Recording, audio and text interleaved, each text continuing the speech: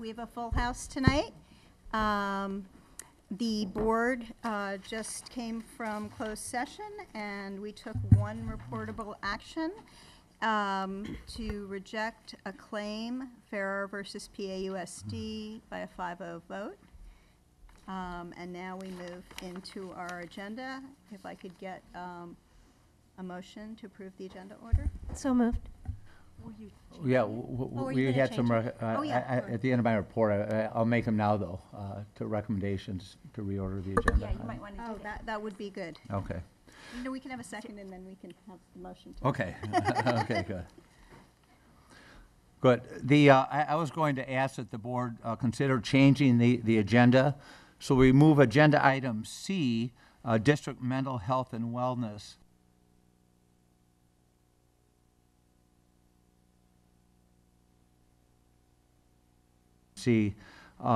Because I think it's a good fit with what we'll hear from so many community participants this evening, and also our chief presenter, Ms. Carrillo, who has been worked long hours Saturday, Sunday, and well into Monday and Tuesday. We would like to get her home at a somewhat reasonable hour, and it's a very important report. And I would also like to recommend that item D, my learning plan, be moved to a future agenda, ideally February 10th. That's our next regularly scheduled board meeting. And then agenda item F, board policy updates, also be moved to a future agenda, ideally February 10th. Thank you. Thank you. Do we have a second?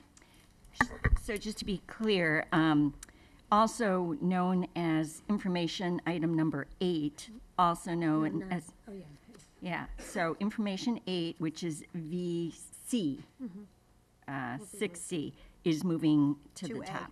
Okay. And then we're pulling my learning plan and board resolutions. Correct. So, Do we okay. have a second? Yes, I'll second. Great. All in favor? I had a quick question. You sure? On the I was going to suggest on the board policies that there might be value in. I know there's been some discussion of the 504 policy after the BPRC meeting, and it might be worthwhile to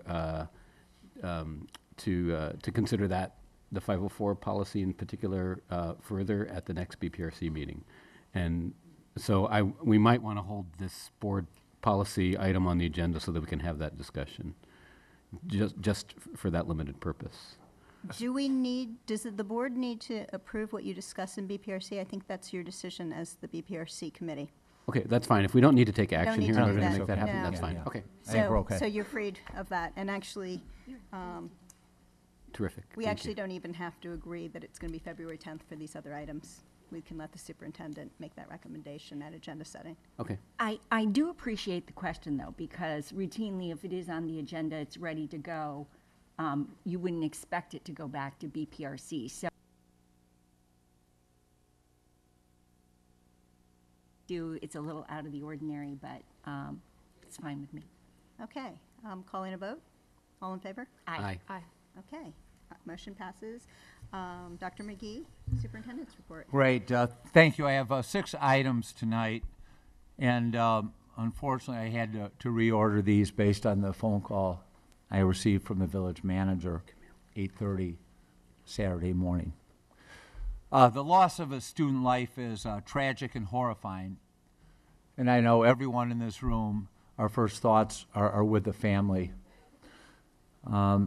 Principal Herman and I, our board president, the chief of police met with the family for over an hour on Sunday night. Actually, Principal Herman and I had gone to their residence Saturday evening.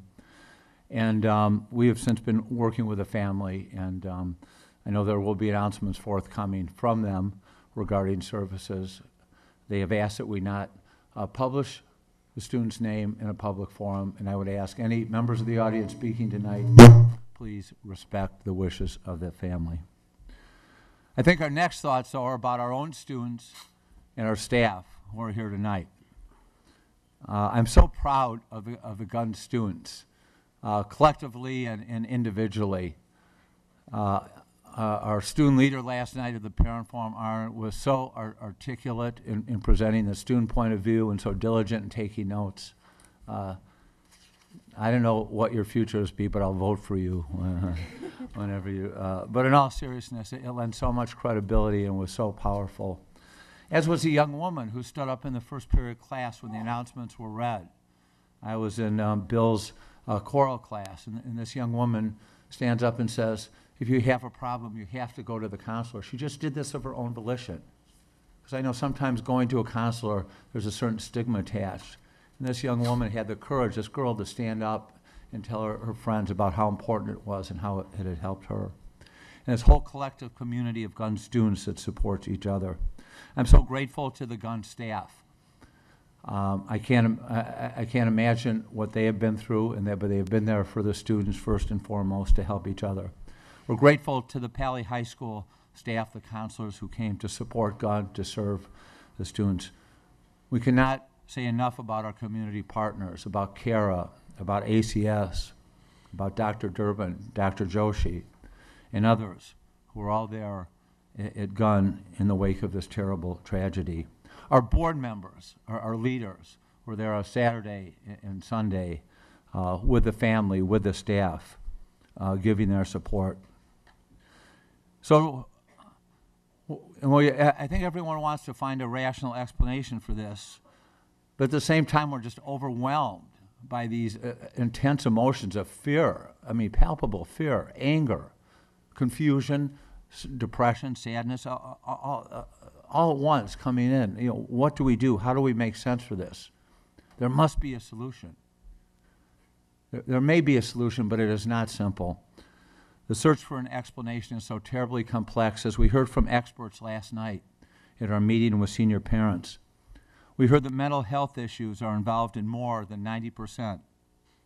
And far more often than not, nothing, anyone at school, anyone in the community, or even anyone in the home could have done something if the student was driven by a terrible depression or mental issue, which, as we have heard from so many experts and so many firsthand from parents, it's too often invisible and too easy to mask. I know there's an urge to blame. I know there's an urge to jump to solutions. We all want to solve this problem now, but it will require multifaceted solutions. Now, later this evening, in a few moments, we will hear about the considerable prevention efforts in place, and I hope that everyone takes a set of handouts from the table tonight. These have been put together by our staff, our partners. There are so many resources for parents, for students here. There's the 800 number that Board Member Townsend shared with us repeatedly, 800-273-8255. 150 languages are available through that number. Our suicide prevention toolkit that we developed in the wake of the 2009 crisis has been distributed through the state superintendent's office, we learned last night, to every district. Other districts are using our toolkit as a model. And yet, we have this problem here, despite all these prevention efforts you'll hear about. So we are continuing to be proactive. This is not about reacting. This is about prevention and proactive. And we need to do more to identify the problem and to solve it. Now, just share a few examples. We have already started talking intensely with parents, with the community, about sleep deprivation education. I know our nurse, Lenore, Linda Lenore, has a workshop on this February 19th. We want to provide support for parents to talk to their own children. We heard this from parents last night, how difficult it is to have these conversations with their own children. And we heard from parents, from Mr. Ojakian and his wife, about how you must have these conversations. We want to support that. We have to destigmatize visits to counselors.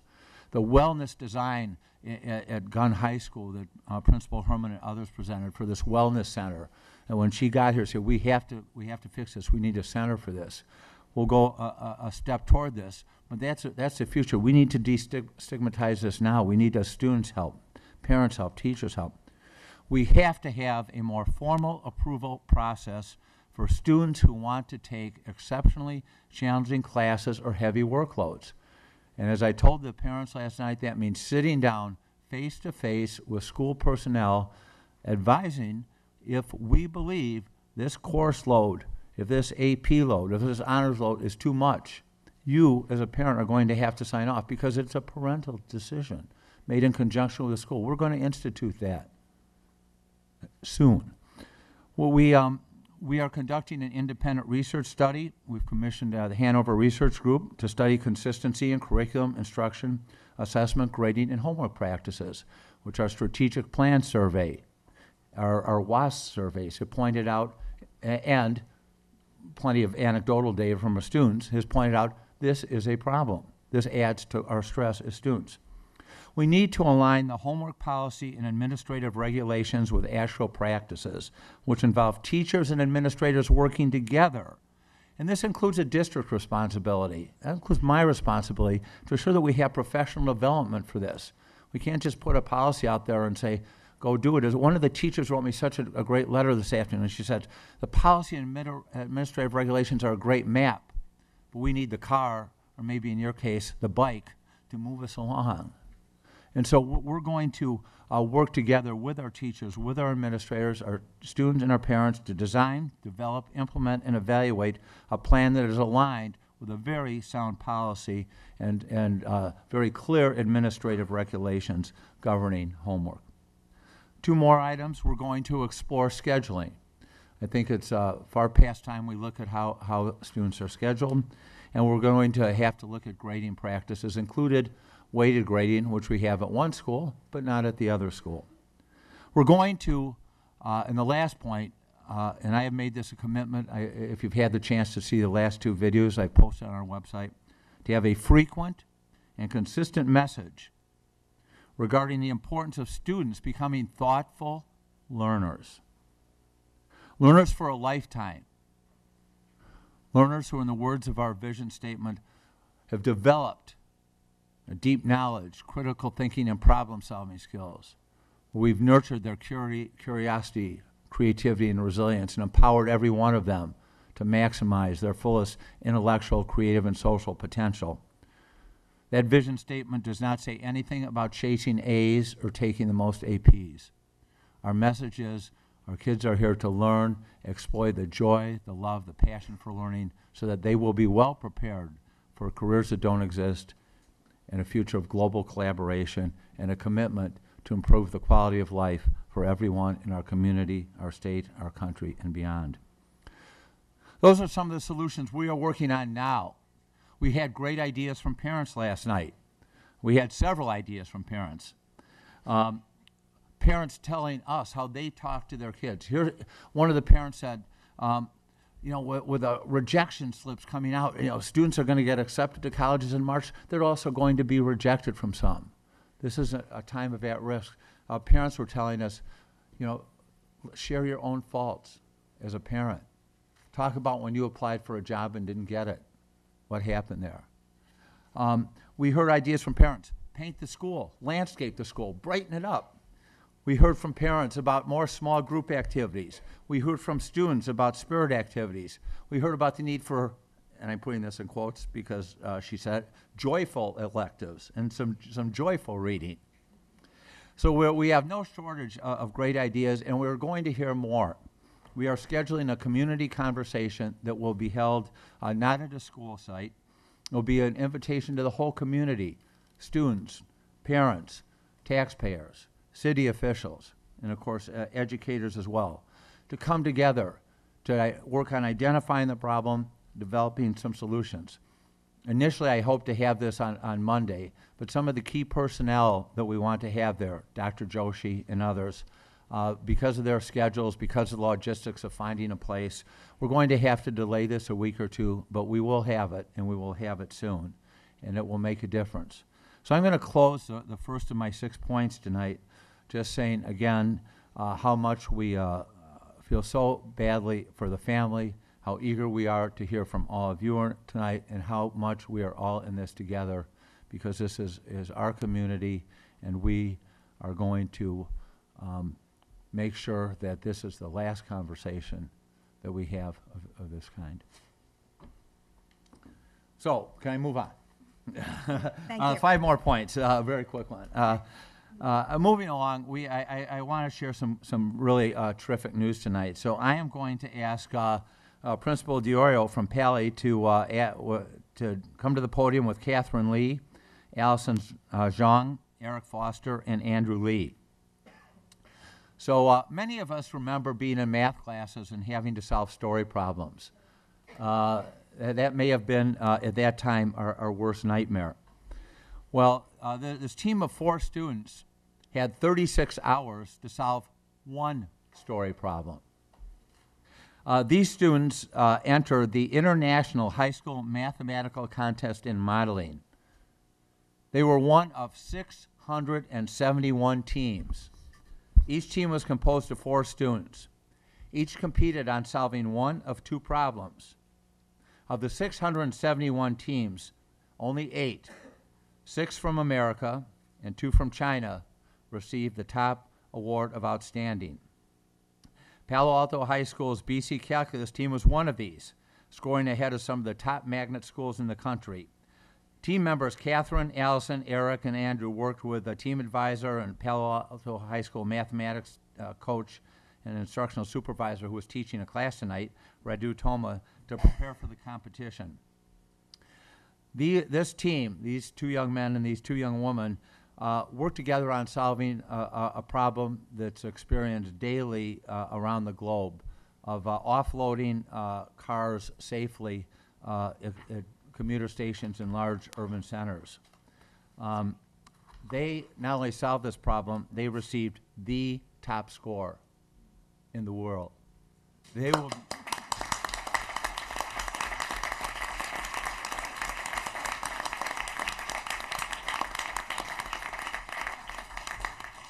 So they will be representing America in the next competition, the International Mathematical Modeling Competition, one of 2 schools, the 2 representatives for America in April. And so I'm going to just step away and award them certificates and ask them just to give a quick reflection on their experience. So, Yeah. I want to hear what the kids have to say.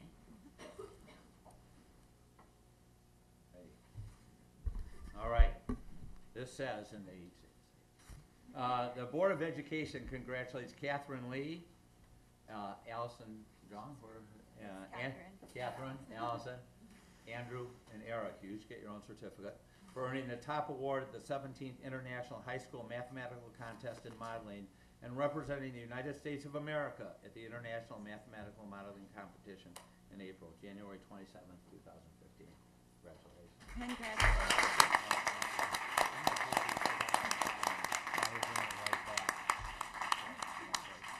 So I had to just ask them kind of, we didn't really rehearse this. But a few things to just touch on, talk for just a minute or 2 about, what the experience of working together for 36 hours was like, kind of what your solution looked like, maybe what you learned in the process. And so whoever wants to go first. It's ready to go. All right. All right. So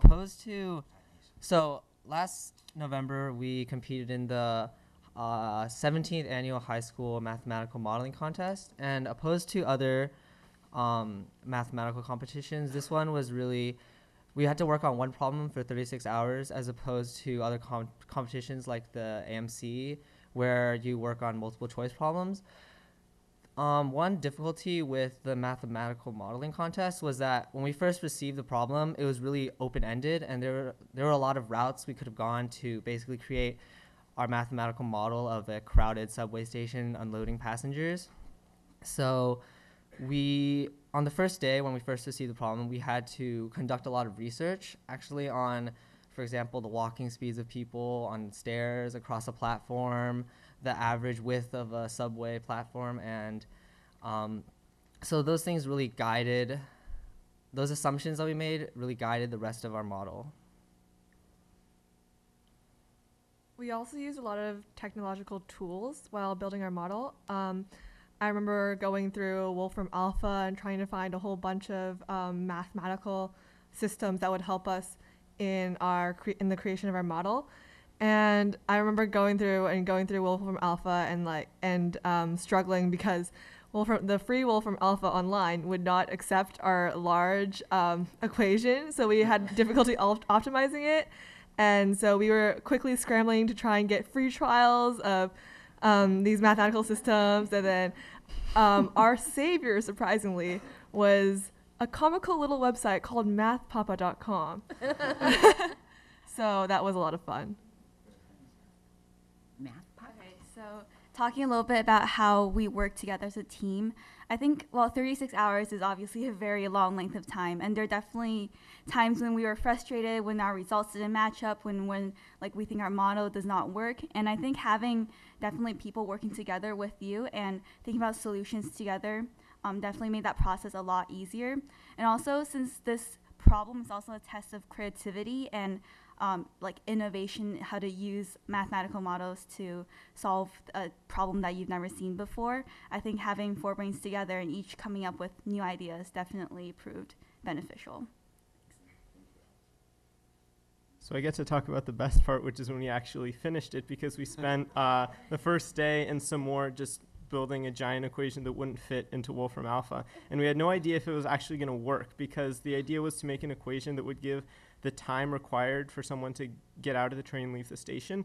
But we had no idea if we actually plug in the numbers, is it going to say it takes them 5 years or a quarter of a second? And then all of our work was for nothing. And so we plugged it all into the computer, which took about 5 minutes. And then it said the average time for someone to leave the train is 4 minutes.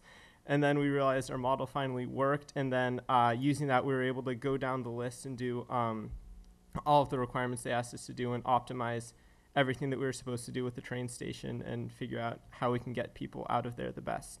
And so that was the best part, when we could finally take a huge thing that just looked like a bunch of numbers and actually make sense. It was 33 pages, your solution? Yeah, plus a lot of graphs and tables and things like that. Well, thank you, and congratulations, team.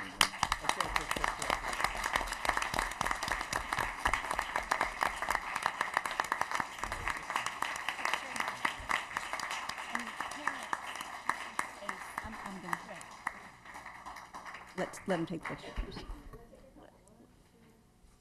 While they're doing that. I want to, I assume we have a couple of parents here that helped feed and take care and clothe these students.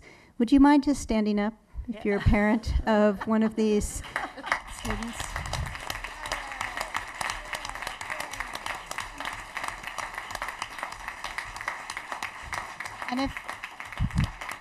And if we have any of the math teachers who have taught these students over time, do we have anyone here that was a math teacher who taught these students over time? Okay, well, I just want to say that it takes a village to raise all of our students, and I'm not just proud of how these students did, I'm proud of how elegant and eloquent they were. Do these seem like the math nerds you hear about? No, these seem like the cool kids. Anyway, I want to thank you for being enthusiastic about learning. And that's what we hope that we are developing in all of our students here. And I want to congratulate you for having your enthusiasm result in such success. Thank you. Congratulations.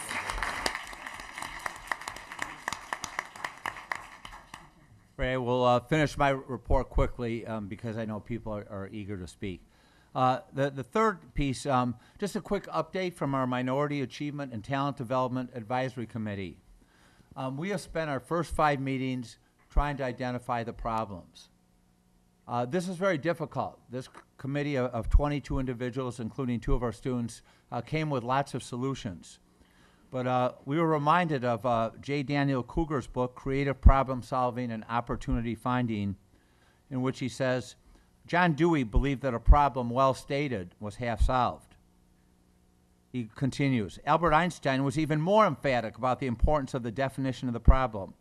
He was once asked, if you have 1 hour to save the world, how would you spend that hour? He replied, I would spend 55 minutes defining the problem and 5 minutes solving it. So we have spent a full 5 meetings working on just identifying the problems that face our underserved and underrepresented youth in Palo Alto Unified School District. At this point, we have preliminarily identified 6 clusters of key problems and have subcommittees hard at work pursuing these issues through data analysis, focus groups, research, and resource identification. We are, at this point, on target to deliver a report in May to the board, and I really just want to commend the committee for their hard work. The next item, usually we have a standing item on our Office of Civil Rights cases. We did not make this a standing agenda item tonight because there's no more information to report. There are still cases which have not been resolved. Results are pending. As soon as we get information, we will continue to make this a standing agenda item. So every time we have new information, it will go back on the agenda as an item. But unless there's something new to report, I'll just indicate this in the superintendent's report. We just had a few slides to show of the Palo High School instrumental music program. And I know there's several folks from Gunn here. I understand there's a musical there for next week. Thursday. We're eager to see that. Wednesday and Thursday. And Tabitha, you just want to show a few slides here. We had the music concert enjoyed by man and beast alike. And one reason I wanted to take this shot was not just to get a sense of the band, and it was amazing. Not only are the musicians so talented, but they really cheered and applauded for each other. There were some 6 different groups that night. But while we're doing this, it was evening, so I can't say in the shadow of the new Performing Arts Center. I guess you can during the day. But as I even walked out at night, by the light of the moon, you can see the steel framing for the new stage for the Performing Arts Center, which certainly this instrumental music program will fill to the rafters. Next, please. We had the Spark Truck at Hayes. This is basically the Maker Studio on wheels. We had some parents visiting. We have students go in. They can use a printer, all kinds of exciting things. Machines in there, and they actually can build stuff in that truck. This is sponsored by the D School at Stanford University. Been a terrific community partner. All those Post-it notes are on the ceiling. They ask the students when they leave to write a note about something they learned, particularly about their experience there, and then they just put the Post-it notes up for decoration. Next. And here's one of the projects this young man developed. He designed on the computer and printed on the 3D printer. We had the opportunity to visit Fairmeadow, and I sent that slide on the left to my family back in the Midwest, and in hopes that they will move out here much sooner than later. And as I told the staff, my grandson's coming in Friday, and I've actually a couple weeks ago made arrangements to bring him over to Gunn to see some of the programs over there. So just a kind of a typical day at Fairmeadow. Next, we had Dubnik. We had the kindergarten with the parent volunteers, the kids using all different kinds of resources to learn how to read and write. Next, please. And, of course, what would kindergarten be without digging for worms? So, lest people fear that we want to make sure everybody, reads at 6th grade level by the time they leave kindergarten. That's not true. We want them to do well, but we also want to experience the joy of curiosity and play. And that little girl in the front and I talked about what she should name her worm. So it was a great day. Abilities Awareness Day at Terman, where they help students realize that the importance of that abilities, that maybe disability is a misnomer. And then we had a great Girl Scout troop visit here last Friday, late afternoon, about 5 o'clock, and the girls had so many good questions about schooling and so many good ideas, all middle school girls, and what a great way to end the week. So, so thanks. And just the final thing, we had our board retreat, a very fruitful board retreat last week, and we walked away, I think, understanding the strengths we bring as individuals and as a group, but also really recommitted to making decisions based on data, data-driven decisions, and focusing on results and not just inputs. I mean, that was one of the many takeaways that I shared immediately with the staff here, that we want to see results, and it's great to have input, and here's what you're doing, but what's coming out. So anyway, it was a fruitful retreat. Maybe I want to add a word about that, but for that, that's the end of my report. Thank you. Okay. I do want to thank the rest of the board for taking time out of your day, a substantial amount of time, to talk about how we work together successfully over the year. And one thing that I'd like to share with the community is how delightful it was to hear from each board member about why they're on the board and what the legacy is that they would like to leave. There was so much overlap from one board member to the other. The commitment to students, the focus on student potential, the focus on support for every student, the focus on making sure that we have a strong teaching staff and they're well supported. It kind of goes on, and I just want to thank you for taking the time and taking it seriously. It was a pleasure. Thank you. And with that, let's go on to our student board members, and they can share their board reports. Carolyn, would you like to go first? So Palo has definitely been shaken by the events that happened over the weekend, but we've really come together as a community. And lots of our teachers have encouraged discussion about what happened and just kind of let out our feelings. But I have to add, a lot of teachers also have kind of seemed to neglect the issue and not really talk to us or bring it up, which is somewhat of a concern, unfortunately. But despite everything that happened, our student government has also been making lots of progress. We have our valograms scheduled for later on in February, where students can buy little bottles of soda to send to other classmates, and then the proceeds go to benefit the ASB. We also have a Sadie's themed dance coming up later on in February. Our prom location was revealed to be at San Francisco City Hall, which should be really fun, and we also have a movie night coming up this Friday as well. Oh, that sounds great. Thank you. Okay, so it has, as you can guess, have been a very hard week at Gunn High School, but at the same time, I can honestly say I have never been more proud to be a Titan. I've seen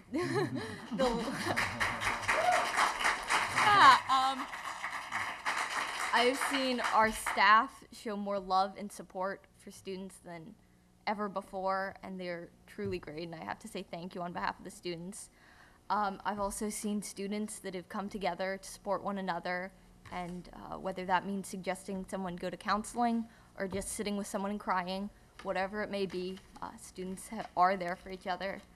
And as Dr. McGee said, we are all in this together, and I know that really is true this week. But that's it. Thank you, Rose. I just want to say that I look forward every year to the Gunn Staff Student Musical. Oh, yes. And if you haven't experienced this extravaganza, it's like 300 people on a stage singing and dancing. So buy tickets. Ask Rose where to buy the tickets. Buy tickets.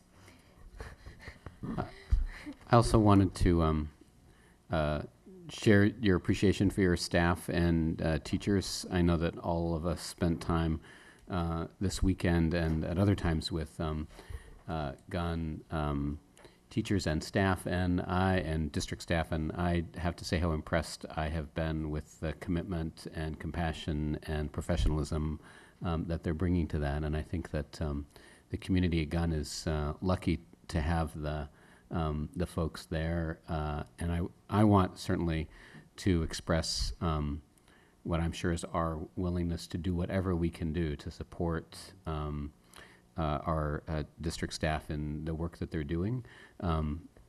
Principal Herman mentioned that she had found some money to do, I think from the PTSA, for mindfulness training for some of her teachers, and I think that should just be a small down payment on what we do to support folks. This is a really difficult time, and they're showing a lot of concern and love and compassion for our students. Thank you. Thank you. And I would say we all feel the same way. So thank you. The next, do you have anything else you want to? Okay. I think you covered the choir show. I know we have quite a few of our choir kids out there. Have them stand. Okay. Buy your ticket before you leave. Our next item is the approval of the consent calendar. Do I have a motion? I'll move that we approve the consent calendar. Second. All in favor? Aye. Okay, great. Now we're going to move to open forum. I'd like to say a few words here because we have a lot of people here tonight. Open forum is for anyone wishing to address the board on a non-agendized item. And anyone who wishes to address the board is allotted 3 minutes per speaker. And that's the same amount that we allot for any agendized item as well. Your speaking time can't be delegated to another person. And I'm going to ask the board, because we have 26 people who have put a card in. And first I want to ask, if you put a card in for open forum, but you wanted to speak on an item that's agendized, such as district mental health and wellness services, which was written next to open forum on some of these for people, I'm going to give you the choice tonight to speak now or wait till we have this report. But I want to ask, I guess now we have 28. Oh, no. These go into the agendized item. Board members, we have the option, if there are more than 20 people on any one topic, to allot 2 minutes instead of 3. How do you feel about that? That's fine. Whatever you want. I would rather, Well, I'd I like- would, yeah, my preference would be to do 3 minutes. It's an important topic, and I don't want to cut people short. I think that Okay, I have one other request, and that is it's very important, particularly with this many people, for this to be a safe place for everyone to speak. And so might feel very safe to cheer, but when you don't get cheered, it feels not as safe. So let's try to be respectful for everybody. so. I'm good with 3 as well. I know people prepare what they're going to say, and they prepare for 3, and I want to hear the 3. Okay. Yeah, How do you feel? three's- Okay. three's fine. Okay, so we'll stick with 3, and if when I call your name, you'd prefer to speak on on the board item of district mental health and wellness or one other agendized item, please let me know, and I will just move you over to that time, okay? So let's start, and when you come to the podium, if you could state your name, and then we will start timing you then. Ken Horowitz, to be followed by Karen Stoneburner, to be followed by Mark Vincenti.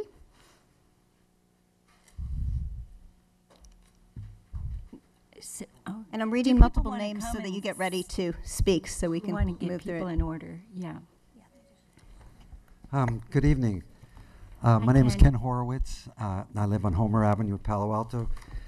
It's kind of ironic. I had this on my agenda to speak about health education in general. And then it's ironic that, as I said, that this event happened. I actually sent an email to trustee board member Eberling about this particular item. I teach at Foothill College. I teach contemporary health concerns, and my concern is that we need to put back into our curriculum, at least emphasize it even more greatly, health education. I was looking at your curriculum at the elementary school level. I was looking at it at middle school level, and it's pretty far down on the list of priorities. And when you get to the high school, you allocate something like 215 credits for graduation. You're upping it to 220, and only 5 credits are in what we call living skills. Health education today is so different than it was when you and I went to schools. When I went to school, it was all about sex education, sexually transmitted diseases, and PE. And I wanted to share with you, I teach out of this book called An Invitation to Health. There's 20 chapters in here. It's a comprehensive review of health education. It doesn't just cover the physical aspects of health. It covers the social, the mental, the emotional, the intellectual, the environmental aspects of health. We talk about the caring for the mind. We talk about nutrition. As the superintendent pointed out, it's a very complex issue regarding suicide, and we don't know exactly what caused it, but today's generation is so much different than the old generation. They're so wired. They're in a fast-paced society. They're all hooked on sugar. We don't know what the effects of sugar are. They're all hooked on, these energy drinks, caffeine. It's such a complex subject today, health. So we need to talk about these kinds of things, and we have to educate people about health.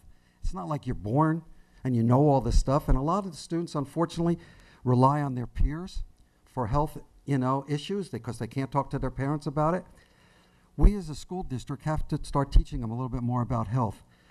And there's so many aspects to deal with: body image, eating disorders, sexuality is an issue, reproductive choices. Again, we have new sexually transmitted diseases. We now have herpes, we have HIV, we have AIDS. We have so many things. And addictions. What about all the drugs that these students are undergoing? So what I'm encouraging you to do is, number one, look at your health curriculum. Try to make it more comprehensive. 5 units is not enough. And two, make it comprehensive in the sense that let's start at kindergarten. Thank you, Thank you. very much. Because we have so many cards, I just want to make 2 points. And one point is that for non-agendized items, we're going to listen closely for open forum, but we're not going to be commenting during open forum. A lot of you are talking about a topic that is agendized, and we can comment during the agendized time. The other thing is I'm going to ask you to finish when the bell rings. And I don't want people to be offended by that. I just want to make sure we can get through and everybody has their chance. So Karen Stoneburner, to be followed by Mark Vincenti, to be followed by Ginny LaRevere. Thank you. Kara Stoneburner. Oh, Kara. And I just have to admit to all of you that I was a slacker for most of my school career. I only did what I needed to do in middle and high school to get by. But consequently, I had time for horseback riding, friends, camping, hiking, and almost every Sunday night I could ride my bike across town to watch a movie. I don't recall homework being a burden or having to stay up late or working over weekends to get it done. I do remember field trips, inspiring teachers, and lots of laughing with friends and reading lots of books. By the way, I went to Ohlone, Wilbur, which you know as JLS, and Coverly. I graduated in '78. So after that, I continued being a bit of a slacker. I went to a couple of different colleges, starting out at Foothill College. And I almost always had to have a job. I ended up taking a year off to go to the East Coast. And I finally figured out what I wanted to do as a junior at UCSC. Then I finally stopped being a slacker. I got on my current career path, and I found what I wanted. It was self-motivating, and I just have to note that paying for and earning a degree on your own is very empowering. I would recommend it. Despite my casual follow my heart slacker history and my late introduction to adulthood, my family lives here. We live a wonderful life in Palo Alto. We might live in the smallest house on the block, possibly even the smallest in the neighborhood. But we're happy and healthy, and most importantly, my husband and I do not worry about the mental health of our daughters. We have a gun junior and a term and 8th grader. We've spent the last few years telling them, don't do homework past 9 o'clock. Go out with your friends. Blow off that weekend homework. Get enough sleep. Get a C. Enjoy your Girl Scouts. Have hobbies. So parents, I just have to say we don't have to succumb or allow our children to succumb to the prevailing high-pressure culture in our community. We can start fighting back tonight. So go home and tell your children, don't sacrifice your current health and happiness for some unknown future. Do what you love now and know that the future will work out if you keep doing what you love. Lead a balanced life. Make time for friends and hobbies. Learn the ukulele. Be sure to get 9 or more hours of sleep, and go ahead, take an easier math class. Whatever it takes to take the pressure off your kids. I'll warn you, though, you need to be persistent with this message. My gun junior didn't really believe us until the middle of her sophomore year. Our local school culture had been giving her the opposite message since middle school. She would tell you this herself, but she's in rehearsals tonight for Les Mis. So even though she's a junior, she has found time to do the things that she loves. She would happily explain to you, yes, maybe I'll go to Foothill, maybe I'll work on a cruise ship, maybe I'll study drama somewhere. And then she'll go off and play her guitar, or cook dinner, or maybe even do homework. In closing, it's clear we have a lot of work in front of us, and I'll help as I can. And I want to thank Martha and Mark of 2008, Save the 2008, for their proposal. It's a fabulous thing. Thank you very much. Mark Vincenti, to be followed by Janila Rivere, to be followed by Liza Gillenard. You can correct my pronunciation. Mark. Julian, okay. I taught English at Gunn for a long time, and my name is Mark Vincenti. 5.5 years ago, we in Palo Alto were thrust onto a sad and terrible journey, and now we're at another stopping place, together with each other and alive, but as if staring down into open earth, the wind knocked out of us. Our words feel inadequate, and so we sometimes raise their pitch or volume or speak too stridently so as not to feel unheard. It's so hard to reconcile ourselves to any death, especially a young person's death, especially a self-inflicted one. We can only do as the grief-filled always do, make it from day to day, doing what is most immediate to do. Because I was in my gun classroom in 2009 and 10 when my students' friends and classmates were ending their lives, I observed a great deal about the needs of a school in such extremity. Here is what is most immediate to do. Counsel gun to decrease homework now, and for an appropriate time so students can mourn. The appropriate time can be determined by actually asking the kids, something we do too seldom. Ease grading scales. In 2009 and 10, we made a terrible mistake in not doing this. Instead, all year, we required our kids to compete for college admissions nationwide when they were the only kids in the nation climbing toward the GPA summit carrying such a huge weight of sadness. Let us not blame the kids. In the Gun newspaper not long after Cameron died, a community doctor observed that the kids shut each other out by wearing a thick veneer. An administrator said the kids are closed-mouthed in class because of academic peer pressure. Such statements take responsibility from ourselves. Maybe the kids are closed-mouthed because we haven't opened up avenues for them to become attached to their teachers. Maybe the kids can't trust each other because we permit a campus full of cheating. And it's no good to lecture the kids about sleep when it's the school's demands and routines that are robbing them of it. Let us thank the teachers, like others who do their duty on our behalf, like police officers or firefighters. The teachers are the ones who, when the rest of us are fleeing the disaster, run toward it. Everyone, please send the teachers loving cards. If you've ever had a favorite teacher whom you've never thanked, thank one now. These are the most immediate things to do, but very soon, too, we must say aloud what is clear, that our suicide prevention measures haven't succeeded as we'd hoped, have failed, and so we need a new, refreshed approach to save the 2008. To our youngsters who, for whatever reason, are in despair, our schools can hold out a more forgiving life. Vowing anew to end this scourge of student suicide, let's find a fresh conviction in ourselves and honor the memory of our departed by saving the living. Thank you, Mark. Jenny LaRivere, to be followed by Liza. Thank you. With horror, I read about the latest gun student's suicide. I was led to the Save the 2008 website, which I'd never heard of, and their recommendations seem to me extremely well thought out and can be implemented. Please, please act on them. They challenge us to do so. We must be proactive. Another suicide, more grief, more loss for a lifetime.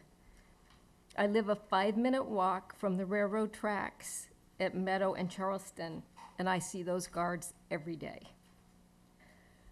What are we doing to our high school students? What we are doing must stop. Must stop. We all bear the moral burden for taking immediate and clear measures to stop this madness. Please, please do something to lower the stress level at gun. Tragically, it has cost precious lives. To make the grade or die is simply unfathomable to me. But here it is in our faces, again and again. I graduated from gun in 1971. AP classes were not a dime a dozen. Not that I knew about. It was just kind of something hazy for very, very bright students. That's my recollection. There were no practice SATs that I knew about. You took the test once. Many of us went on to college. What has happened? Where has this tremendous focus on academic overachievement come from? These are teenagers with their whole lives in front of them. Please, please, make the Save the 2008 proposals a reality. A first easy step would be banning cell phone use on campus. Take courage and act. Thank you for listening. Thank you. Liza Julian, to be followed by Julie Lithcott-Hames, to be followed by Barb Lewis. Hi, my name is Liza Julian. I'm a parent of 2 Gun graduates and a former employee of Gun. I really love the place, and that's one of the reasons I'm here. As parents, we have great hopes for our children. We want them to achieve all they're capable of here and go on to have lives of significant accomplishment. As a community, we take justified pride in our excellent schools and all that goes with that. Some of us, however, have begun to feel that we may have overinvested in this pursuit of excellence and the expectation of perfection. Others of us wouldn't have it any other way.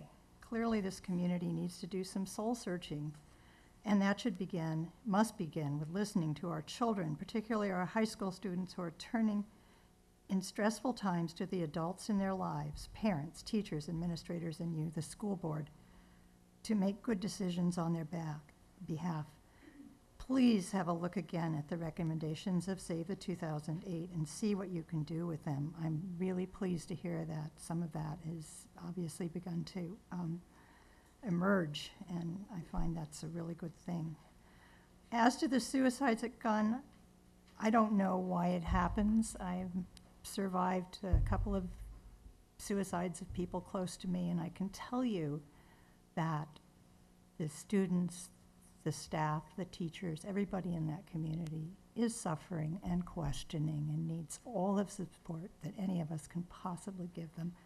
And I thank you for what sounds like a very, very diligent and caring weekend in which you were doing that, and I hope it continues. Thanks. Thank you. Thank you. Julie Lithcott-Hames. I will move it. Thank you.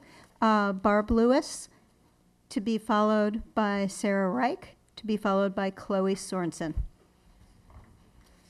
All right, good evening. My name is Barb Lewis, and I'm an alumna of Palo Alto Unified. I'm the mother of 3 kids in elementary school here, as well as for the last 17 years, I've taught honors world history. I don't pretend, like all of us, to have any kind of answers, but I do feel compelled to say a few things. One, I encourage you to contact the CDC. This is a public health emergency. If our kids were dying of anything else, we would have every expert we could find in here trying to figure it out. This should be absolutely no different. For the last 17 years, I've taught history at Sarah High School in San Mateo, and it's a different environment. It's a Catholic all-boys high school, but college preparatory work is the same wherever you go. Adolescents are very similar.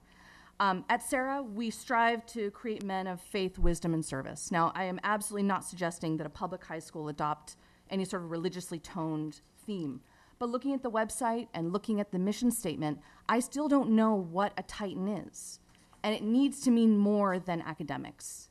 So if it does that, if that definition doesn't exist, I would encourage Gun to organically, authentically create a model for who they are in the world. They're clearly more than academics. To Gun students, we as the adults in your community, you are all of our kids. We love you dearly. We think you are amazing.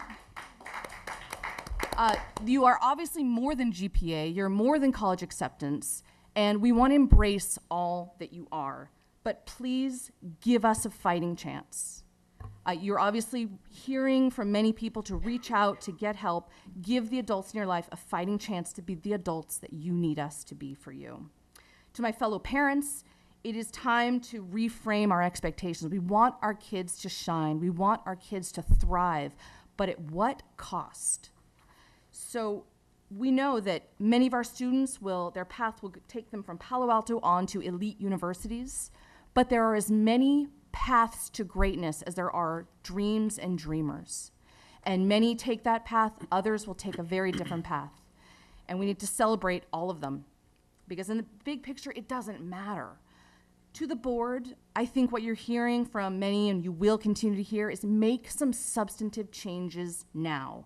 Right. If the talking, if the communicating, if the understanding worked, we wouldn't be here.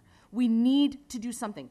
Do the 2008 ideas. Try it. If it doesn't work, try something else. We may not eliminate teen suicide, but we can make a healthier environment for all of our kids, which is what we all want to do anyway. If we don't get this right, it's on all of us. Okay? And I'm not willing to accept that without a fight. Thank you. Thank you. Sarah Reich, to be followed by Chloe Sorensen, to be followed by Mary Dunn. Hi. This is a very sensitive issue for us, and if you don't mind, we're going to stand together. That's fine. All right, can I begin? Yeah. Okay. Hi, my name is Sarah, and I'm a junior at Gunn High School. I'm in student government. I'm here today because I believe that stress and depression are very real issues at Gunn High School. But I'm also here because I strongly believe that while they do overlap in many aspects, stress and depression are not the same thing. Following the suicides that have taken place this year and in previous years at Gunn, the school has received a lot of criticism. Some of this criticism is directed at stress created by pressure placed on students to perform academically. While this stress exists, I do not believe that alleviating the stress is going to solve the issues of mental health that we are faced with. I go to this school every day. I know the kind of resources available to the students, and I have used them myself. The school is trying. And now, I think it's time for the community to try. I believe instead of making it easier to succeed, we need to try to redefine success as a community, meaning that instead of making it easier for students to get an A, we need to make it okay for students to receive a C. A letter on a piece of paper should not determine who we are as individuals. We need to look up from our books, our tests, and our children's infinite campus accounts. Instead, we need to look to our friends, our teachers, our children, and ourselves. We need to look at how we are defining success to the people around us and how those definitions might create stigmas that are unhealthy in our community. We need to stop preaching that the very place we go to learn is detrimental to our success. We need to realize that our schools are great places to educate our community on what depression is and how to approach it. And most importantly, we need to learn how to identify the symptoms of depression in each other and in ourselves. We can implement education on mental disorders in a multitude of ways, being through assemblies, living skills curriculum, and meaningful, in-depth conversations. If we take these steps, I believe that we can grow into a more supportive and mindful community. I also want to add that although I strongly respect the views of Save the 2008, these measures are not what we need. And they have not asked the opinions of the students, the people who are affected by these things, at least not in a way that I've been notified of. And I also would like to add that I would like to know some research behind these ideas before we start putting money into them. Thank you. Thank you very much.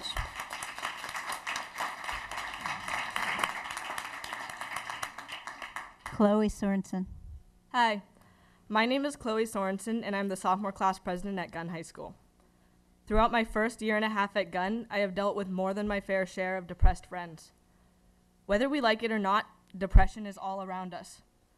This became increasingly apparent to me as I watched the majority of my closest friends admit to depression, suicidal thoughts, or self-harm. But before you jump to conclusions, I'd like to tell you one thing. It's not all Gunn's fault. Sure, school stress can add to people's problems, but in the case of all of my friends, it was much more than that. When these tragedies occur, many parents are quick to make broad assumptions. This is unfair to the victim and their family, and it hurts many more people than you may realize. If there's anything I've learned during my time at Gunn, it's that each and every person you meet is fighting their own battles. At the end of the day, nobody knows what's going through somebody's mind except for that person themselves. This is why I'm so tired of watching everybody blame these tragedies on the school.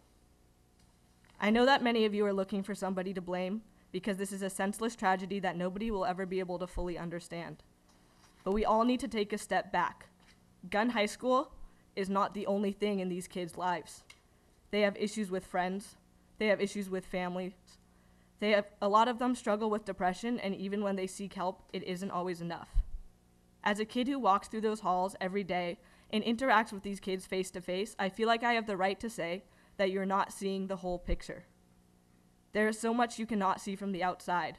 I've had teachers call me, email me, pull me aside, hug me, and cry with me. Gun High School is a community, and it's a community that I'm proud to be a part of. And when people attack this community and say it's not good enough or that we aren't trying, it really hurts. When I walk through the halls, I see a collection of individuals who are trying their best. But for many of us, we do not understand these tragedies any more than you do. It hurts us, and it hurts us bad. But for many of us, it hurts us even more when we see people from the outside who turn against us rather than standing with us. By blaming the school, you make the school more of a problem. What effect do you think it has when people constantly claim that Gun staff and guidance department is incompetent? It makes kids even less likely to seek help, and I've seen it firsthand. When we send negativity out into the world, we get negativity back. So instead of finding people to blame, find people to support. Support the school, support the staff, and most of all, support your kids. They need it more than you know. Thank you. Thank you, Chloe.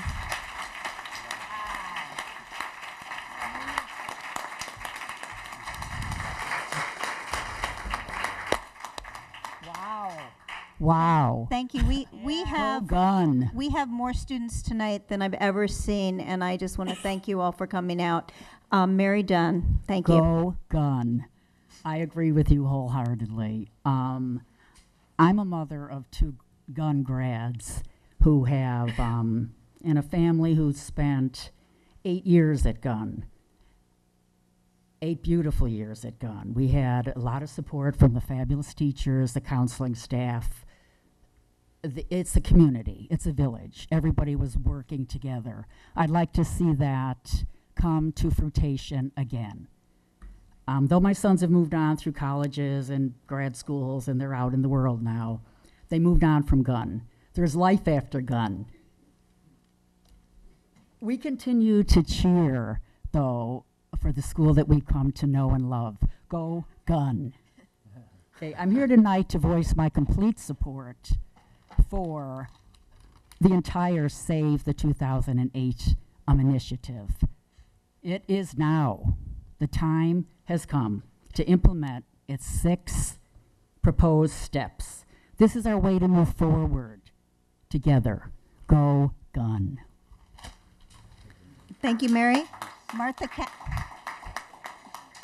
Cabot, to be followed by Eugenie Cabot, to be followed by Tonyo Yao Lee.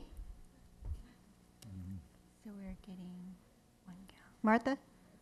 Yeah, I'll come on. If the rest of you can line up behind her, that would be really helpful. Thank you. Hi, my name is Martha Cabot, and I'm a Gun sophomore. I moved to the Bay Area when I was 10 years old in April of 2009. I started school 2 weeks before the very first tragic incident the same year. Month after month, through 2010, more and more kids died. Lately, I can't bear to have the same thing happen again. Can you imagine that all you know of Palo Alto is that we're that town where kids are victims of suicide? I'm here mostly in support of our campaign, but I also came because I want to express with you how sick and how tired I am. I am not okay, and I can speak for many of my friends at school when I say we are not okay. I want to feel comfortable at school, I want to be happy at school, and I want to enjoy what I am learning. Right now, I'm doing none of those things. Due to recent events, I think Gun is in a worse place than it was 2 or 3 weeks ago. Even if his death didn't have anything to do with academic stress, I sincerely think that the workload or competition between students could not possibly have made anything easier. I think our campaign is a good one. I think Gun, or any high school for that matter, lacks communication between teacher and student. That's why I think our future website, Clock Talk, would be extremely effective. a website where a student can anonymously notify a teacher how long a certain assignment is taking them. We have Schoology, which is great, don't get me wrong. Teachers post homework assignments and keep us updated. However, it can be kind of a hassle. I think it should be mandatory for all teachers to use. That way we can have a clean, organized way of looking where homework is posted and somewhere to discuss with teachers certain assignments. I also think there is a lack of communication between peers. Our generation is locked into a manipulative world of smartphones and social media. I am not joking when I say my friends would rather scroll through Instagram than talk with me at lunch. That is why I think we should disallow cell phone use during school hours. Maybe you'd agree with me more if I had a couple more students here to back me up. Unfortunately, I think students are very afraid. I'm afraid. But I am here because I want to clearly address that we have a major problem. I love Gun, and I love the students. I only want to improve it. And I think the Save the 2008 steps can help, at least some of them. It's time we change something.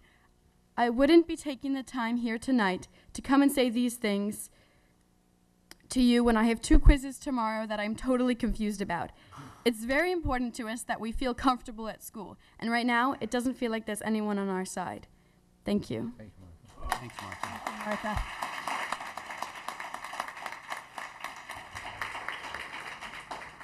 Eugenie Cabot, to be followed by Tonya Lee. Hello, I'm Eugenie Cabot, and I am the mother of 3, Martha being my daughter, my baby.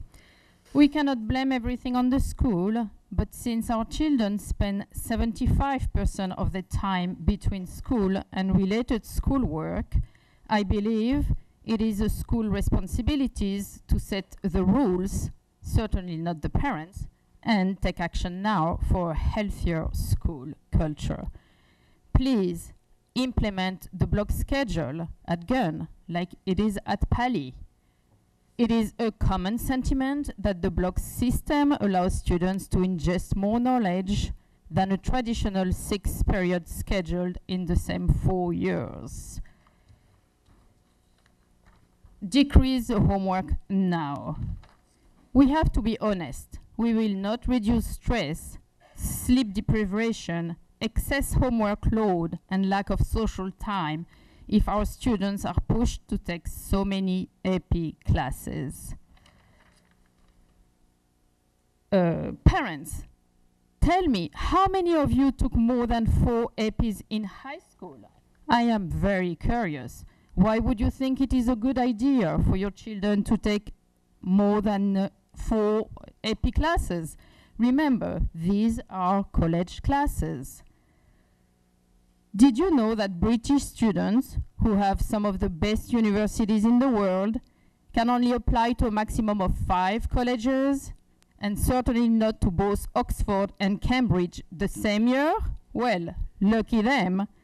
Why do we let our kids in our schools apply to so many more? I am convinced that less stress will become if we reduce homework. The homework policy that has been implemented last year has serious flaws. In fact, it is useless in our high school because it does not take into account the unlimited hours of work that the students put into AP classes, SAT preps, multiple tests, and college applications. Health education is undermined in our school.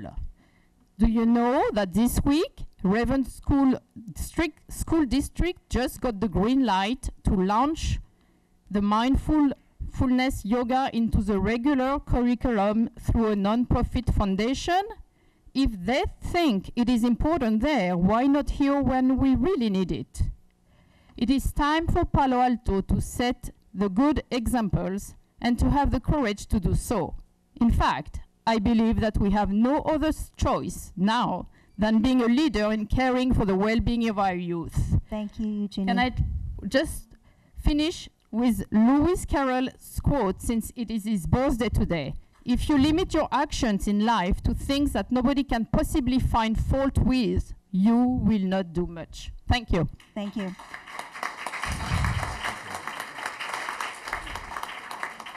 Tonya Xiaoniao Lee, to be followed by Max Rayner, to be followed by Malou Green.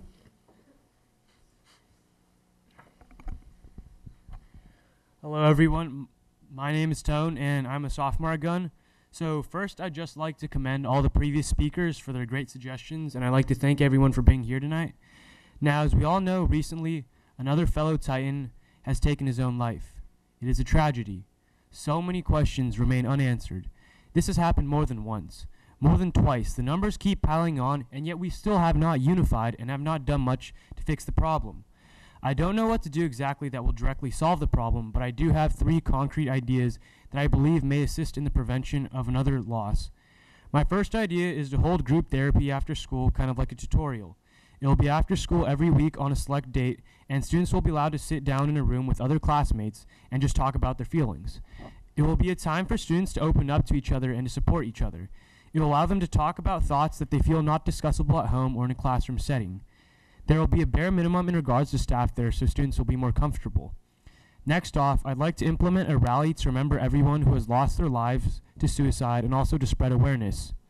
After a few weeks pass after the death of a fellow Titan, a lot of students seem to forget, and that may be their way to cope with the loss. But the students need to stay aware that suicide is real and the thoughts are present in many of our peers. During this rally, students will gather in the gym, and there will be a mic in the middle for whoever wants to speak. The rally is not meant for one single student who suicided, but rather to remember all of them. Often, each death is just turned into another statistic, but it'd be good to remember them not by number, but by who they were and who they meant to us. Finally, the last idea is to start a happiness class at Gunn. At colleges such as Berkeley and Stanford, happiness classes have been implemented into the curriculum for students to take. I talked to a fellow Gunn graduate and a friend who took that class at Stanford, Julia Magiancaldo, and she said the class had them just think about their general well-being, diet, fitness, and overall balance in their life.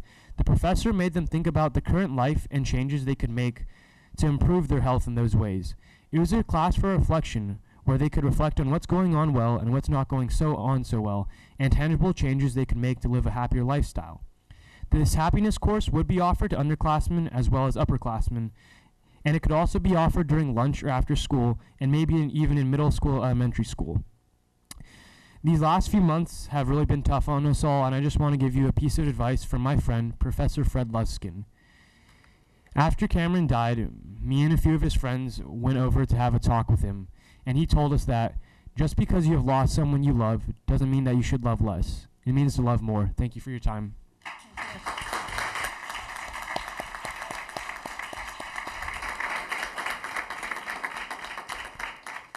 Max Rayner, to be followed by Malou Green, to be followed by Ruth Ann Crystal. Thank you for the opportunity. Agreeing with the students, I would suggest that it's perhaps not useful to focus on actions that are either not in the board's authority or not in its ability to influence directly. And among such things, I would include the competitive nature of the world today. Looking back from that now about what it is that is well within the board's authority, I would suggest that there are actions that are amply supported by science and relate to allowing kids to sleep more. Among these amply supported by science, evidence-based points include that 1 hour of lack of sleep causes kids to lose at least 2 grades of neurobiological function. Include the fact that all positive memories are processed in an area of brain that is less affected by lack of sleep than negative memories, and so kids that are deprived of sleep tend to focus on the negative.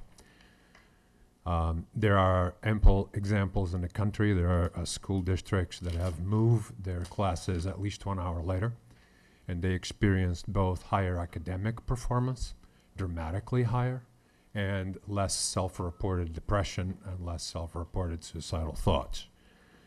All of these are in the board packets as researched papers for your consultation.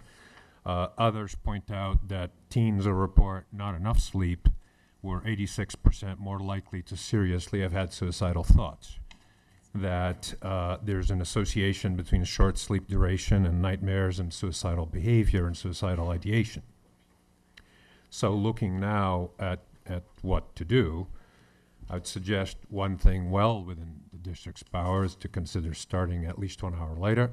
My suggestion would be fully 2 hours later. And this is not just in high school, because all the science shows that lack of sleep is cumulative, and so the sleep-deprived nature of our middle schools eventually visits itself as mental health issues in high schools. There are many excuses not to do at sports in the afternoon. Frankly, I'd rather be taxed and pay for night lights than have more tragedies. So I encourage you to consider what you can do. Thank you very much.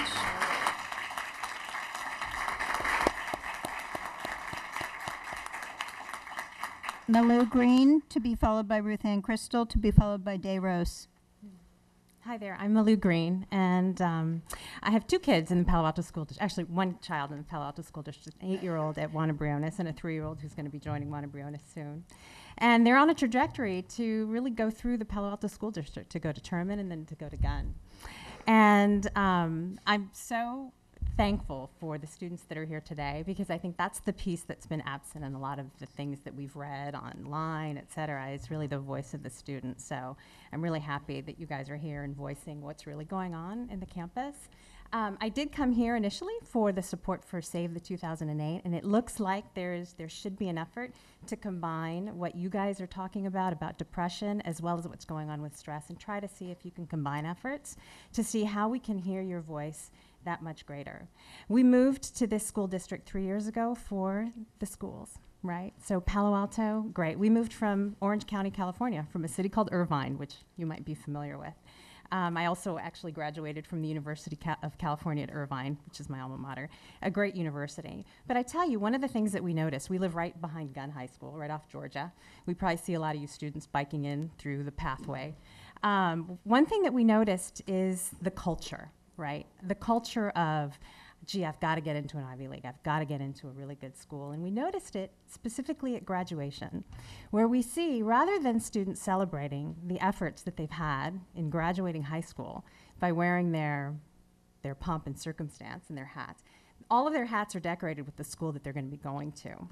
And that, to me, just was sad, because, you know, not every kid is going to go to Stanford. Not every kid's going to go to Princeton or Columbia or Berkeley, or maybe even I can say Irvine in that same sentence, I think.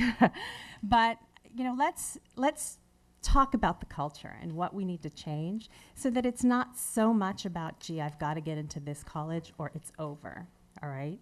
So I was an average student in high school. I got into UC Irvine with a 2.82 GPA. Can you believe it?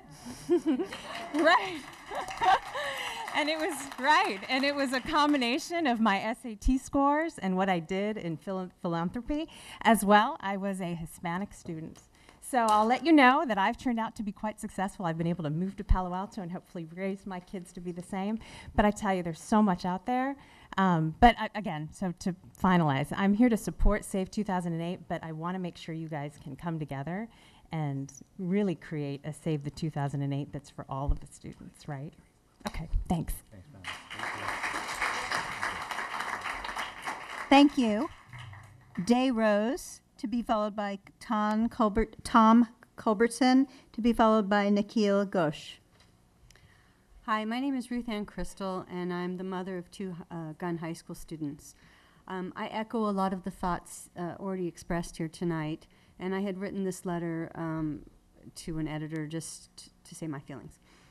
If a toxic gas killed 3 high school students in Palo Alto in the last 3 months, the Palo Alto Unified School District would bring in state public health officials and others to figure out a solution. 3 Gunn High School students have died in the last 3 months, but not from a toxic gas, but rather from a toxic environment. It's hard enough being a teenager, but the pressure at Gunn High School has turned deadly. We are also broken by the tragedy of these deaths, that we have rolled over and accepted these suicides as the new normal. But it's not normal. When I received another email about a Gunn High School student who took his own life, the consolation to parents was that the PAUSD would send counselors in to talk to at-risk students. Every student is an at-risk student in this environment.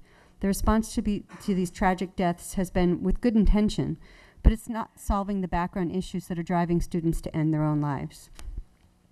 In addition to counseling, the administration has let students take off time the week of their colleague's death. These are recommended strategies for the aftermath of a suicide. However, teachers expect students to make up any lost work, classwork, thus even adding more stress to the students who are so sad when they have lost a friend. Many gun students, I have found, have parents that make them go to after-school tutoring each day so that they will excel. Children are being taught lessons in advance by think tanks to make them more prepared than their peers. Teachers literally ask students, how many of you know this already before the daily lesson? The pervasive pressure at Gun High School has become a public health issue. Palo Alto has a very highly educated demographic. Parents, teachers, students all need to work together to find effective solutions, not just Band-Aids that hide the wounds and scars. So what is the answer? Culture change. I think that the school should put limits on the number of AP classes that each student can take each year. Gun has 21 AP classes, and students want to take so many of them because they think that will help them get into college, because something about the percentage of how many APs you take to how many are available at a school. But if a school limited it, the students wouldn't feel as pressured for that. A good night's sleep should really become a priority. I concur with many of the people here. We should consider a new curriculum that covers social and emotional needs of students in addition to academics. We need to focus on the whole child and not just getting the best grades at any cost. We need to act now. Our children's lives depend on it. Thank you. Thank you. Day Rose, to be followed by Tom Culbertson, to be followed by Nikhil Ghosh. Hi, and thank you for the opportunity to speak. My name is Day Rose, and I'm actually a former PAUSD teacher. I taught middle school for about 8 years over at Terman, very happily, and I taught actually a year at Gun before that. I'm also a mom of a Gun junior. I want to start by thanking all of you, all the teachers and the administrators, for the support that you give our children every day. I cannot imagine what you all are going through with this. I know what the students are going through because I have one at home. But as a teacher, I really understand this. I am still in the education business. I now teach teachers, so I work with up-and-coming pre-service teachers at the Stanford Teacher Education Program. So first of all, I want to say that I am so moved by everything that everybody has said. Many of you have said things that I have thought about. Martha Cabot, when you said that you want to be have classes that make you happy and that you enjoy and that make you comfortable, it is so moving to me because I really enjoyed school. And I have to tell all you parents who say that it's just as easy, it isn't as easy to get into school as it was when I got into school. Believe me, I got into UCLA. I could not get into UCLA now. And knowing this, I understand the pressure that the students are under. I'm an Ohlone parent. That means that for all of the Ohlone parents out there, that's right. We chose a school that does not have grades because we wanted our children to love school and to not be pushed. And we couldn't understand why anybody would give homework to a first grader. And now I have a daughter who does not believe she's going to get into college unless she gets all A's. And she is not happy at school. She can't wait to get out. And it kills me that this is her experience at high school. It just should not be this way. So of course I have to have my own solution, like everybody else has a solution.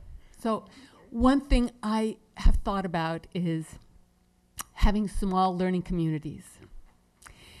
It allows for many of the things that people are talking about, including dealing with both stress and depression. There are some schools like Hillsdale High School where they have done it very successfully. They started in 9th grade and gone up. I think, thank you very much. I Thank hope you very think- much. Thank you very much.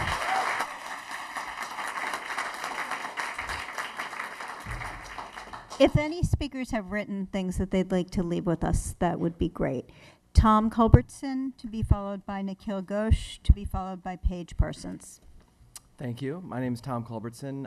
I teach 4th grade, and I know that this is impossible, but I'd be so much more comfortable if you could join me on the rug. 'Cause that's how I usually teach lessons. No, boy, where to start? I was deeply affected by these tragedies, and I'm really struggling with feeling like I'm part of something that is not working right, and I really want to be part of the solution. I'm here to urge you to take some action. We don't really know the causes of these tragedies. It's so complex. I'm urging you to take care of the simple things that you can do. I want you to take care of simple first. I think you can take big steps towards controlling the stressors that students are encountering. I urge you, post haste, to pass your homework policy and extend it to the AP classes. I urge you to make sure that your homework policy is being followed by teachers, by my fellow teachers. I'm not sure it's being followed. Are you sure? I'm not sure. So, as a school district, we're really good at studying things, making sure we get buy-in, having lots of meetings. We're great at that. Now, unfortunately, is the time where you're going to have to take the lead, and I urge you to move quickly. You may not get buy-in. You might have to take some risks here. I urge you to act quickly. Here is my radical proposal. I've already talked about homework. My radical proposal is, I think you need to ask for, insist on a 2-week moratorium on homework. I think we just need to take a complete reset. This will be an opportunity. I would like you to take the opportunity to involve the community. So my crazy idea is I want you to have meetings every night for 2 weeks. Anyone can come. I want to hear from students. I want to hear from every single student. Gather lots of information. Have lots of meetings. Teachers need to have some serious conversations behind closed doors in staff meetings and really, search their hearts. I've been searching my heart as a teacher for the last several months because I feel that I don't want to contribute to whatever is happening. I want to do absolutely what I think is best. And so I urge you to be brave, act quickly, do the simple things first. Thanks for your time. Thank you.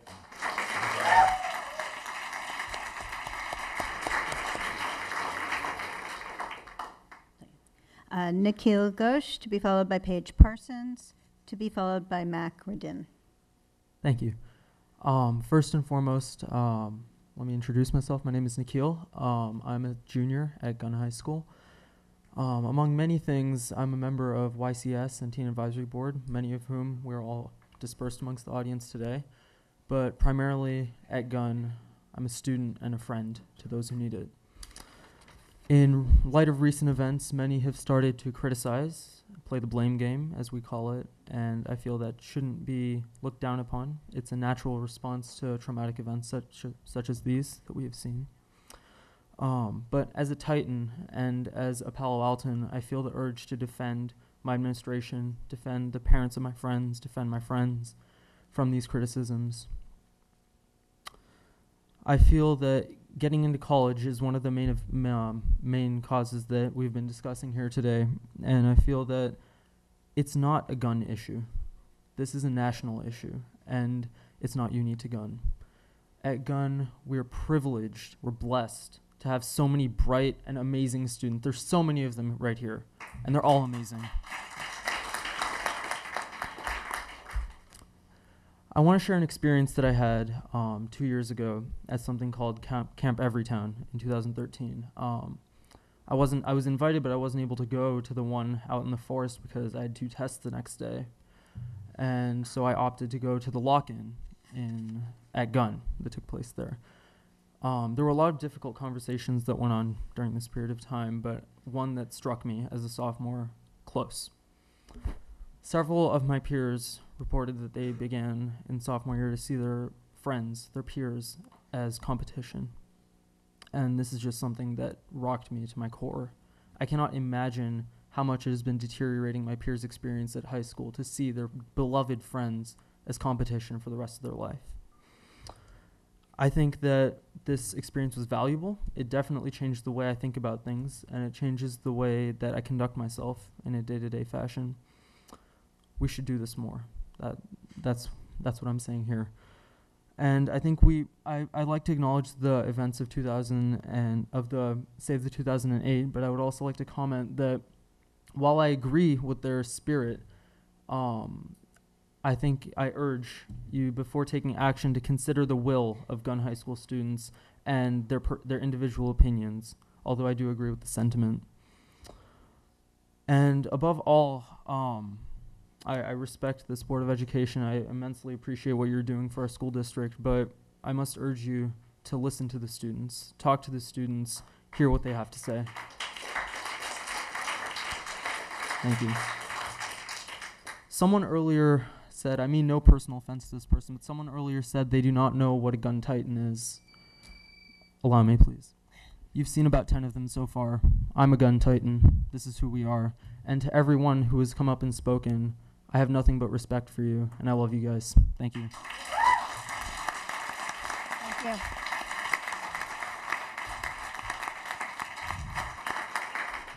Paige Parson, to be followed by Mac Radden, to be followed by Mary Vincent, to be followed by Lori Myers. Hi, my name is Paige Parsons. I'm a Palo Alto Unified School District parent. I have 2 children, actually neither one that's currently in the district right now. I should say that my daughter Emma actually left Gunn High School in December because of all the issues that we've been talking about so far. Our solution was to go on to middle college, and that's where we've found our path for having some sanity in all the insanity that's going on. Even though she's not at Gunn right now, these tragedies really have affected her. They've affected our family. There's been a lot of talking, a lot of listening, and I asked her, what can I do?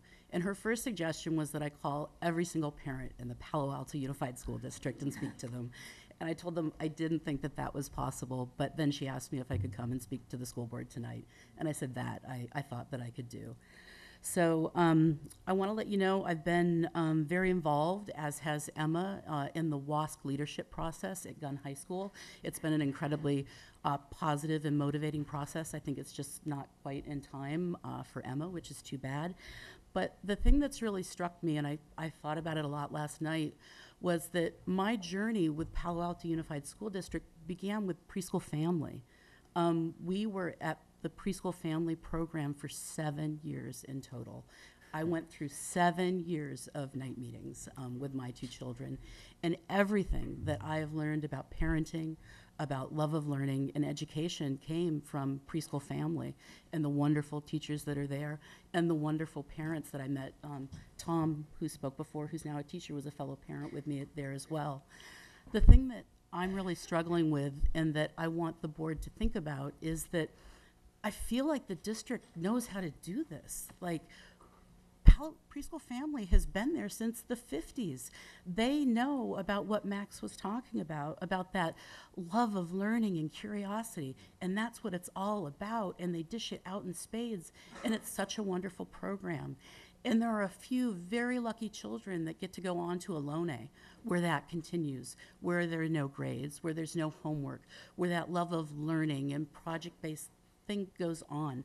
But, and then even smaller number of kids get to go to that Connections program.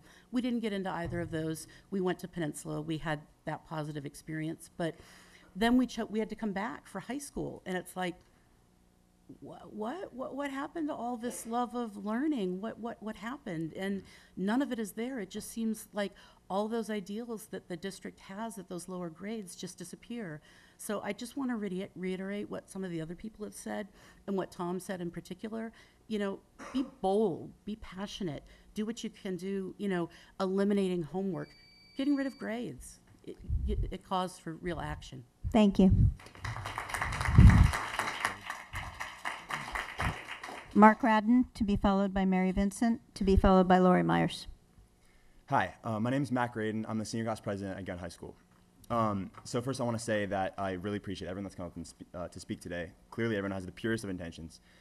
So with that said, these last couple of days I've had many incredible conversations with my fellow members of the class, and so I've been trying to kind of amass their thoughts and ideas so I can come here and voice their opinions to me, as is my responsibility to do.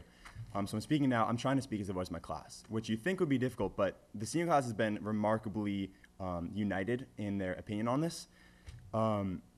And so suicide is a result of many factors. And we still ask why suicide happens, and we try to blame it on one thing. And it's easy to do. And we've seen over and over again members of our community in person and online forums posting about how, and talking about, they're sorrowful and confused and they're scared. And I've been seeing two results from this that have astonished and honestly outraged many kids in my class. First of all, there have been many accusations pointed against our administration and counselors, the students, and really the environment as a whole.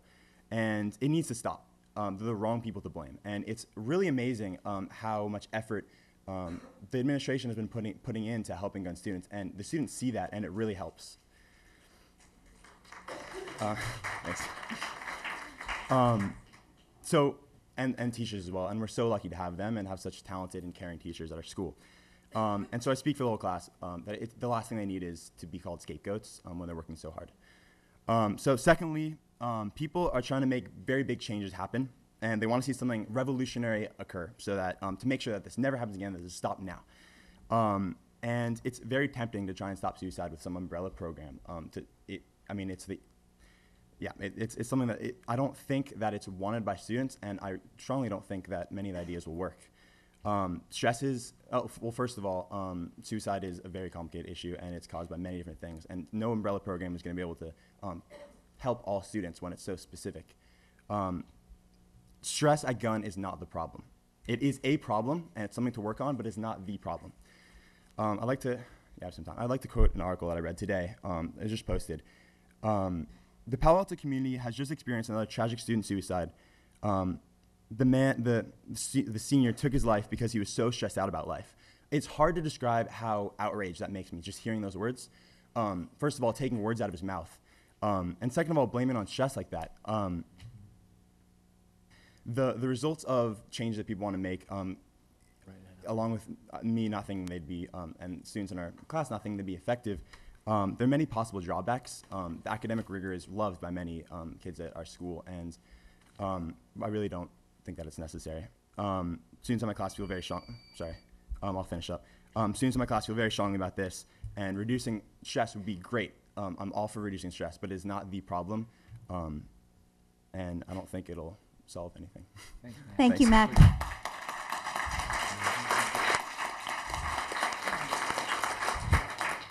Mary Vincent, to be followed by Lori Myers, to be followed by Beth Must, to be followed by Danny. You're going to have to Golovinsky. Okay.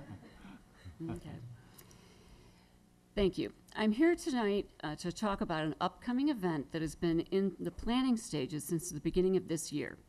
The event is titled Listening to Youth Voices, and its purpose is to provide a forum at which Palo Alto youth have the opportunity to speak out about their experiences of life at school and home and in the community of Palo Alto.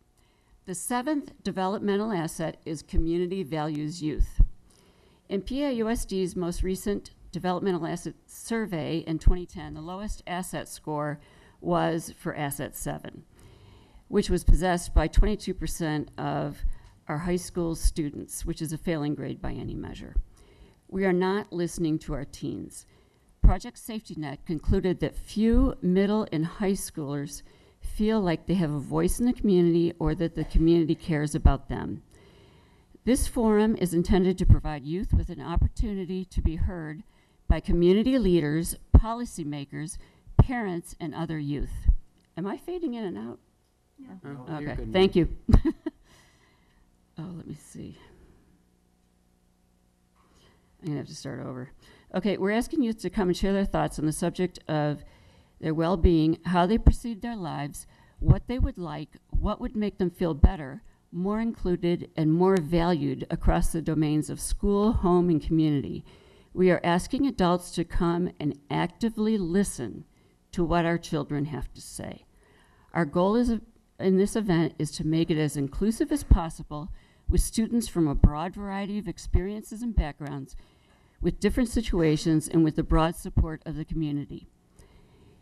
Becky Beacom of Palo Alto Medical Foundation and Pat Burt, former mayor and member of the City Council, are actively involved in planning the event.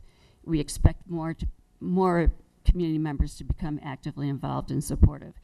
So far, our sponsors include Asian Americans for Community Involvement, Palo Alto Chinese Parents Club, PASS, Parent Advocates for Student Success, Sean, the Student Equity Action Network, Pally's Spanish-Speaking Parents Group, We Can Do Better Palo Alto, Community Advisory Committee for Special Education, Subcommittee of SELPA 1, CAC, First Congregational Church of Palo Alto.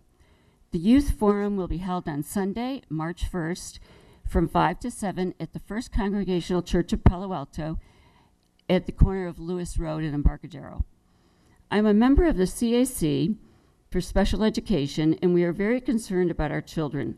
Students with disabilities are more likely to be bullied and are at higher risk for depression, anxiety, and other consequences. Our district has embraced Unity Day, reaching out to all students. Oops. Finish your sentence. Finish my sentence? Okay. We'd like all of our elected officials, school board, city council, Superintendent McGee, school district leaders, Safe and Welcoming Schools Committee, to join us. We'd like the PAUSD to co-sponsor the event, and we look forward to seeing everyone there. That's Thank it. you. Thank you. Lori Myers. Lori Myers, to be followed by Beth Must, to be followed by Danny Golovinsky.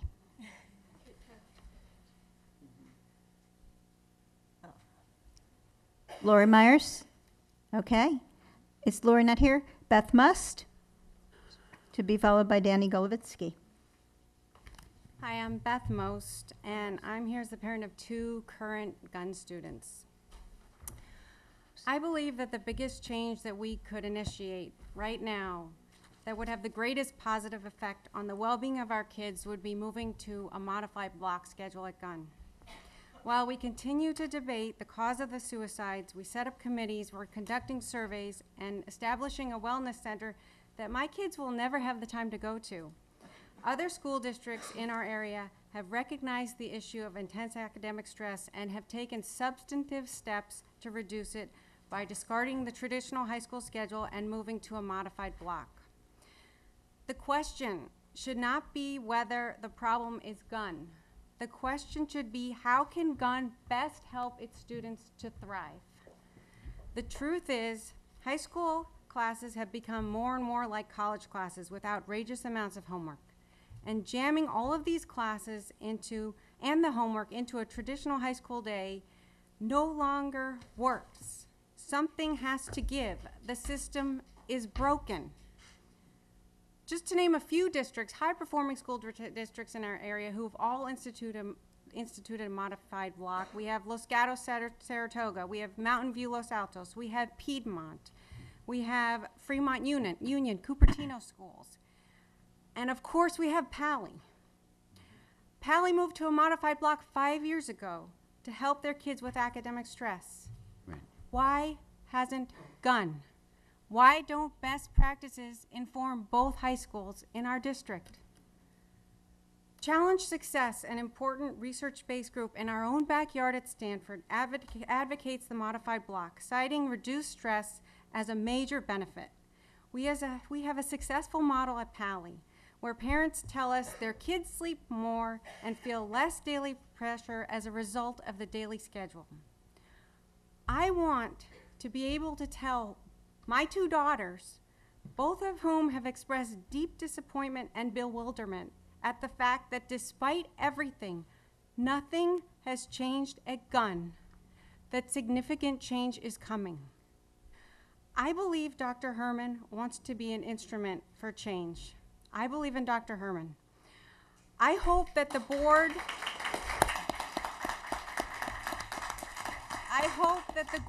will give her your full support and recommend instituting a modified block schedule at Gunn. Let's give the kids at Gunn the biggest change we can and not make them wait any longer, to show them that we care enough to do something now.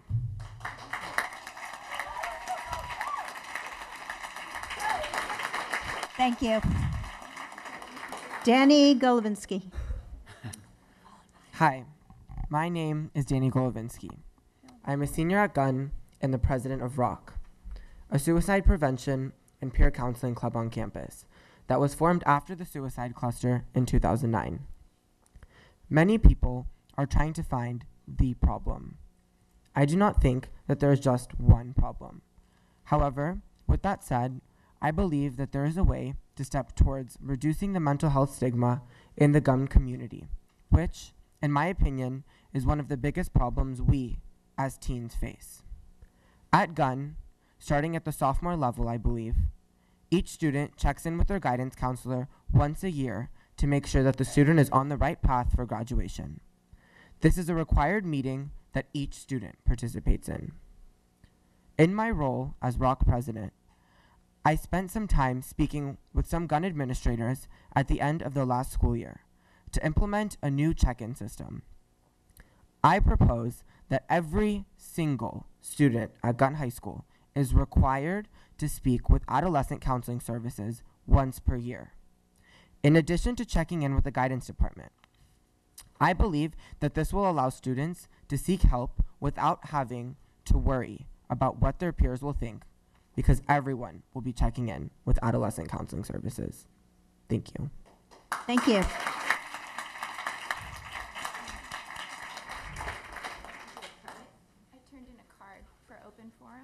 I have this many more left. Sorry, I didn't hear the exact. Barbara Sloan, to be followed by Arit Singh, to be followed by Mila Zakia. Okay. Hi, I'm a member, my name is Barbara Sloan, and I'm a member of We Can Do Better Palo Alto. I'm here to talk about counseling at Gunn High School, an issue on which our board has spent considerable time over the past several years. Some history. Following the suicide cluster in 2009-10, the community developed a prevention plan called the Project Safety Net Plan. This plan contains a lot of items, including several that discuss counseling, increasing counselors, increasing availability, and increasing connections to counselors and teachers, and implementing things like advisories. These are in items P2, P3, and P8. Pally and Gunn use different counseling models. Gunn has a traditional model in which 7 counselors do all the academic and social, emotional, and college counseling for the entire 2,000 student population. At Pally, they use an advisory model. They have 1 guidance counselor who handles social emotional counseling for each class, plus a dedicated college counselor for each of the junior and senior classes. All of the academic advising is delivered by 47 teacher advisors who each have 45 advisees. In freshman year, TAs meet with their advisees every week. During sophomore through senior years, students have the same TA and meet with them 10 times per year. My 2 boys attended Pally, and I think the TA system is excellent. It builds in an additional adult touch point for students. It gives parents a point of contact. It brings teachers into non-evaluative relationships with students, and it frees up our guidance staff to focus on what they are credentialed in, social emotional counseling. It increases connectedness to caring adults, which is the primary goal of the PSN plan for our schools. We now have 20 years of survey data that consistently show that Pally parents and students are overwhelmingly more satisfied with TA than Gunn parents and students are with the traditional model in use there. In fact, during the 2013 strategic plan survey, the consultants from McKinsey created a slide, the title of which is, and I quote, "Overall satisfaction is much higher at Pally." That's page 61 on college counseling. And a second slide, there is still a large gap in non-academic counseling satisfaction across Gunn and Pally. That's on page 75 in the social emotional counseling. Dr. McGee, You're new here, so perhaps you are not aware that the board had a lot of activity around this in 2011 through 13. There was a task force of parents, students, and teachers and administrators in which the parents uniformly wanted some form of advisory. The committee unanimously recommended it.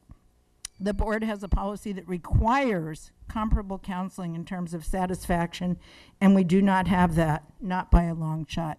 Thank you. Thank you, Barbara. Arik Singh, to be followed by Mila Zalika. You'll help me with that. Okay, hi. So my name is Arik Singh. I'm a senior at Gunn High School.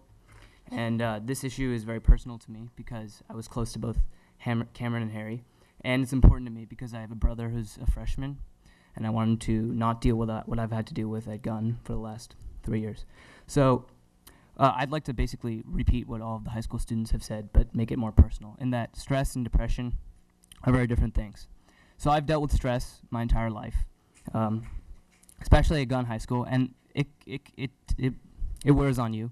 There have been times where I've said, when can this stop, and why can't I go to a different school? But it's been there my whole life. I went to a school in LA until 7th grade, and I moved here. And I can tell you that it's exactly the same. It's not any worse at Gunn. It's just as bad in other places. Depression is a different problem. I see a lot more depression at Gunn than I saw at my old school. And this, I think, is because of communication. Communication is extremely important when it comes to noticing when someone has suicidal thoughts or something along the lines. Even though I've got tons of friends at my school, there are very few who I feel comfortable with telling them that I'm not okay when I feel down. And this needs to change. I need to be able to talk to every student at Gunn and tell them that I'm not okay. And if they ask me how I'm doing, I shouldn't on default say that I'm fine and tell them what is wrong and what they can do about it. Talking is extremely important, and I know this because I've had depression throughout my life. And this is because I've never really been able to talk, and it's something I need to work on, and it's something that all Gunn students need to work on. Thank you. Thank you.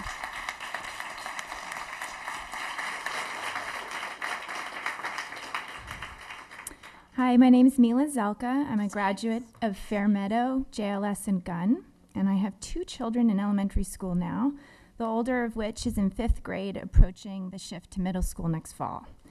It's concerning to me that already the anxiety and the unknown of middle school homework has been creeping in. Some of this, I'm sure, is a natural part of growing up, not knowing what challenges lie ahead. But some of this anxiety comes from anecdotal evidence he and I, as a parent, are hearing about the workload ahead. My understanding is that the board has a homework policy with age-appropriate time guidelines. And I don't know if there's been follow-up on those guidelines being implemented and what feedback parents and students have given the board.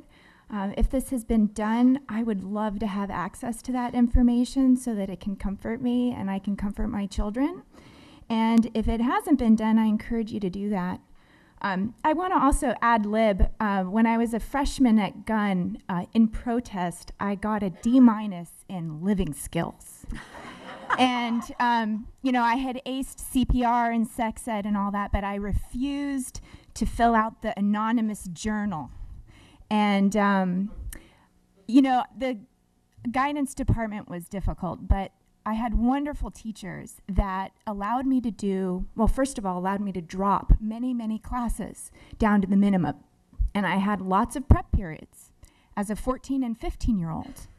And it allowed me to take AP classes in the order and when I was ready to take them. And I ended up being very successful. And one thing that happened by the time I got to senior year is one administrator actually stepped forward, Susan Charles. And she pulled a bunch of us women, young women, pulled us out of class for an hour-long support group, and it was, an hour of social emotional time together.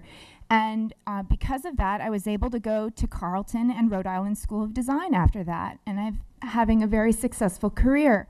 I think that, she went on to be at Ohlone for many years as a principal there.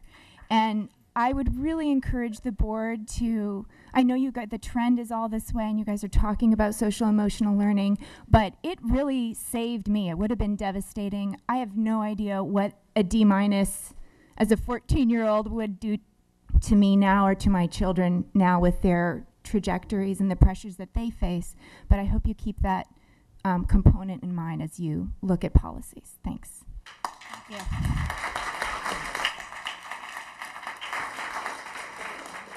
Cole McFall, to be followed by Erica Watkins, to be followed by Jerry Scharf, to be followed by Mark Weiss.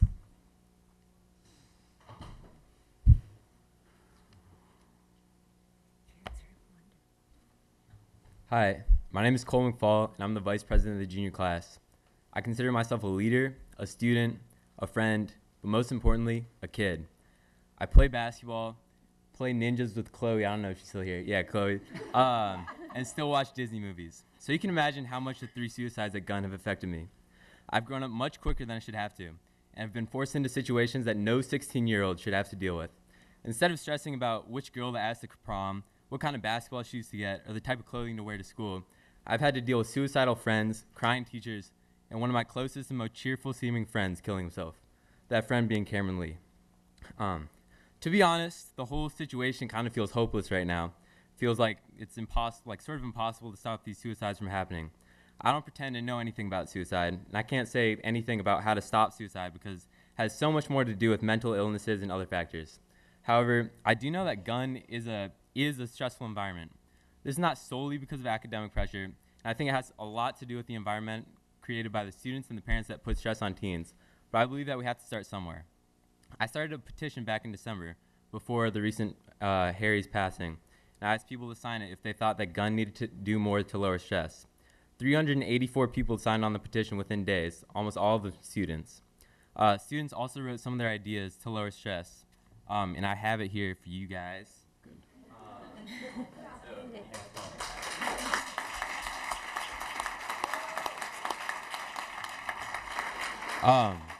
And if you look, the most suggested ideas were both a block schedule and retakes or extra credit opportunities to improve student grades. I think the most important thing that I would request of you to do today is to get something done as soon as possible. I'm not talking about like some of the long plans that you guys might have like 5 to 10 years from now. I'm talking about like next year, or at least starting to shift, whether that means like integrating a partial block system and then transitioning into something else later down the line. I don't really know. That's like for you guys to work out because you guys are the experts. For the retake and extra credit idea, I think that if you had as a school policy something that said like, we recommend that teachers give retakes for test grades under like a certain percentage or to offer test corrections, I think it would lower the stress around specific test grades considerably. I believe that, I believe that if students want to learn and do better in a subject, they should get that opportunity because ultimately we're at school and the goal of school is to learn, and test retakes will promote education. I know I'm emotional, angry, and frustrated, but I think something has to be done. Now, I'm not pretending this is any sort of solution. This isn't any solution at all. It's at best a step in the right direction. So much more has to be done in changing the environment and the community, and this environment that fosters so much stress. And if you don't think that these options are good, then like please come up with your own and implement them. But like something has to be done really soon. Thank you. Thank you, Cole. Thank you very much.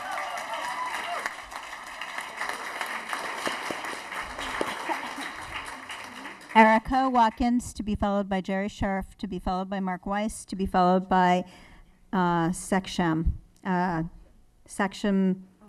Taikar. Okay, so hi, Sure. my name is Erica Watkins, and I went to Escondido Elementary School, Thurman Middle School, and I'm now at Gunn High School as a senior, and I'm on the school newspaper. And I would first like to address the Save the 2008 and say that APs have been my favorite classes personally because I noticed that more students are involved and want to be there because they've signed up. And I would encourage you guys to add more social studies APs and English APs because we only have 1 English AP and I think 2 social studies APs. Sorry, I'm nervous. I also would like you to be aware that parents are required to sign our AP signups already, and I don't think that's a problem that you need to address.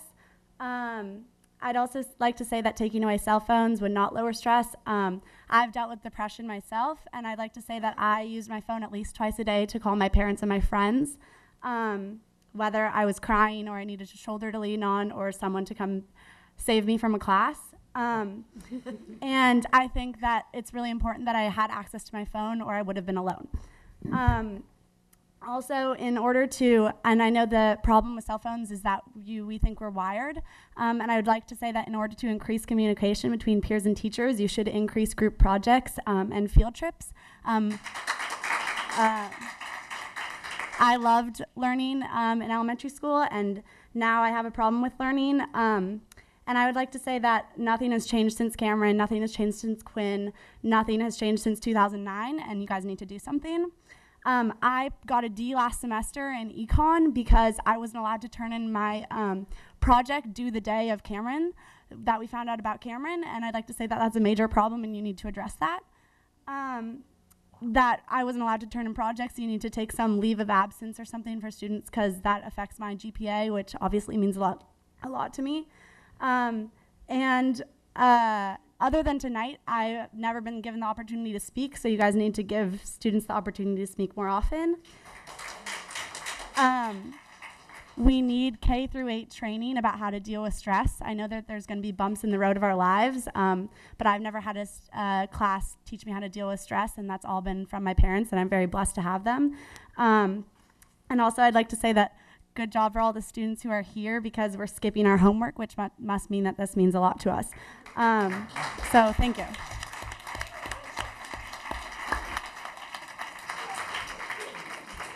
Erica, you're invited with all your friends to every board meeting, and I really appreciate you're here.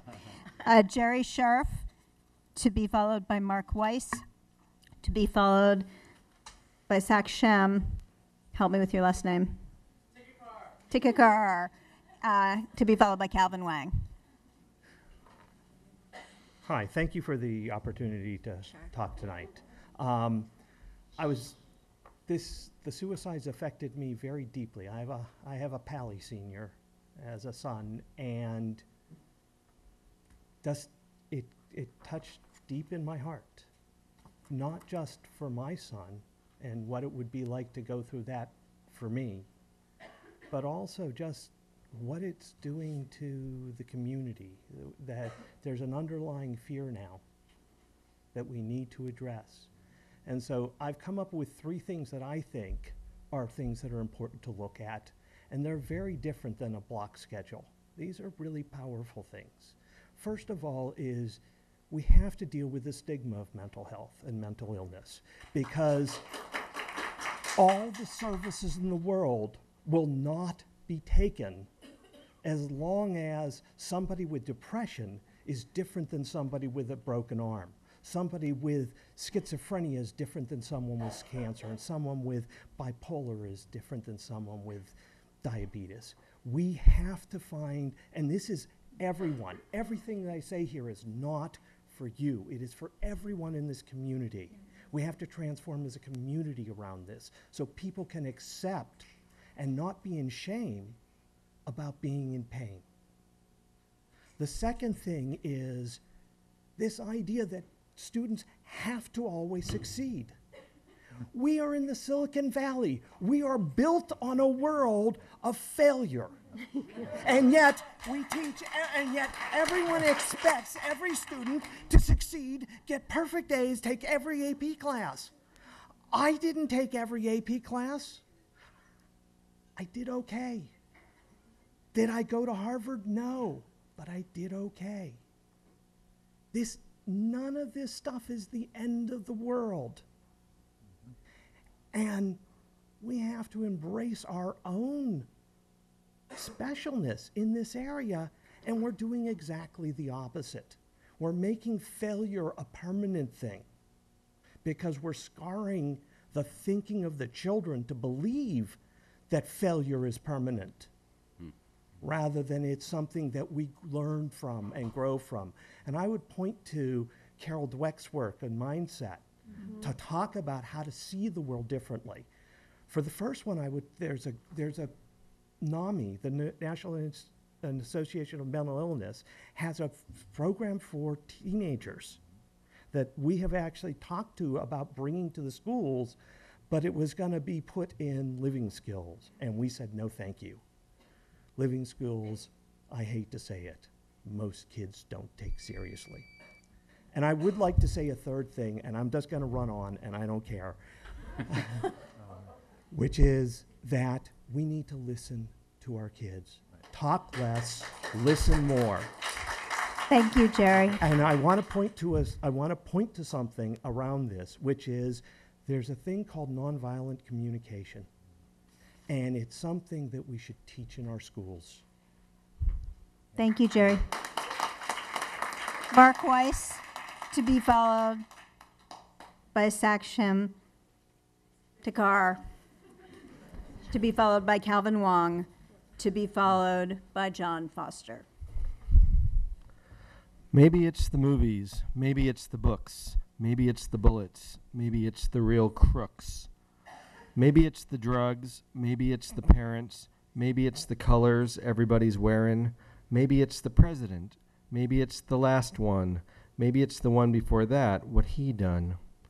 Maybe it's the high schools, maybe it's the teachers, maybe it's the tattooed children in the bleachers, maybe it's the Bible, maybe it's the lack, maybe it's the music, maybe it's the crack, maybe it's the hairdo, maybe it's the hairdos plural, maybe it's the TV, maybe it's the cigarettes, maybe it's the family, maybe it's the fast food, maybe it's the news, maybe it's divorce, maybe it's abuse, maybe it's the lawyers, maybe it's the prisons, maybe it's the army, maybe it's the liquor, maybe it's the papers, maybe the militia, maybe it's the athletes, maybe it's the ads, maybe it's the sports fan, plural, maybe it's a fad, maybe it's the magazines, maybe it's the internet, maybe it's the lottery, maybe it's the immigrants, maybe it's taxes, big business, maybe it's the KKK and the skinheads, maybe it's the communists, maybe it's the Catholics, maybe it's the hippies, maybe it's the addicts, maybe it's the art, maybe it's the sex, maybe it's the homeless, maybe it's the banks,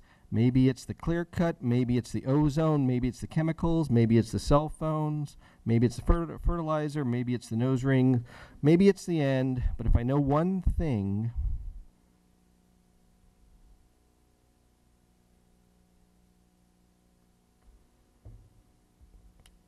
thank you for all your work on this issue and all the heartfelt sentiments. That's by Cheryl Wheeler. I think it's an appropriate song. I'm a gun graduate. Actually, Cheryl played that at Cubberley in 1997, and a gun student named Kelly Withers made the poster. Anyways, thank you everyone who came here tonight.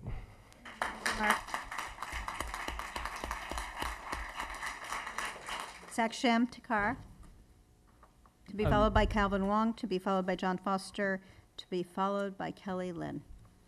So I have a phobia of speaking in mics, but anyways, hello and good evening, honorary board members, parents, and students. I thank you all for coming out today. I transferred out of gun in my sophomore year. I personally say that I did not like it. I knew I could never live up to to the standards set by my peers, my friends, and even my own brother. It was taking a toll on me. I knew I had to change. I moved to a small charter school in Redwood City called Summit Prep. Students, there's a lot of things that are different from Gun High School, but one special aspect of the school holds a special place in my heart. There's a mentorship program. Teachers do not only teach their regular classes, but have a set of 20 students that they help from family issues to disciplinary issues to social issues. These teachers stay with the students for 4 years, guiding them through the struggles of freshman year through their first college acceptances. They're their support for students. I joined my mentor group in 11th grade, but I know that the bonds that I've made will last for a lifetime. Counselors with over 500 kids do not have time to give the support to students. Also, bringing external counselors has not seemed to help. Every day, I feel happy to go to school, as I know that there's so much support.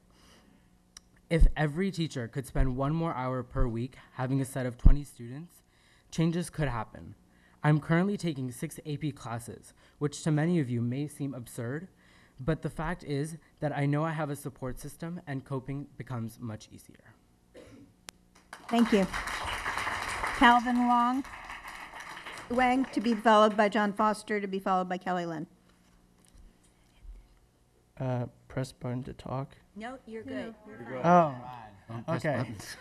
All right. Hi, I'm Calvin. I'm the student body vice president of Gunn High School, and I come here today because I, along with so many other Titans, have already had to say goodbye to friends, and we're just 18 years old. And so while I was showering on Sunday night, I started contemplating about what it is that causes suicide. So I started to think about how, oh no, wait, oops. But it's impossible to diagnose a single cause to suicide or even a few causes of suicide. So I started to think about how we can prevent it. Suicide stems from negativity that wasn't dissolved within its initial stages, letting it grow like bacteria within students. Of course, some students can be very open about this and talk to friends and family about it, but others can't. Maybe they have a reputation to keep up, or a persona they gotta look cool, or they're afraid of looking weak to their friends. And of course, there's always professional counseling, psychologists, but there's such a hassle with it. You go into counseling, you have to fill out paperwork, admin gets notified, your parents get notified, and kids aren't gonna wanna have the whole situation blow up in their faces in just one bad day. And so that leads me to my idea as for a smartphone application that anonymously connects an individual who's had a bad day to a volunteer who's willing to listen to the individual and let them just blow off some steam. By dissolving these negative aspects on the day of, anonymously too, it could potentially decrease the levels of sadness, distress, maybe even depression.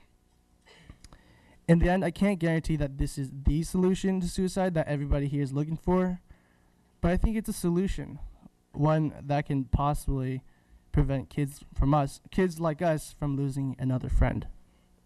Thank you. Thank you.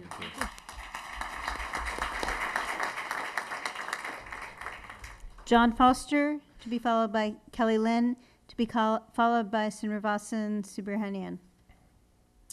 Thank you. I want to preface my remarks tonight by thanking all the high school students who have spoken this evening for what I consider insightful, eloquent, and heartfelt remarks. I know I speak for everybody that I think we all feel fortunate to have such wonderful high school students and as part of our community, as our friends, as our children, and so thank you very much. I speak tonight on a very specific point connected to the comments Dr. McGee made during his report on homework. As a father of an 11th grader at Palo and as someone who knows many parents and students at both Palo and Gunn, I know there are many students in our high schools who have a very heavy homework load and probably in many cases too heavy a homework load. As a result, I support efforts to ensure that our students do not face an unmanageable homework burden and to ensure that everyone has a reasonable load. At the same time, we need to ensure that students who want to pursue academically rigorous courses have an opportunity to do so. So how to balance these competing concerns? Dr. McGee raised the idea of speaking to families whose students have signed up for classes that will have a demanding homework schedule. I think that is an excellent idea. But as a corollary to that, I think it is incredibly important that PAUSD collect and disseminate accurate information on the homework load for each course. That cannot be based on the teacher's estimate or the district's estimate, but must be based on what students actually report. As a result, I urge the district to put in place a plan to survey all high school students once every semester on their average weekly homework load by course, not just in the aggregate, and then disseminate that information to all students and families before they choose their courses for the next year. That will allow students and families to make informed decisions on what courses to take with a clear understanding of just what the homework load is likely to be. And then let me add one additional point on this. If the district finds that identical classes have very different homework loads, whether between the two high schools or between teachers at either high school, the district should work with the teachers to reduce the discrepancies. Thanks very much.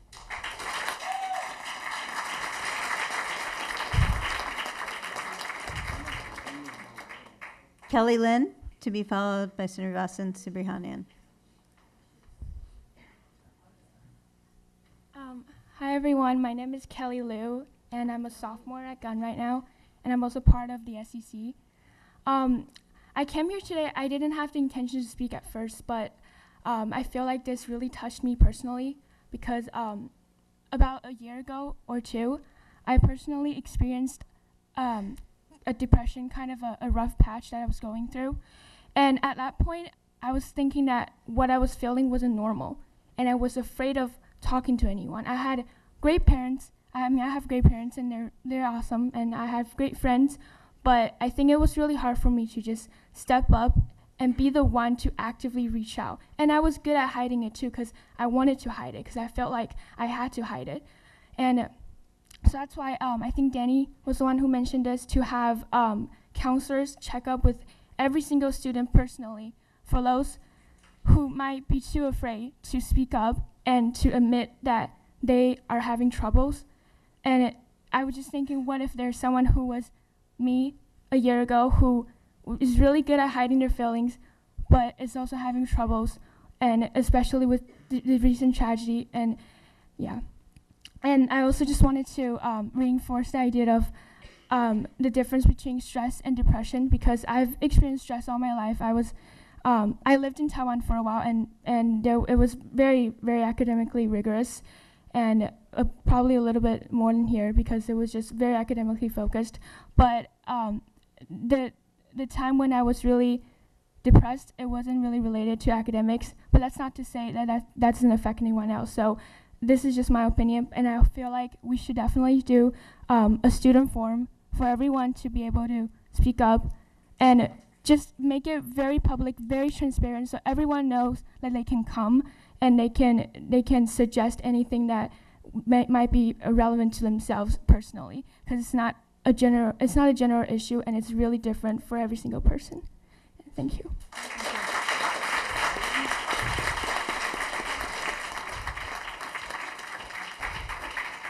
Srinivasan. Hi. Some random thoughts again. I think last time I spoke about joy of learning. Today it's about joy of living. We should first stop talking about losing a child, as a gun student. I think we should talk about losing our child. Yes. This is a responsibility of not just the school district. I see some city leaders here. I think we need to work together, and that's the first thing. Second one, I think there's a lot of, two things, education and practice. A lot of stuff being talked about on how to educate, how to coach. I was a coach. And last time I talked to you about how a student's life is graded every step. There is nothing here. What we need is practice. We can talk about them, we can go make them take courses, but they don't get practice. And along with practice, they also need role model. You can't just ask them to not take AP courses, but can't point a single student. I saw some parents here, but they need some students who are following that path and being successful. So there is pressure, so I want to focus education and practice, and we need to emphasize practice. And one thing that can help with the practice is expanding PE. Like I talked, I think, few times or some meeting here about expanding PE to include physical and psychological. So that means that'll go to your destigmatize part and make them see a counselor as part of regular activity. I know when I mentioned that, somebody posted a comment saying, does he think that we have 2,000 mentally ill children here? And the response is that we don't have obese children here either, but we make them go through PE. We also have police department and prison. Doesn't mean the city is full of criminals. So we just need to make sure that they go through the practice and not think of just high school. It should help them beyond high school. You mentioned Mr. Ojekian, so. And we should listen to the students. I know this is a kind of crisis, but there are a lot of things proposed as solutions, but they're just tools. You need to look at them as tools and listen to the students, find out what is actually happening, and then put those tools together to come up with a solution. And you should be ready to evolve as things change. And that's it. I'll stop there. Thank you. Thank you very much. Okay, so this was open forum. We are not going to be commenting on open forum, but we are going to move to the next item, which is a public hearing. It's a public hearing on parcel tax resolution 2014-1508. I'm opening the public hearing. On behalf of all of us, would you thank everybody who came for? Yeah, I would like to thank everybody who came and spoke. We actually are going to have an item on the agenda immediately following this public hearing. Particularly the students, I know that this might be late for you to stay, but thank you. We love having you here.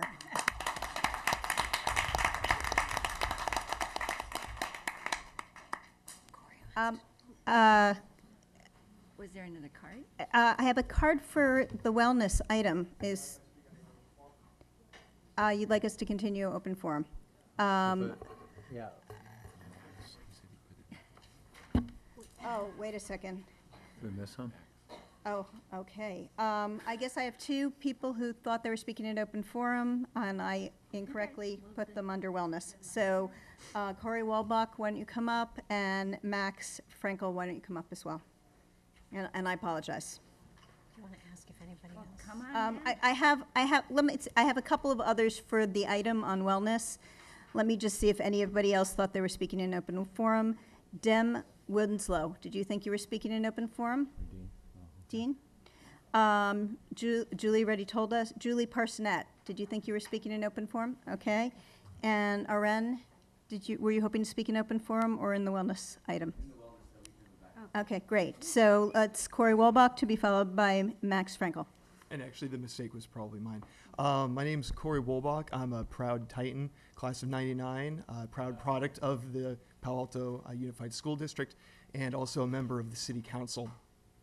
In that capacity, I am the alternate youth liaison, along with, along with Councilmember Pat Burt. We're the youth liaisons. So please, anyone who's a youth here, if you want to reach out to us, or really anyone else on the City Council, we're in this together. To all the parents, we're in this together. To the administrators, we're in this together. To the teachers, we're in this together. To the school board, and including the president, we're in this together. Superintendent, we're in this together. Student trustees, we're in this together. Palo Alto had a rough weekend. It wasn't the school district that had a rough weekend.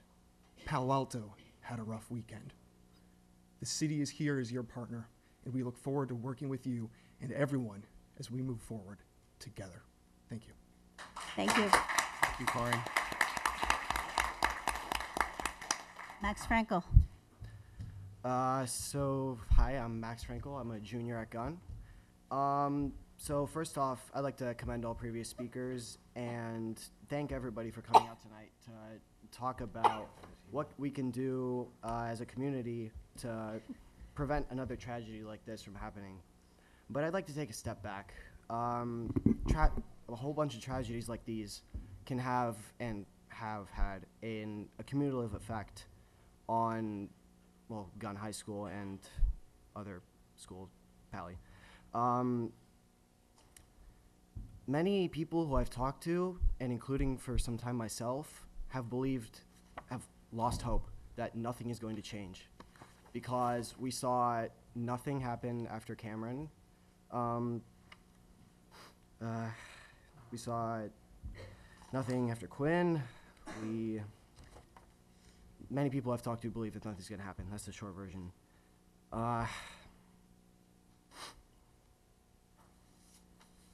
We all want change, and all the ideas presented here have been absolutely great.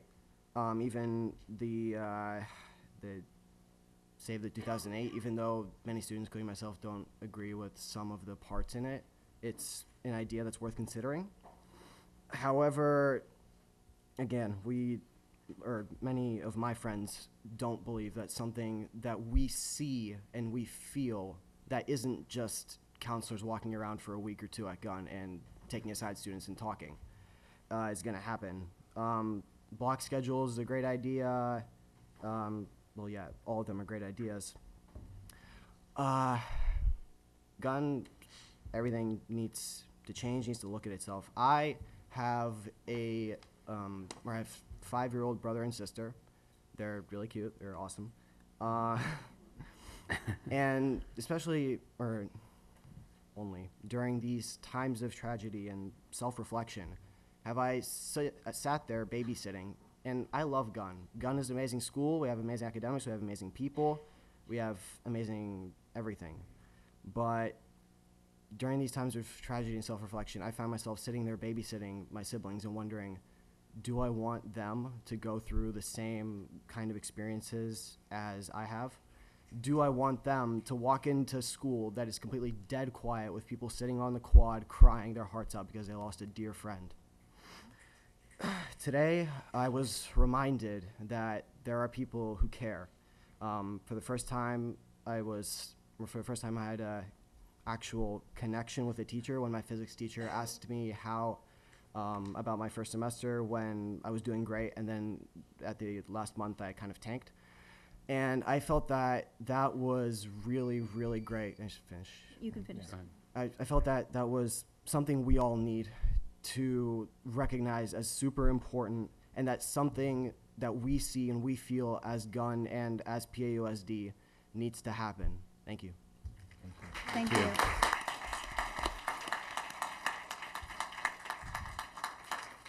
I just got one additional card. Meb Steiner.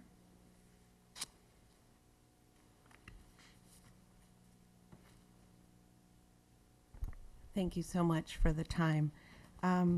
I was going to wait until the presentation on wellness to speak to this subject, but I wanted to speak to the community while more community members were here. My name is Meb Steiner, and I wear a lot of hats in this school district. I attended as a child. My kids have gone to these schools. I work in this school district as an instructional aide in special education, and I'm also the president of the CSEA, which is the classified staff. And tonight, I want to speak first to everyone here and thank you for speaking up tonight. And I'd like to thank you on behalf of all of the classified staff. And classified staff are instructional aides, the folks who do technology support, our janitors, our landscapers, the people who do the maintenance of our buildings, secretaries, there are folks here in the district office. So it's a wide range of jobs. And I also want to express our deepest condolences to the family and to our community as a whole. And lastly, I want to offer our support. We are also here for all of our students and for our staff. We need to also support one another. And I just want to offer all of us as additional adults that people can reach out to and that we will reach out also. One never knows where a connection is made. Sometimes it's the aide in the classroom. Sometimes it's the school secretary or the attendance clerk when you go in for your tardy slip. Sometimes it's the secretary of your counselor rather than your counselor. Sometimes it's the janitor. You know, you're out there and you start chatting. So please reach out and know that we are here for you. I also want to end on a personal note. My 3 kids went to Gunn High School. They graduated in 05, 07, and 09. And I have to sadly say that my children have buried more friends than I have. And there's something very wrong with that. And no one knows, none of us know why a young person takes the immense decision to take their own life. It's just such a huge decision. We know what impact it leaves on the people who are left behind. And I want to just once again thank everyone for coming out and sharing so openly and so honestly, and thank the board for taking the time to hear from the community at large. And I just want to encourage all of us to support one another even when there isn't a crisis. Thank you, Matt. Thank you so much.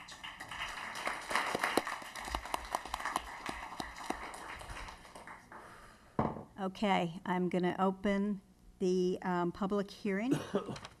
And do we have any the public hearing is on the parcel tax resolution 2014-15.08. Seeing no cards, I'm going to close the public hearing. Okay, now we are going to go to our first action item, discussion item, okay, which is District Mental Health and Wellness Services. Thank you, Dr. McGee. And before you start, Dr. McGee, we do still have several students here who are waiting to speak, and I would like to make sure that they have the chance to do that early on. But I'd rather have them start because this is all about them. So, you know, we talk a lot about who the most important people in education are today. Do you want to introduce anything here? I do. Yeah, so why don't you give just... me a minute here, yeah. because I was saying goodbye to Carol. Okay. And I just, I want to change protocol a little bit too. After the students have spoken that have put in cards, I would like our student board member who's still here to be able to speak. Good. So this evening, what we wanted to do is really take time to look at what we have been doing to support our social, emotional, mental health, and wellness. We have some examples of programs. We have, as well as we talk about our bullying and harassment policies, we'll talk about the training and share some of the results from that. This is really a follow-up to our earlier presentation with the California Healthy Kids Survey data. I'm trying not to use acronyms, and the Palo Alto reality check. And where we are able to track this data over time. And I think one thing we have seen is the programs have not only expanded in breadth but in depth. And it was encouraging tonight to hear students that have availed themselves of these. And that being said, I think we still have a ways to go, but we'll ask Brenda, Brenda, you've done such an amazing job of working in this regard.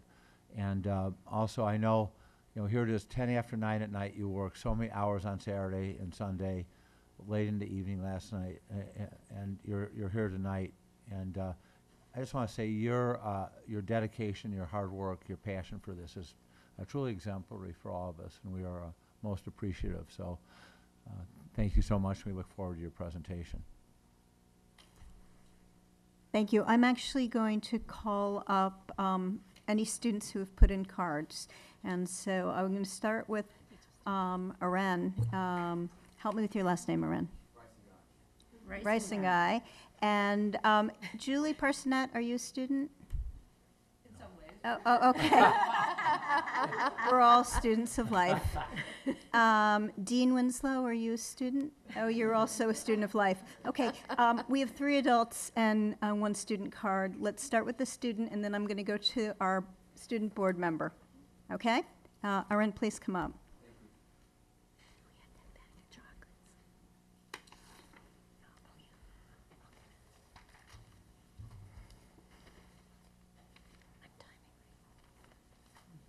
Hello. All right. Later.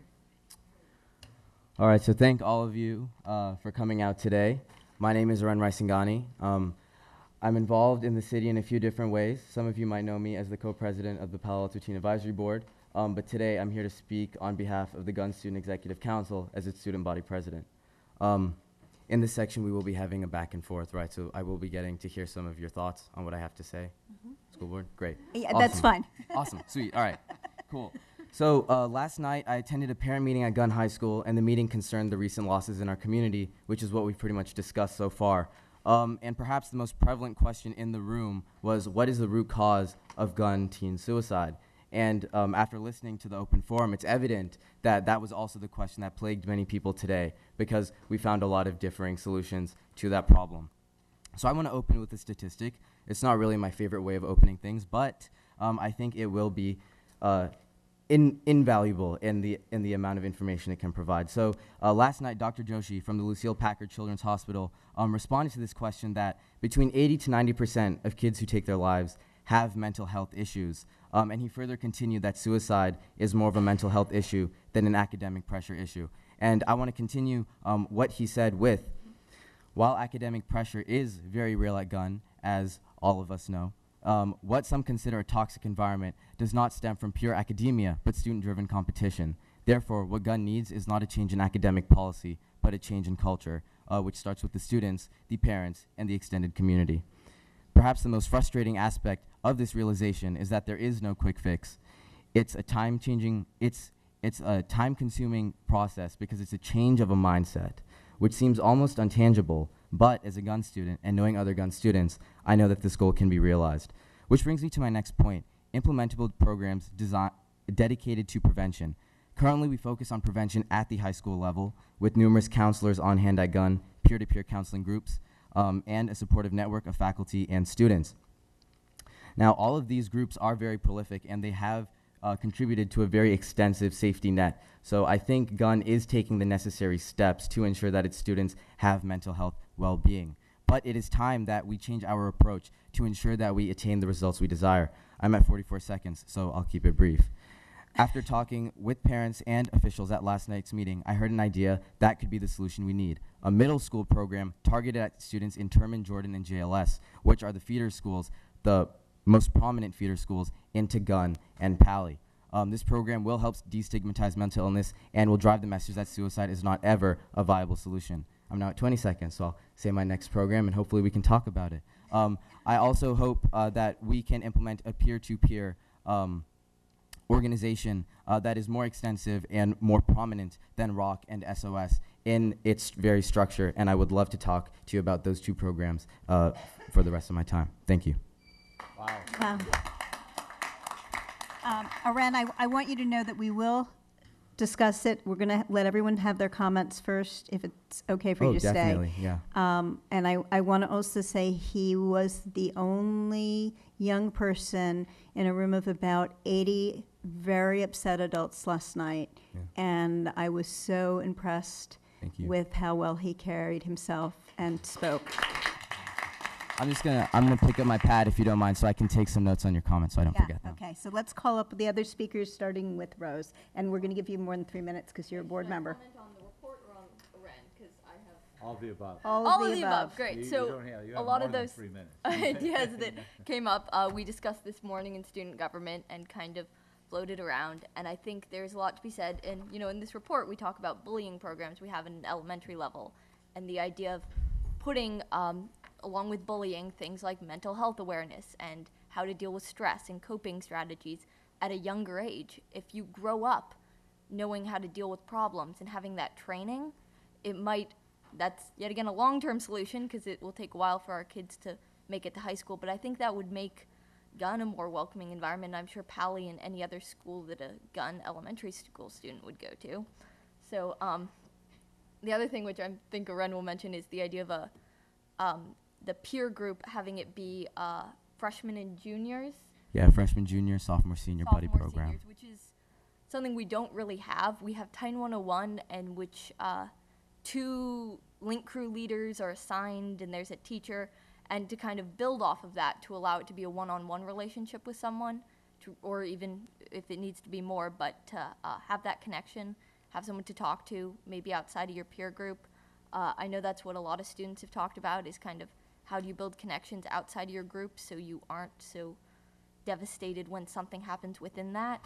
you know, how to build a strong support network. And I think we could work on that with some education. Let's see, what else? I had notes written somewhere else. The other thing that I think people have mentioned is our ACS counseling program that I know to be a great program, but they're swamped. People cannot get appointments.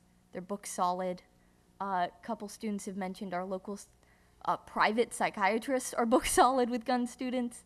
It's overflowing, and the idea of really getting the mental support we need now, more immediately, and just throughout the year. And ACS has been a great program for gun, but as has been mentioned at previous board meetings, they are interns. I actually met one of them as my college interviewer the other day. She lives in the city. She's a graduate student at Santa Clara, commutes between them, and stops in Palo Alto to work at JLS, which is wonderful that she's doing that. But those are the overworked people that we're asking for advice. And maybe it would be time to look into getting some more professional help. Not that they aren't professional, but at least permanent. And so kids that I know, I've heard lots of stories. I'm not sure if anyone of them were mentioned today, which is that people go by the office and they aren't there. And they go by again and again and again. And there's no way to check in with them. Okay, I did get some snaps for that. And Ren, tell me if I'm getting totally off track from what we talked about today. But I think it's all pertinent. And then the idea of having Danny's, you check in with someone about your mental awareness, and whether that be ACS or a counseling service, I think that's something that almost all gun students are interested in, whether it be you walk in and say, I'm really fine, I'm doing great this year, my friends are wonderful, I joined the volleyball team, or if you're there to talk about something deeper, I think it's important to have those connections and to check in with someone that's not in an academic setting and not your teacher. Definitely, Cool. yeah. I echo There's everything my you comment. said. Go ahead. Oh, that's me. What I'll respond to that is I totally agree with everything Rose said. She kind of stated what we talked about today and yesterday in student government. So I'll use some time to kind of, because I know I mentioned the programs that I think will be helpful, but I didn't exactly, talk about them or expound upon them. So I think currently there's a lot of mental health, awareness and suicide prevention being done at Gun. We do have a very strong community in that. So I'm not sure how much more we can pour into those resources, considering that we're one of the few high schools that has a crisis resource, entire section just dedicated to that on our website. I think it's time that we really expand our audience and we expand past the high school population, and we really, we really get it into kids when they're younger that suicide is not a viable option. And that's really where the middle school program comes in. And the reason why I have inspiration for that is, I'll digress a little bit, but it's all pertinent, and I think you'll appreciate it. Let's see, where did I write it? Okay, so between 3rd and 7th grades, the most popular insult among my peers from my observations was, quote unquote, "That's so gay." And I'm sure that's something that all of us in Palo Alto haven't heard in a long time, and that's a good thing. And after 7th grade at Terman, not only did that insult seemingly disappear from our lexicon, but students chastised each other for using it. And they said, that's not an okay thing to say. So one of the things is, why this change of mindset? What exactly happened? And the driving force behind this change was simple. Students were required to partake in lessons during their homeroom advisory periods. And these lessons included videos and lessons from a curriculum that were dedicated to the power of words and the severity of bullying, intentional or not. And 4 years later, as a senior, that's something that I have not heard frequently at all in this district, and it only really applies to this district because I have family that grew up in New Jersey, and when I hang out with them and their friends, I hear that all the time. So I think, that's something that really showed me the power of middle school programs in reaching out to kids early, which is something that I think our district should do. And so that's my middle school program, and if you're interested in the peer-to-peer, I can talk about that.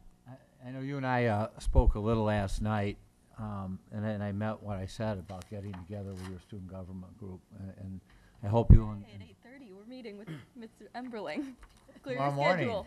Friday morning, all right, good. Yeah. And I think this is really important to hear that voice and for people to know that we are listening and want to help you succeed. I know your principal, Rico, as well. And, you know, we want to make these things happen. So, yeah. So I'm going to ask you to continue a little bit, and then we do want to hear our presentation. We got a couple Oh, more definitely. people, so. Yeah. Yeah. Why don't you just give us a high-level overview of the next Yeah, the round? peer-to-peer, definitely.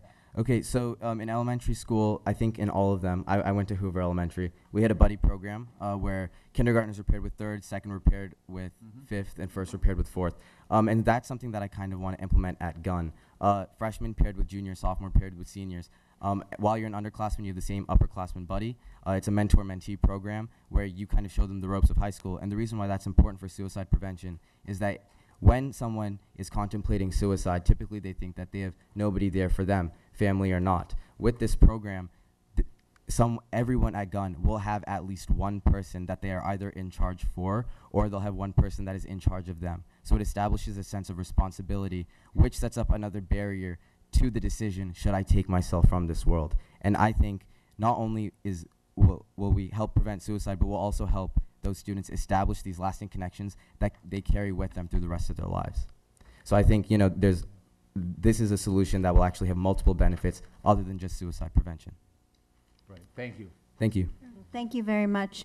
Thanks. Rose, did you have some other things you wanted to say, or should I call up the other I just thought of speakers? something really quickly that Dr. Herman and I and a couple other students, some of which were here tonight but seem to have left, been working on, kind of because people had suggested something that sounded very similar to this, which is a program called Youth Empowerment Seminars. We're going to do a test run pretty soon on it, and the idea of implementing it somehow into the Gunn freshman class, and it's techniques on how to deal with life in general, breathing. It's sort of yoga-based mindfulness techniques, and so we're doing a quick test run just to see what kids will think of it, and then maybe look at implementing that later. And so I guess I thought that kind of works into all this stuff, so thought I'd mention that.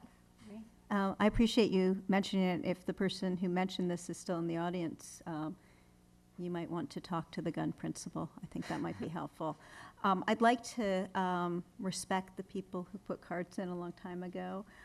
Julie Lithcott-Hames, I'd like you to come up. And Aaron, thank you so much for coming. Thank you for having me. And if you can stay, great. If you can't, I understand. I'll try my best. Thank you. 2 nights in a row. Yeah.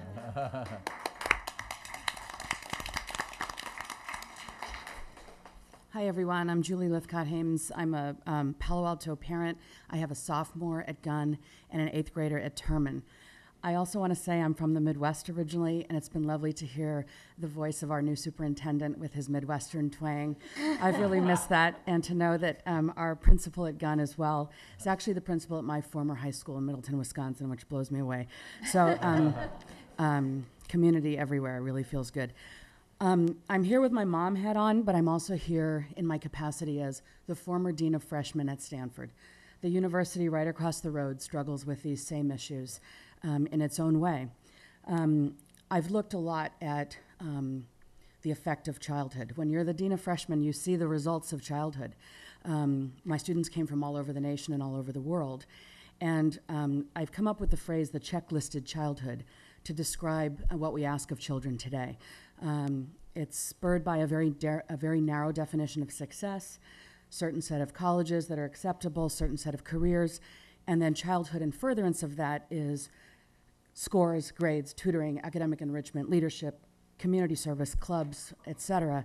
There's no time for our kids to be. There's no time for them to cope with normal, healthy stress, which we all know exists in human life and is a good thing. The normal, healthy stress becomes the debilitating stress that they have a hard time coping with when we ask them to lead this checklisted childhood.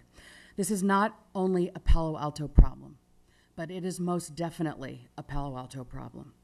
I think, as everyone has said, we've got to listen to our kids. The students today were amazing. I hope we'll do more of this, provide more opportunities for them to take the lead and tell us what they need. I've heard change the student culture. I've heard more counseling, absolutely. But what I want to say to my fellow parents is, let's listen to Martha Cabot, whose video went viral after Cam's suicide. She said, we parents need to back off. And I couldn't agree with her more wholeheartedly. Our expectations about which colleges matter are way too narrow. We have to pull our blinders back as parents and accept that if there are 2,800 colleges and universities in the United States, let's say the top 5% of them are excellent. That's 140 colleges and universities.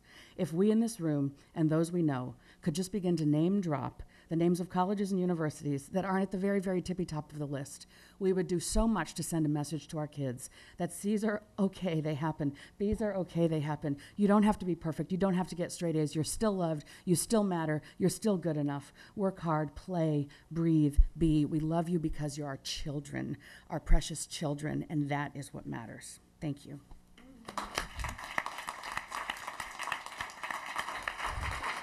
Thank you, Julie. Appreciate you coming out. We have Julie Parsonette, who's a lifelong learner. It's true. It's true.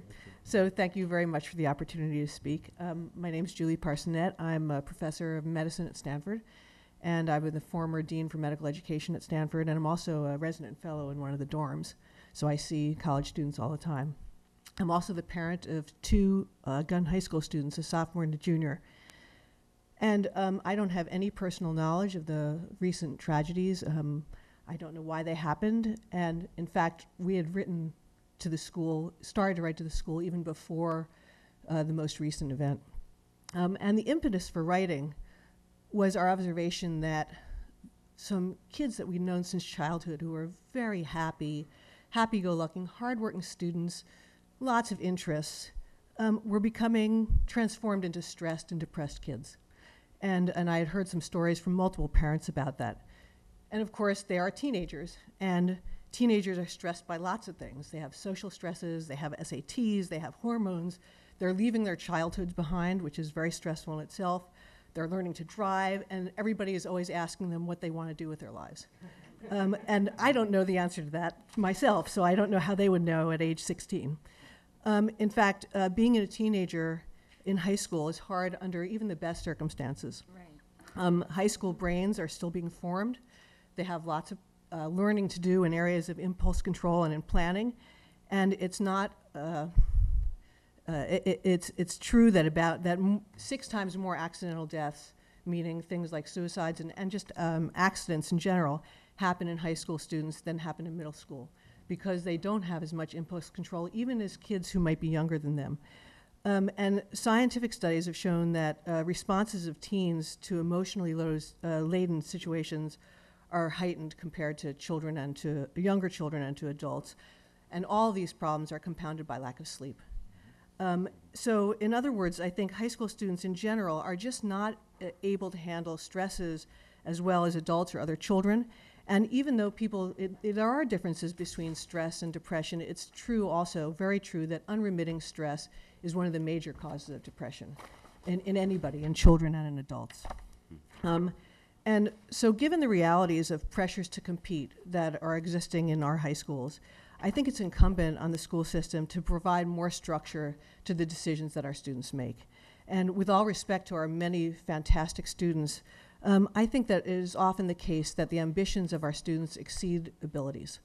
And they exceed them because there's so much competition around them to take that extra course, to take that extra AP, and to go one step further than they really have the capability to do. So I really firmly believe that we should be limiting the number of AP classes that students can take, or we should take away that extra GPA point, so that students aren't just taking the classes so they can get those extra points and get into that extra college. Those are not the right goals that we should be encouraging students in order to learn. So I just want to close by saying I think that this is a great opportunity for Palo Alto to really rethink how we're teaching and what we're doing in our high schools.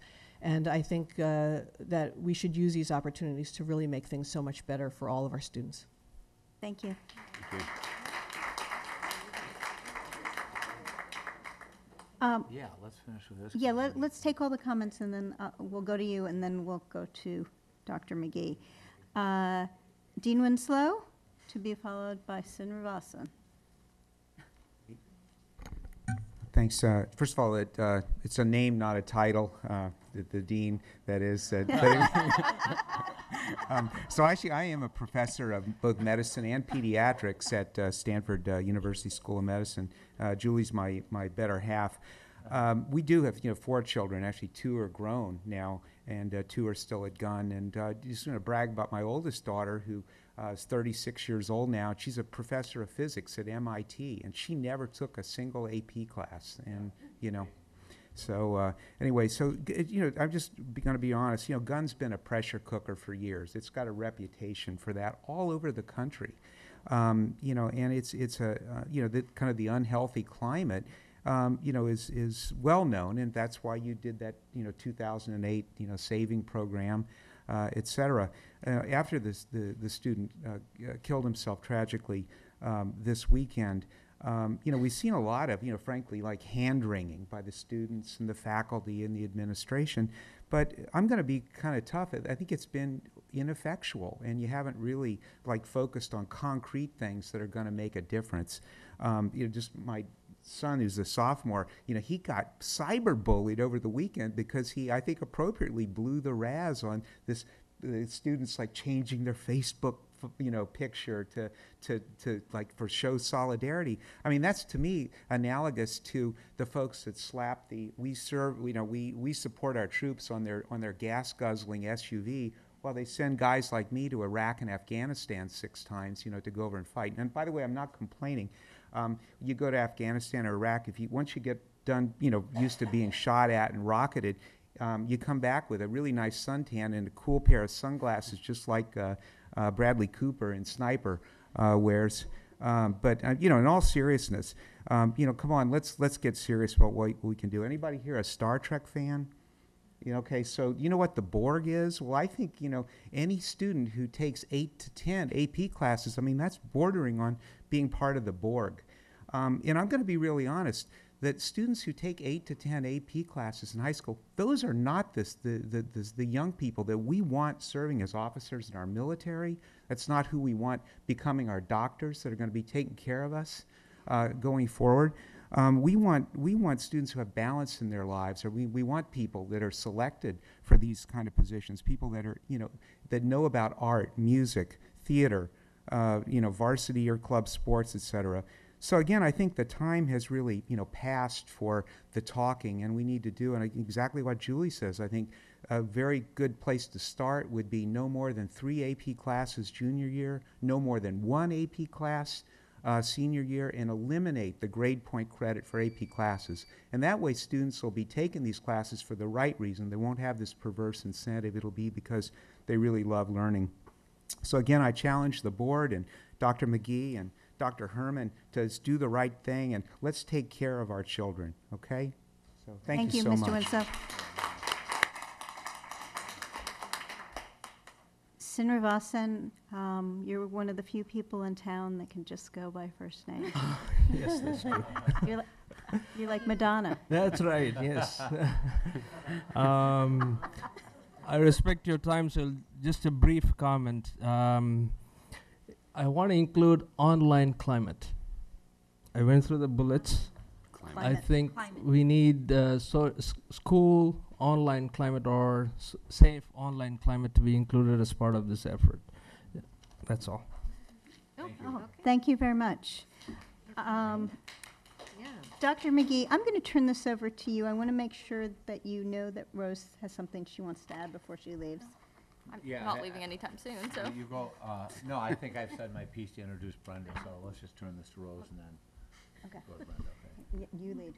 Okay, so Rose, it's all yours. Okay, I wanted to quickly respond to the no AP thing, because I have heard that a bit, and I think it's something to be said, and I think almost, at least the 4 students here will agree with me, that limiting APs, that's how I at least got to express my passion, by taking the classes I love, by doing APs. It's also something to be said that the way our lanes work, if I wasn't in an AP math class, I would not be taking math my senior year. I could only take 3 years of a language, and one of them I take in middle school. So APs are part of our lanes. It's kind of how our school is set up, and I think without offering that excelled option for people to challenge themselves, we can't really take out APs. You know, if you limit APs to 3, I'd be out. I wouldn't be able to take anything I cared about because I'd fill it up with a language and a math class. And so I think students, they love their AP classes. I believe it was Erica that said that's where the kids that care about that subject are. And they're the best classes we have. It's because people care. Do we have So- a chance for give and take with the No, board? we're not going to, and I'm really sorry. We're going to have I don't know if you're here at the beginning, we are going to have a larger community conversation with really more opportunities for open forum on this. So, and I have your email too, which wrote you back. I'm so far behind on responding to all these emails from this week, but you will hear back directly, I guarantee. Rose, is there anything else you want to add about? Yeah. make sure that we cleared up that Yeah. APs Yeah. Right. part of our school. Yeah. So anyway, thank you again to all the people who gave so much time and so much thought to these presentations. It was a great learning experience for all of us. We have much work to do, and this is the beginning. And things do need to change, and some things need to be done quickly. And I couldn't agree more. At the outset, we laid out some ideas that we have. We will follow through on those. You'll see some of these in writing, and we are committed to making a change and making a difference, and certainly including the voices of the entire community in this process. Brenda, you are our expert. You're on.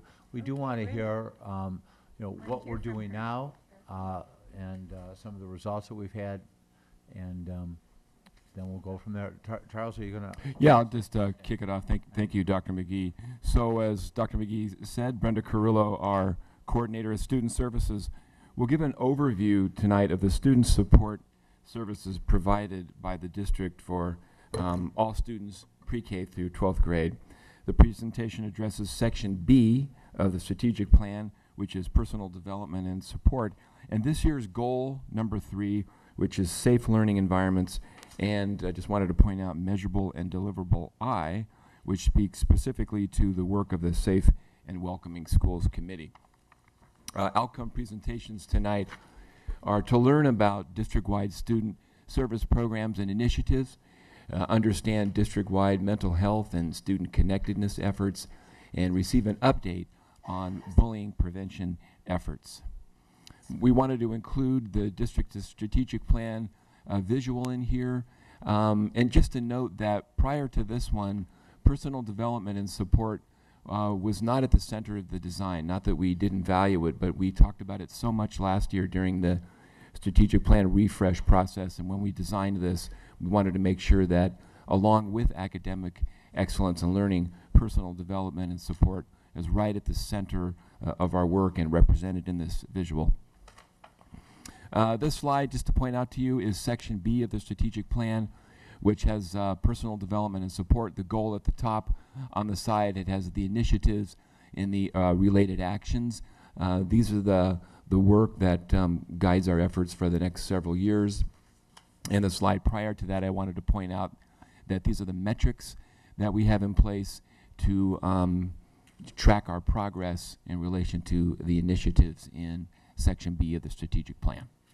So I'd like to turn this over to Brenda Carrillo. Thank you.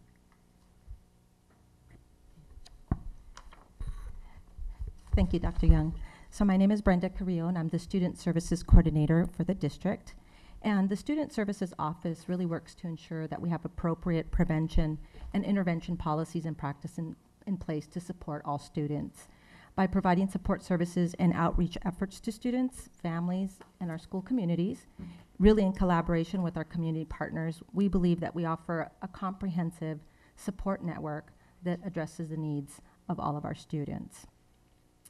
This slide illustrates efforts that exist at the district level to promote student well-being. There's quite a few items on there, so I'm not going to go through them all, but rather I would like to highlight a few of the services we provide to give you a sense of the breadth and depth of our programs. At the macro level, the district continues to partner with the city on Project Safety Net. Project Safety Net is a citywide collaborative that's focused on student well-being and suicide prevention. The district continues to serve as a lead agency, and alongside many other organizations and individuals, we support Track Watch, we discuss mental health outreach events, and other community efforts to promote student wellness. Project Safety Net continues to be an important partnership for us as it brings together our communities to address the complex issues of suicide prevention and education. At the meso level, I'd like to highlight that we do have mental health, professional mental health services available on all of our sites so that students from kindergarten to 12th grade can be served. And we make sure that we work closely with our mental health agencies to monitor student wellness data from a variety of sources, and we also provide consultation and training to our school sites at that level. At the micro level, we work really closely also with children and families who need additional levels of support. I think it's important to point out that we have students in our district who qualify for McKinney-Vento or who are homeless, and we also have students in our communities that are foster youth, and a large number of students actually that are struggling with attendance issues and being on school every day on time, which is another element that I'll talk about later in this presentation. We do offer a wide range of student support services at the secondary level, and while you'll look up here and you'll see that there's quite a few items listed, this doesn't capture absolutely everything that our secondary schools do. I mean, that could be, each site could come here and do their own presentation, which would be robust and comprehensive. But to highlight a few of the items that I have up here, both of our high schools are engaged with Challenge Success. And Challenge Success, for those of you who may not be familiar, is based at Stanford University and works with school communities to examine policies and practices and redefine success in a more balanced manner. Palo has started working very closely with Challenge Success this year, and Gunn is also going to be working with them as well. We believe that the work with Challenge Success will be helpful in promoting a more balanced school life experience for students.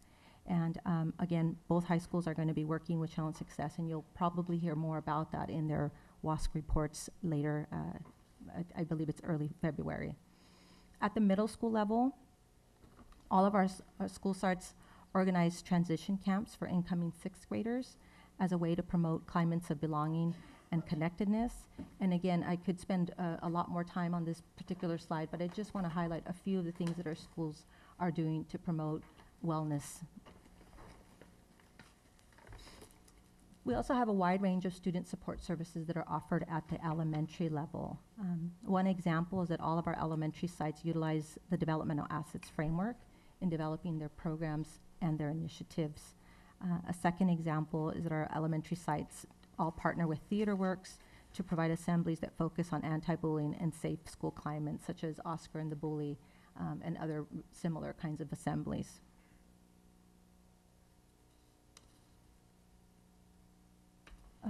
Palo Alto Unified School District does offer a continuum of mental health services for all students. And all of our services are staffed by mental health professionals. They're free of cost to our students and families. And they exist both at the site level, but also are community-based. I'd like to highlight a few of our mental health programs, which are really unique to Palo Alto Unified School District. The first one is our 3-session referral program. And our 3-session referral program is really meant to provide short-term crisis counseling to students. And again, it's provided by professional clinicians in our community. And essentially what happens is that if we have a student who's in crisis or needs support, the student can go to see their counselor, and the counselor, the school psychologist, or an administrator can actually refer a student to somebody in the community. And we have a list of providers who have been vetted by the school district. And they can see somebody. We call it the 3-session referral program, but sometimes it's the 6-session referral program, and sometimes it's the 9-session referral program. It just really depends on what is needed. And the intent is that it is short-term, and that we transition any student or family to a longer-term kind of mental health support if needed. Last year, we served 71 students via the 3-session referral program. This year, we've had many less students. We have had 18 students that have been referred to the 3-session program. Even with that small number, I thought you'd be interested in knowing what the reasons for referral were for our 3-session program. The first was family issues or conflicts in the home. The second is behavioral issues. The third is substance abuse. Fourth is truancy. And then fifth was academic pressures. Academic pressures and identity concerns. And most students were referred for more than one reason, actually. A couple other items I want to highlight on this particular slide. We do work closely with Dr. Shashank Joshi of Stanford, and we have 2 fellows that support our schools. And again, these are people who come to our sites when we have a crisis or some sort of emergency or student really, we believe, needs to be seen and assessed. And they are psychiatric fellows, and they provide crisis intervention. And the idea, again, is to provide that immediate intervention and then to refer them out for services as needed and as appropriate. This year, we also hired a district social worker. That's very new for Palo Alto to have a district social worker. Initially, I heard comments like, well, why would we need a social worker? And I can tell you now that we probably need 5 more social workers. She's very busy and very much in demand and has been supporting our sites with home visits, making sure that our students are attending school, making sure that students know that we want them in school, working with our student attendance review board, and providing crisis support to our schools as needed. And then finally, just want to mention that CARA is also a strong partner with us, and even though they don't provide ongoing mental health support to our schools, they certainly are a valuable partner and have been doing a lot of work with us at Gunn this last few days. They also have a grief camp. I don't know if many people know that, but they have a camp that they put together that's also at no cost or very low cost for any student who has any kind of grief or loss issue. They can actually go to camp during the summertime, which I think is pretty unique and special. By the way, the 3-session referral program that I mentioned earlier, I think we might be the only district, certainly in the county and probably in the nation, who has such a program, and I think it's something that we should be really proud of. So I'm going to transition into talking about the services that actually exist on our school sites. So ACS, Adolescent Counseling Services, serves as the mental health provider for our secondary schools, and ACS is a longtime partner to the district. As illustrated above, ACS serves many of our students and families. This year they have seen 632 students and held 2,350 individual, group, and family sessions. In talking with ACS and just looking at the numbers, it's expected that they will see more students this year than last, as the need for mental health services has continued to grow. And I heard earlier that students talking about how ACS is full and how we need more mental health support services on campus. And I have been engaging in conversations with ACS around their model of provision and how we can ensure that they have more resources and access for our students. You'll notice that the top 2 reasons for referral remain consistent over the last 2 years, where at the top there is academic stress, and the second is communication with parents, and those are probably related.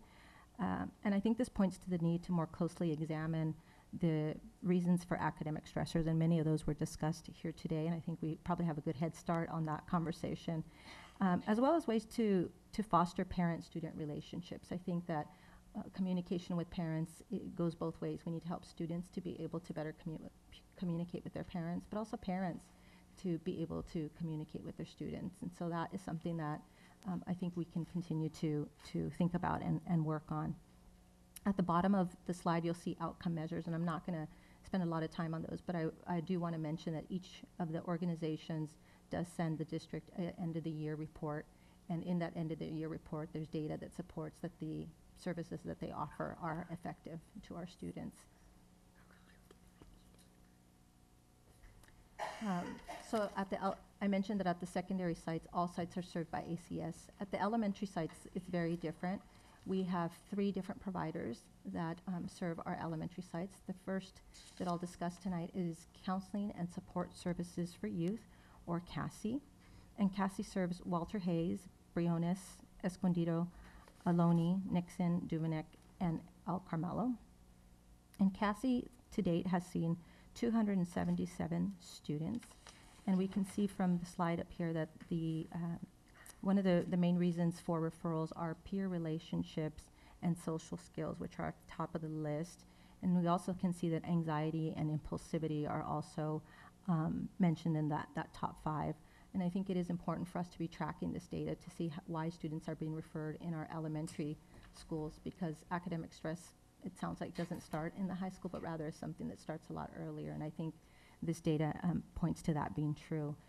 CASI also provides a number of groups to students to address these issues and works closely with parents and also with staff.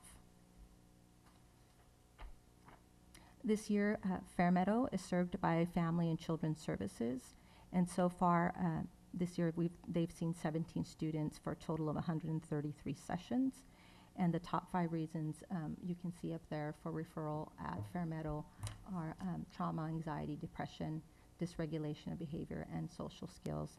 And just to provide some clarity, trauma in this case is really defined as life experiences that overwhelm students' coping abilities. So custody disputes that are intense, or other abuse kinds of issues, or serious kinds of family issues mostly that affect students and their ability to concentrate and function in school. Acknowledge Alliance is our third provider, and Acknowledge Alliance serves Barron Park, Palo Verde, Addison, and Hoover. And this year, Acknowledge Alliance has served 83 students for issues related to family dynamics. You have anxiety, social skills, and mental health related matters. And last year, we can see that those issues were fairly consistent.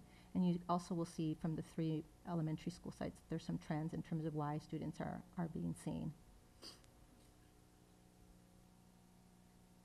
So what are the ways that we measure student mental health outcomes, or that we monitor student mental health outcomes? We use multiple measures. We use the California Healthy Kids Survey, which is administered to students every 2 years in grades 5, 7, 9, and 11. And the California Healthy Kids Survey does ask a number of questions about mental health and wellness, so we do track. We also use the Parks Survey, or the Palo Alto Reality Check Survey, which is administered every year for our at our middle school level. We also use the Developmental Asset Survey, although that survey is administered every 5 years, and this time around it'll actually be a bit longer because we won't be administering it until the fall of 2016, because the Developmental Assets Survey would have been administered in the same year as the CHIC survey, and there was some concern that we would have over-surveyed our students. So that survey got pushed back at the county level. We also have the Alumni Survey and end-of-the-year reports that I mentioned that are sent to the district by our contractors. We also know that all of our contractors meet with principals at the beginning and at the end of the year to receive feedback and evaluation on how the services are going at their particular sites. The other thing that I would mention is that students who are served and parents and staff are also provided with evaluations to rate their services. And so all of these things are taken together to really look at how are our mental health services being received at our sites, and what are ways that we can get better, what are some of the gaps, and what are the things that are working well. So one of the other ways that we are including and monitoring our mental health goals is through the Single Plan for Student Achievement, or SIPSA goals. And so wanted to share an example here of how we're including mental health and wellness. And this is from Jordan. And if you look, it says goal B2.1 is to ensure environments that are safe and welcoming for all students. We could. You don't want? Okay, No, I won't read it then. And you have the measurable goal, and Right. As well as an example at the bottom of how it's being measured specifically. And here we have a WASC goal, and this WASC goal was taken from Gunn's plan, and you'll again hear more about that later, but it's just another example of how we're looking at measuring and monitoring information on mental health. The next section that I'm going to be talking about here relates to key elements of school connectedness and positive climate, and I'll just move us along here. The first area that I'll talk about is developmental assets, and developmental assets are really foundational to our efforts.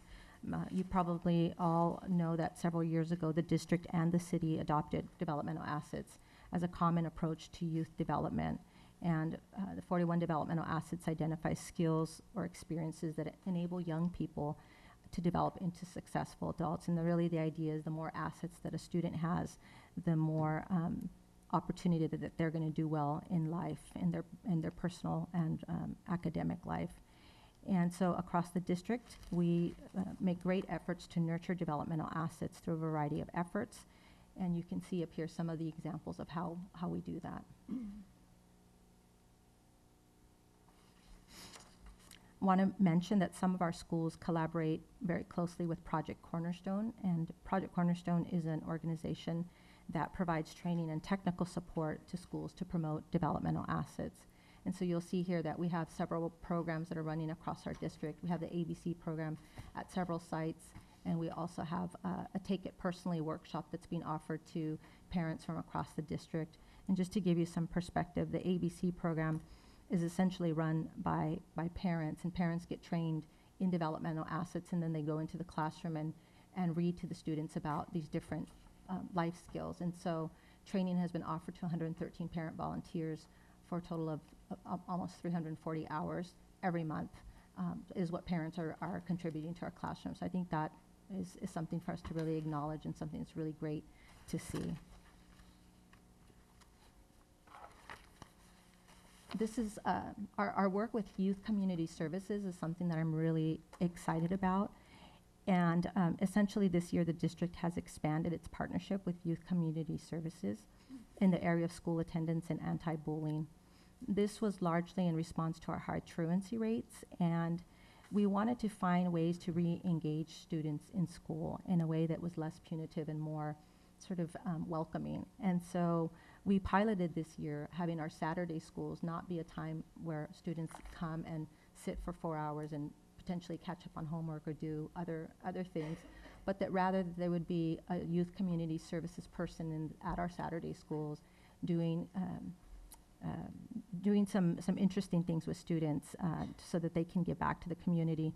So we're having, we've had them working with us for the beginning part of this year, and students have used Saturday school to write letters to senior citizens. So in some cases they stay in the room, but they're actually giving back. Others are participating in tree planting and actually leaving the school site to do that. They've also been working on habitat restoration. And again, the idea is to have students do something positive through service learning. We've had 53 students that have participated in this new idea of Saturday school. And we've seen really positive outcomes thus far from surveys that are given to the students, as well as comments that students say, like, it's always good to give back. Or another student said, I learned the importance of getting out there and making someone's day. So we're hearing that students are receiving this really well, and our sites are also finding that it's helpful. I do want to mention that GUN is also working with YCS to do some bullying intervention groups for students who have been participating in bullying. And so essentially YCS is doing a 4-week group at GUN, and students who have been engaged in bullying get referred to this group to learn some life skills having to do with, as the slide says, self-awareness, looking at their values, social awareness, and individual responsibility. These are new programs that we're piloting for this year, but I think that they're programs that we want to be looking at more closely. Parents, of course, are key partners in promoting well-being and positive mental health for their children. Therefore, we have many parent engagement events that take place that are sponsored by the PTA, CAC, and the district in collaboration with Project Safety Net and other partners. And the idea is really to share new information with our parent community. This list only reflects some of the parent engagement events that we have provided this year. Do want to mention that on February 11th, Dr. David Walsh is going to be coming to speak to our parent community about brain development and technology, and how technology has really changed the way that students think. And he will also include elements of sleep and parent-student communication. So we're hoping that parents will join us in this event. It's going to be free. It's going to be here in this here in the boardroom, and flyers have already gone out to our school sites letting them know that they're invited to this event. Want to talk a little bit about, just briefly, about our secondary school counselors, because they are so key to promoting student well-being. And our counselors continue to be very dedicated and committed to supporting students, and also to participating in a variety of professional learning opportunities to deepen their knowledge and skills. They have been attending more conferences as of last year to really build on this, including the ASCA conference. It was our first time sending a group of counselors, and we expect to do that again this summer. We've also been looking at different opportunities for counselors to work cross school levels. And so we had a group of middle school counselors that actually helped us with our summer transition program for seniors that had graduated, to make sure that they actually made it to college. And that was actually done by our middle school counselors, which we think is really a great way for this cross-pollination to begin to occur, and we're looking forward to continuing those summer programs and having counselors work together. And much of the work with counselors continues to focus on the logic model that we developed last year. This next slide is probably will remind you of the work that we did last year. We had found that our counseling programs were not well understood and not well aligned, and it wasn't just the 2 high schools, it was the 2 high schools and the 3 middle schools, and then the transition between middle school to high school. And so all of last year and part of the year before, we have spent quite a bit of time together thinking about what is our common mission statement as a counseling community, what activities ought we be engaged in, and what outcomes are we driving towards. And this is based in the ASCA model. I won't spend a lot of time on this because it's its own presentation, and I expect that we'll come back to that because the board wanted to know about long-term outcomes and how we would be measuring those, so we'll probably come back at another time. The metrics, though, that we do develop for our logic model will also help us to meet the school counseling strategic plan goal, and so you'll see here what that goal is for our counseling program. We believe that the many mental health and well-being programs that I've described in my presentation, albeit briefly, will help us to achieve our student connectedness and safe and positive school environment goals. You can see here that we have 3 goals related to student connectedness. Again, as a note, the developmental assets goal is going to need to be adjusted as we're not going to administer the survey until 2016, so we'll have to look at changing those numbers. I also want to mention that the last bullet on this slide is not a strategic plan goal, but rather a goal that's in our LCAP plan. But I thought it was important to include it in this presentation because we do see student attendance as not just a matter of getting students to school, but as this bigger issue of letting students know that we value them, that we want them there, that we notice when they're not there, and that we see it as an effort to build connectedness. So that is something that we are working on very diligently, and we actually have a district attendance committee that's coming together to look at what some options might be to move us into a place of better attendance for our students. Our safe and positive school environment goals, as per the strategic plan, are also going to be met in large part by our student support service efforts that I've discussed and described. You'll see that we have 4 different goals related to safe and positive school environment.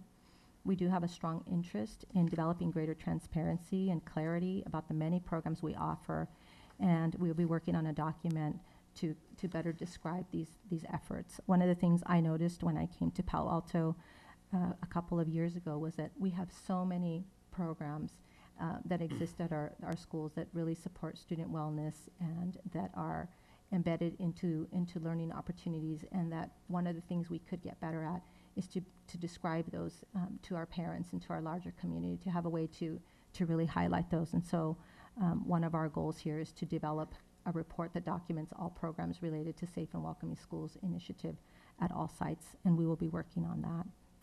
Dr. Correa, could I just ask, is that actually 2018, or is that the date wrong on that report? No, it is 2018. It's 2018, yeah. okay. And that certainly doesn't mean that we wouldn't want to finish that sooner, but I noticed that too. I'm like, wow, we gave ourselves some good amount of time there. To write a report, yeah. Yeah. So our Safe and Welcoming Schools efforts, I want to update you on our work there. These efforts began almost 2 years ago, and really was an interest in having parents and students and community members and staff come together to talk about how do we build safer and more welcoming school environments. And so those efforts continue to be strong. We started off meeting quarterly with this group, and the group at the end of last year said that isn't enough. We need to meet more regularly if we want to make a difference. So this year we have been meeting monthly. And some of our efforts, I actually think this group, they're quite an amazing group of people, and some of them are in this room right now. But we've accomplished quite a bit. We've developed the bullying reporting flow chart, which is on our website. We've started Unity Day, which is this is our second annual launching of Unity Day, and have developed a school climate. We're developing a school climate webpage, which will help us to also lend to that transparency and communication around our different programs. And then, of course, our bullying policy. They were very instrumental in making sure that that policy covered both the philosophy and the vision of the district, but also was practical and resonated with parents. I want to talk just a little bit about our bullying prevention goals and where we are with those 5 goals. The first one there is about documenting percentage compliance with bullying, with the board policy, bullying board policy and student conduct policy. And I do want to share that at this point, all PAUSD staff have been trained on disability-based harassment. That happened in the fall of 2013. And we have continued to provide training to our staff. And I didn't list all of those dates there because it would have been a very long slide, but we have continued to provide training to calibrate our practice and to make sure that we are holding to our policy with fidelity. The second goal there has to do with launching a safe and welcoming school web space on the district website, and that has been completed. That was done at the end of last year. The third goal here had to do with developing a baseline on bullying incidents and case disposition. And you see here that we've had 26 reports received by the Student Services Office district-wide on reports of bullying.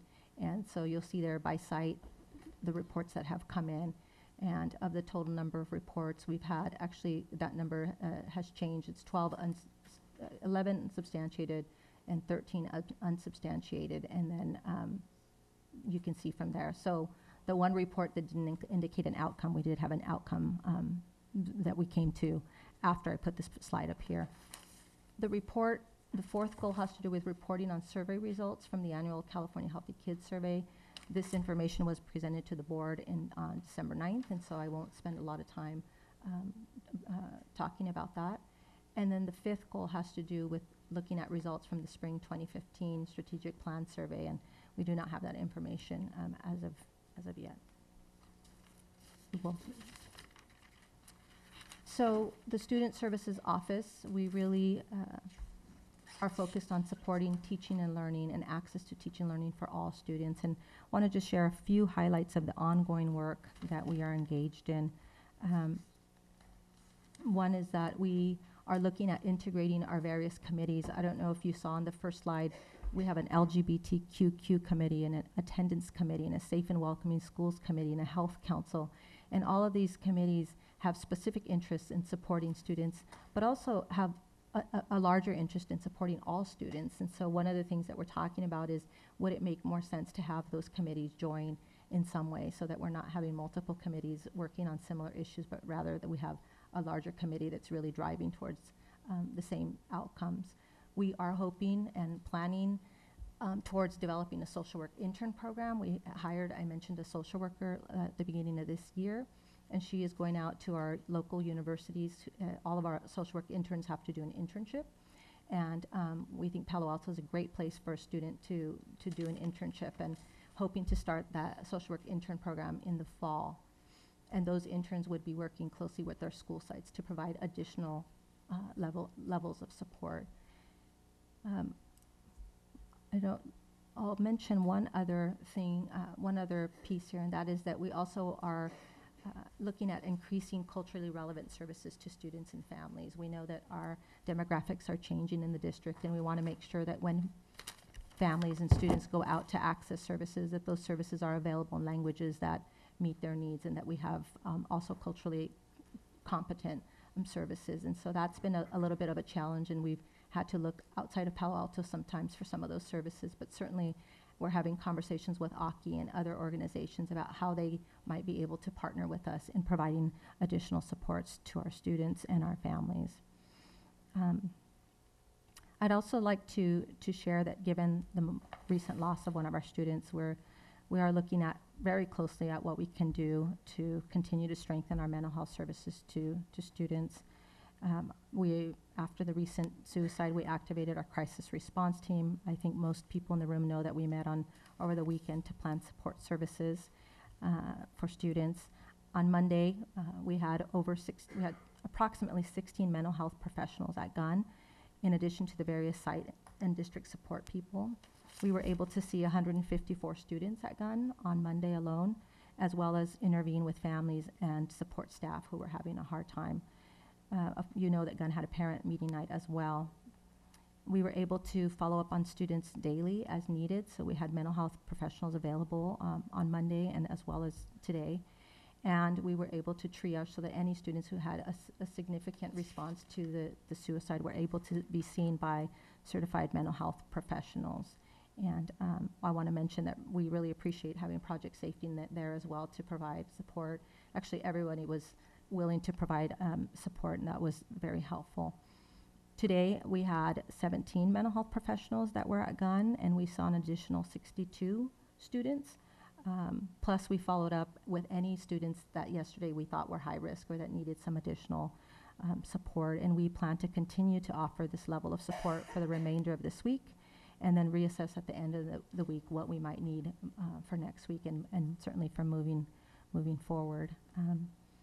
We're also looking at some next steps, and some of these I just want to mention.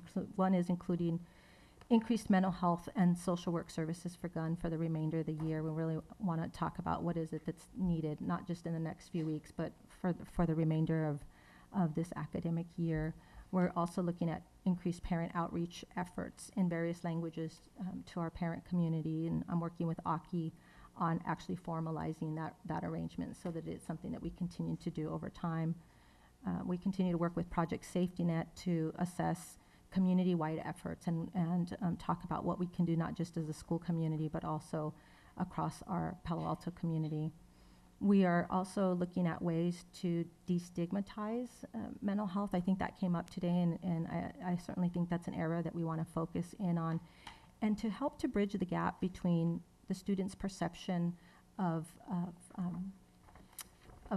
coming to their parents when they're having a mental health issue. I think many of the students feel that their parents are not going to be supportive. That's what we've been hearing, or that they're concerned about how their parents may interpret this request for help. And you know, what we have found is when we called parents over these last few days and said, your student is really struggling, parents came. And parents said, what can I do to support my child? But there's a disconnect between what students perceive their parents might, how they perceive their parents might respond, and the actual response that we've seen. And so we need to work on that piece. We're continuing to offer teacher and classified training in these areas. In fact, on February 12th, we coordinated a mental health 101 of sorts for classified staff so that they are more skilled and aware in building their knowledge around mental health. And this was the first year that we also did, for the new teacher orientation, we did a half day of student social emotional supports for new teachers. So that's also something that we plan to continue.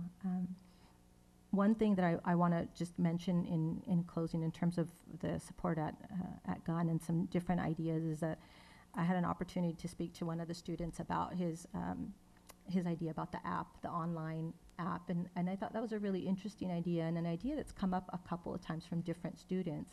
And he said, you know, times are changing. We don't want to sit across from somebody. We want to have technology really assist us in accessing services. And I don't know anything about technology or how that could possibly work, but I'm intrigued by the idea of keeping up with technology and what are some different ways. And it's funny because I said, well, do you think that's a better way? He said, it's not a better way, it's a different way of helping us to access services. And so I'm just putting that out there for us to think about. We have really smart people in our community and students who really are asking for different ways to access mental health services, and what can we do to support them. So in closing, in terms of our work at Gunn, I do want to say that it's been a really difficult time at Gunn for our and for the entire community there, and people have really come together to provide support. And one of the most touching moments that I had being there the last few days is there was a drop-in center where students could come together and just be in the space. And there was a group of students sitting around a table, and they were having this intense conversation, and I walked over to see what they were doing, and they were making a list of friends who they thought we should check in with. And they were talking to each other and saying, did you mention him? Don't forget this person. And the care that I saw student to student was just, it touched my heart. And so we saw today with the students here how proactive and how engaged they are in really looking for solutions. And so I just thought that was that was great to see, them coming together in that way. So, in closing, I want to share that any work that we do and any success that we have happens because of our partnerships with community agencies and our collaborations. And so these, again, are not absolutely everyone that we work with. These are our formal community partnerships. But my goodness, we have really drawn on these partnerships over the last few days. I mean, Adolescent Counseling Services on Monday sent 8 of their staff from other sites. And CARA, which is a smaller agency, you know, they sent 2 of their staff, which is significant because they don't have that many staff to begin with, and they've been very, very supportive, and as well as all of the other organizations that are up there. And so I think we're really fortunate to live in a community that comes together to support with the well-being of students. And so on behalf of the district, I really want to thank all of these organizations for their care and their time and their energy and effort. And with that, I'm concluding my presentation. Soon to be Dr. Carrillo. When does that happen? Well, a year, at least a year away still. Okay, Yeah. I'll just call you soon to be doctor. Soon to be. You know, I want to thank you. I think we started your presentation later than you had anticipated, and I appreciate your patience. We all appreciate your patience. And I appreciate that you are listening very carefully to the students when they were talking tonight. I think that's going to be the key to our making a real difference. Board colleagues, this is not going to be the only time we talk about these programs. This is an information item. Ms. Hemberling and Dr. McGee and I have talked about having a follow-up meeting specifically on high school programs, a follow-up report. So I just want to leave that with you so you don't feel like this is your only chance. And with that, we'll go to Ms. Hemberling. Do we need to extend the Oh, we do need to extend the meeting. Good And point. we do have a serious, we had a little tete-a-tete here. We have a number of action items, so we're not going to be able to move anything else off. So keep that in mind as you use your time. Can I have a motion to extend the meeting? I move to extend to 11 o'clock. And then Second. All in favor? Aye. Okay, motion passes. Ms. Emberling. Thank you so much for your comprehensive report, detailing so many things that you do. I don't know when you sleep. There's so much going on, and so don't forget to sleep. Yeah. I also was so moved tonight by this outpouring of support from students, from parents, from the larger community, for this difficult and complex work. I mean, the district does this every day to provide these safe and welcoming school environments, to provide student social emotional supports, and to provide a stimulating, rigorous learning environment. In the wake of these inexplicable tragedies, it's human nature to look for blame or easy answers or immediate action. I think we've seen that sentiment as well. I spent some time on Saturday at Gunn with the crisis response team, and Dr. Shashank Joshi from Stanford University Medical Center reminded us that every suicide has its own unique story, and that student health and well-being is a community responsibility. It takes a village to raise a child, and our village includes these parents and teachers and administrators, counselors, mental health professionals, neighbors, coaches, and of course the students themselves. But even though schools can't take full responsibility alone for a child's health and well-being, neither will we abdicate our responsibilities to the youth entrusted in our care. And all the efforts that are going into providing a healthy environment, that balance in the center of our graphic up there with academic excellence and learning plus personal development and support speaks volumes for the thoughtful approach that the district is taking on student health and well-being. So I'm very appreciative of all of that work. I appreciate all these strong partnerships that the district has cultivated with the various groups and the larger community for the benefit of our students. And I look forward to the implementation of some of these new ideas. This is complex, ongoing work, and we want all of our children to feel safe, connected, and in an environment in which they can thrive. I think this work speaks volumes towards those goals. My question is, sort of what are the biggest challenges to meeting the goals that we've laid out? In thinking about this work, I know it's so complex and there's so many different touch points. Since we have a pre-K to 12 plus district, in thinking about sort of, are there any big things that come to mind in terms of what are the biggest challenges for reaching these goals? While you think about that, I just have a clarifying question, and that is, we have the Safe and Welcoming Schools Committee on the district level. Do we have school climate committees at every school site set up, or are they woven into students, to school site councils? Because I think it would be beneficial for this work, but I'm just not sure if they exist at every site. Do you know? Yeah. Okay, nice. Yeah. Most of our schools do have some sort of committee that meets around school climate. They may not all call it a school climate committee, and some of them have embedded it in their, you mentioned earlier, in their site council. Site council, yes. But I think there's more and more interest from our sites in having specific school climate committees. And in fact, the 2 high schools have school climate TOSAs, or teachers on special assignment. So they've taken it even one step further. So yes. Okay. And have you thought at all about any of the sort of roadblocks for your work? Well, I think one of them is that there is a lot of work to be done, and so where do we focus our attention and energy is one part of it. Because I think there's work around mental health, there's work around developmental assets, there's work around bullying prevention, and they're all related, but they're also slightly different. And so I think looking at where we want to put our attention and our energy is something to think about.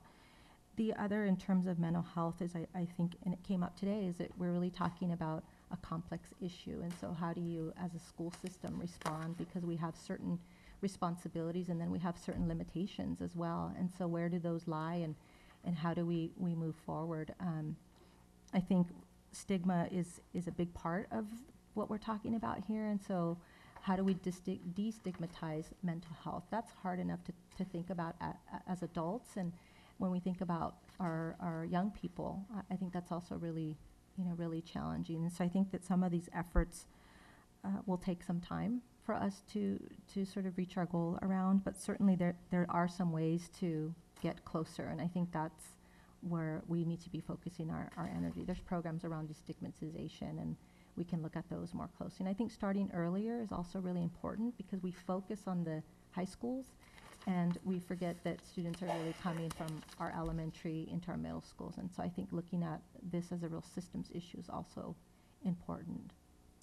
Yeah, to that point, thank you for bringing that up. I'm really pleased with the work we've done around bullying and bullying prevention. I think it's difficult work. I'm glad that we have a baseline that we're starting to work from now in terms of looking at bullying in the various sites and seeing. It was so interesting to see the different types of traumas that the different organizational levels work with in terms of our students. Elementary schools, it really is all about peer relationships and sort of social skills development. And so I think a lot of the bullying comes from learning how to interact in groups like that. It is still difficult for us to get our minds around what exactly the efforts are at the elementary schools. I think it's because there are a variety of different programs out there. It's difficult to probably measure success when you're measuring 12 different tools sometimes. Also, what are you measuring in terms of right, like the ABC Project Cornerstone reading program run by parents, sort of extra in the classroom versus a curriculum that teachers might be implementing. I'm just wondering how we assess the issue, how do we look at the program, how do we evaluate? I think I'm just still unclear a little bit about that, and particularly at the middle and high school levels where I think there's a lot of different hundreds of things going on. Yeah, that would, I would frame the biggest challenge as those early metrics as well. I won't comment other than just to remind us, I'll comment later, but Aren's comment about what I used to hear and what I don't hear and what you hear everywhere else. Right. You know, and I remember your very, one of your first meetings talking about second grade and bullying, how that whole culture has changed. So I don't know if we have those concrete measures. But anyway, I've said enough, so I see Ms. Townsend is We've got a lot of people ready here to on roll. a lot of things yet Yes, we tonight, do. and thank you. Yeah. So thank you for all the work that you've done. Those were, I'm just thinking out loud in terms of sort of the problems and roadblocks that that we'd like to work on as a board to support you in this work. Thank you. Thank you. Ms. Godfrey. Are we going in random order? No, we're going around. We tend to do that. By changing the order, by taking two things off, our order changed slightly. Thank you. Sorry for that. I hope you don't feel random. No, I don't feel random. So a couple of things struck me.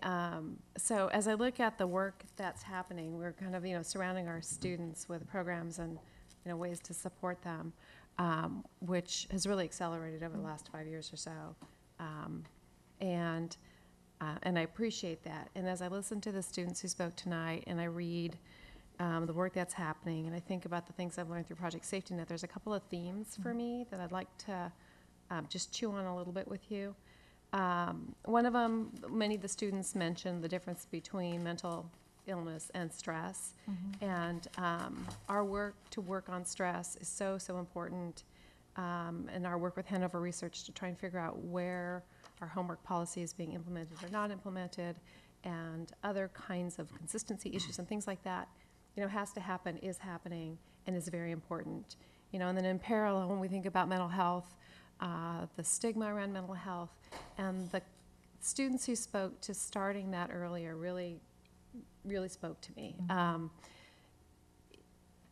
In the space of social emotional curriculum, starting early on, and how to not only just sort of recognize feelings when they're little and how to talk and that sort of stuff, it just feels like it's time for us to figure out how to make that thread make its way from our little guys to our big guys, because so many of those kids talked about communication, and I can see in the ACS results, communications with parents is a big deal, and we know communications with teachers. Just today, we had an adult come to us as a board via email and say, this weekend, a high school science teacher, sent out a quiz on Saturday at 5 and wanted it back by Sunday at midnight. How is that fair? And if our kids had the wherewithal and the confidence and knew that we expected them to do this, they should push back. First off, we shouldn't have to send the superintendent to find who that damn teacher is and shut them down. We got it handled today. Dr. McGee is on it like a bulldog on a pork chop. He was so intolerant of that horrid behavior that I was proud to sit next to him. But what I would really like is that our kids push back on that horrid behavior.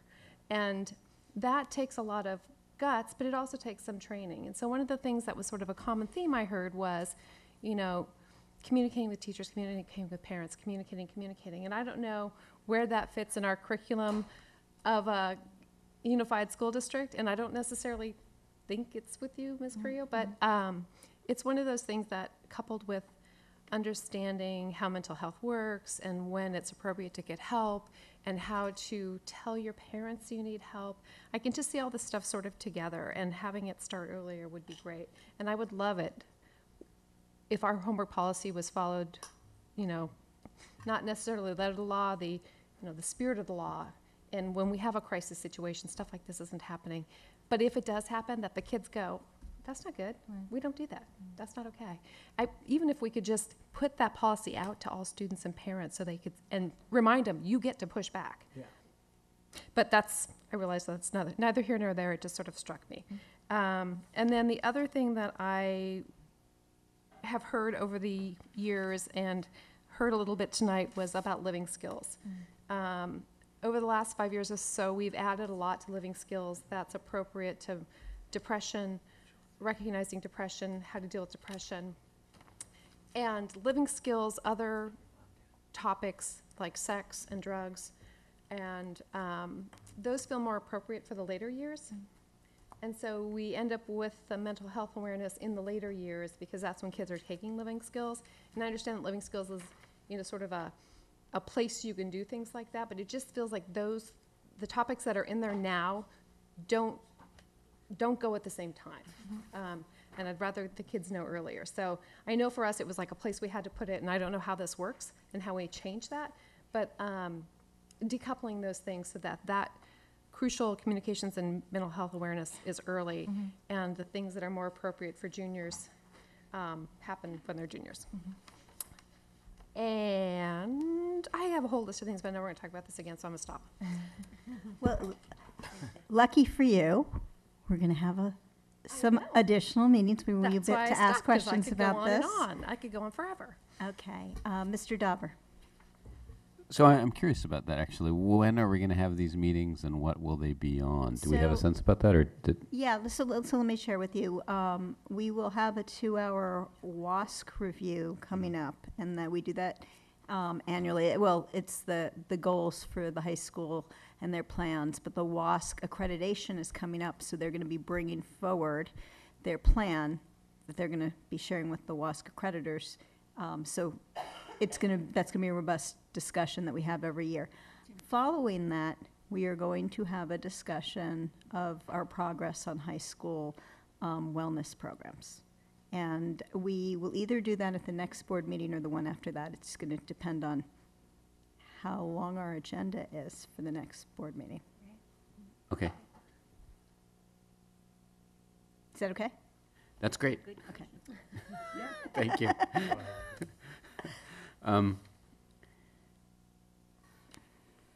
So this was an extraordinary meeting to hear from the community, and I think we heard for 2 hours. And what I heard was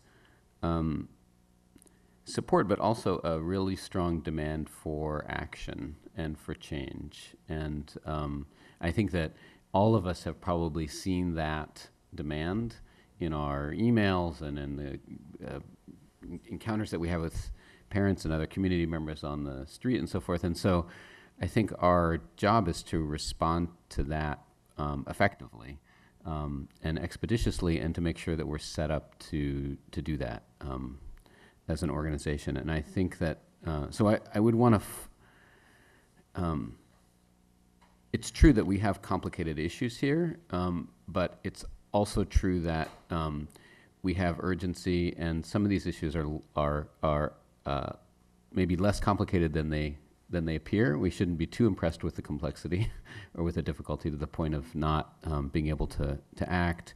And it's also the case, I think, that we have a substantial bank of experience, of plan, and actually of decisions that we can draw on in going forward. A lot of these wheels have already been invented. Some of them have already been mandated, but not actually implemented. And so we have a lot of things that I think that we can do and start to get working on that are clear and teed up. And so I'd like to, and I know we'll have time for this, and so I won't go into anything like the depth that I would like to, and that I feel is justified by this this topic. But I think we do want two things, and it's useful, and I think maybe it was Ms. Godfrey, you distinguished between these. We want schools, and I'll focus particularly on this topic, we want schools where we have a robust and effective suicide prevention plan, right, and that we've implemented that. and we also want schools where students thrive, and that I think Mr. Vincenti has said we want a gun, and I think we also want a Palo that doesn't just have a wellness center, but that is a wellness center. And that's I think that's an important goal. And it's true that the connections between stress and depression and suicide and mental illness are complicated and vexing, and in particular in individual cases are difficult to discern. But the value of having schools that are healthy and where students thrive isn't just because they may or may not prevent suicides. It's also because that's good for kids. And so we don't have to get too bound up with the question about whether any particular change is going to prevent more tragedies if those changes are going to produce a better life for kids at school. And so I think that makes our lives easier. Now I want to focus on a couple. So one of the things I'd like to say about this is that I'm concerned that we are able to that we are drawing and providing support for staff, and including Ms. Carrillo and others, that we really are working from the best knowledge base that we have. We have a really strong staff. We have Dr. Joshi and so forth. But we are facing an issue, and I heard it described by several people tonight and others as a public health crisis and a public health situation. And I think we may need to draw from a broader set of folks than we have been. And I would encourage you, Dr. McGee, to look into that and to see how we can ensure that we are using best practices. And even though we have terrific people, you know, there's a lot of research, a lot of evidence, and it's hard to believe that we can't draw more broadly. Right? Yeah, we have a real need for making sure that we're doing the best things that we can. In terms of next steps, I'd like to just draw some attention to policies that we've already adopted that we have not yet implemented. And I was very encouraged, Dr. McGee, to hear you talk about some of these.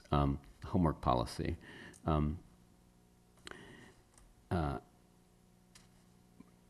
My experience in talking with the homework policy about the homework policy with parents and during the campaign and so forth is that I'm not sure that I met anyone who believes that our homework policy has actually been implemented.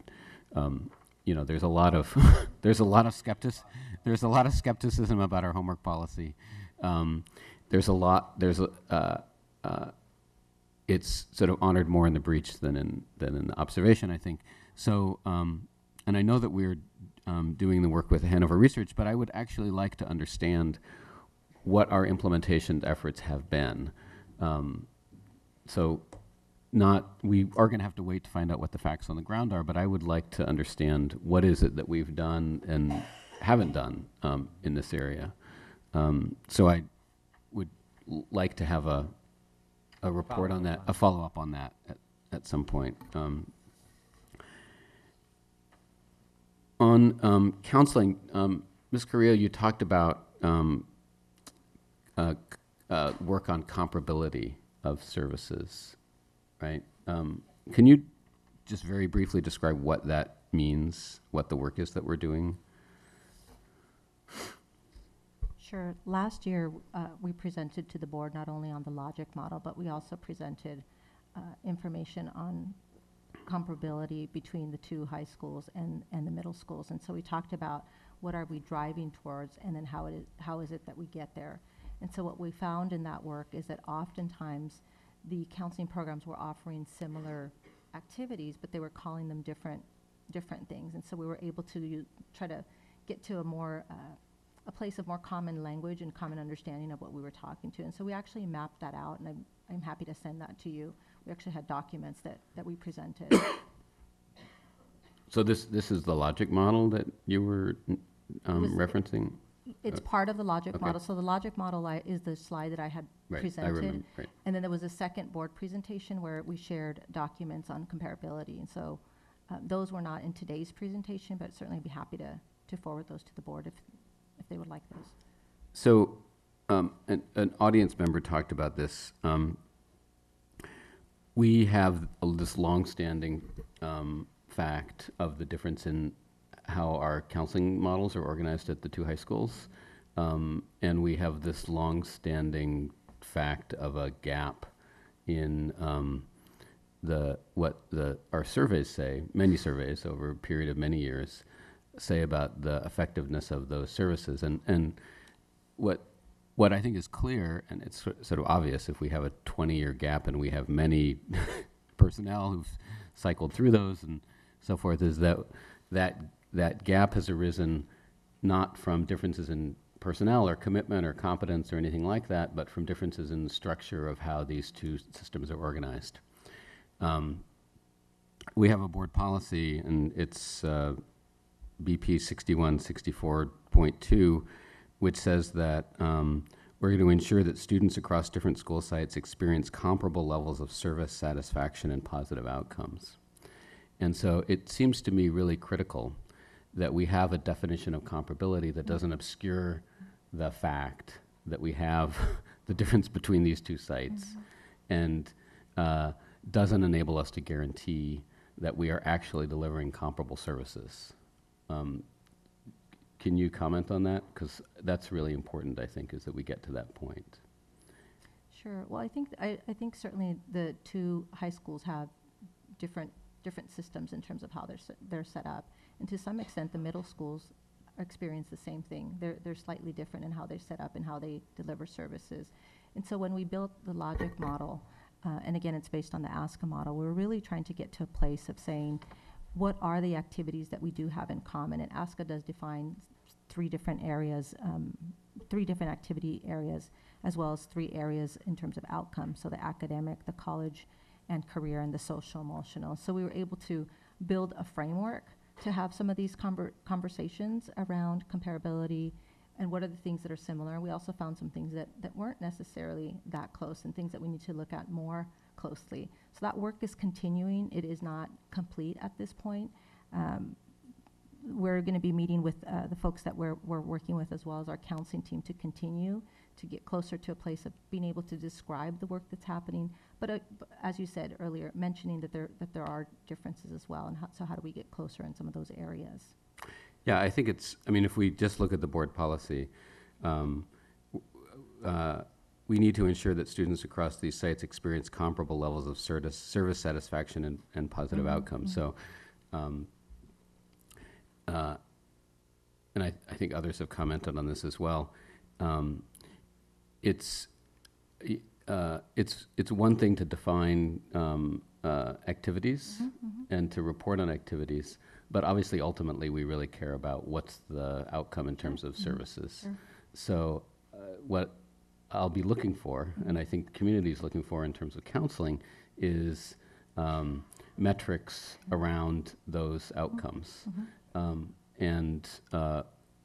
The fact that we have activities that can be classified as kind of similar in nature is interesting, but if it doesn't help us to understand what it is that's driving differences in outcomes, then it's not as helpful as it needs to be, right? So I'm going to suggest something, Mr. Dauber. Yeah.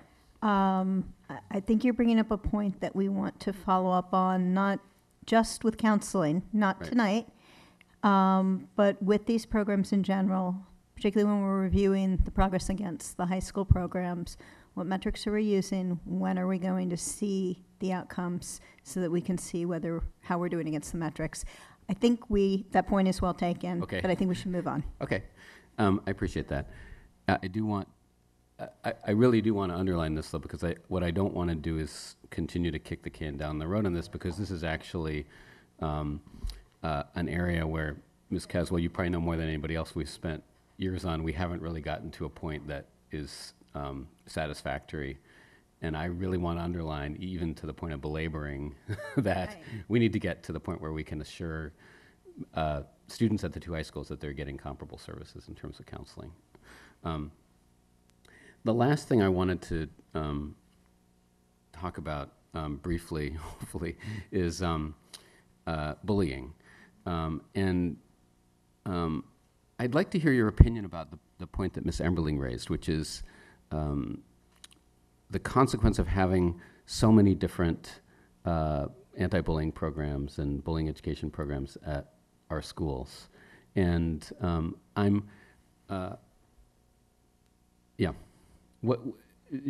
Emberling mentioned some, obvious problems with that in terms of understanding whether or not they are working effectively and so forth. What's your thinking on that?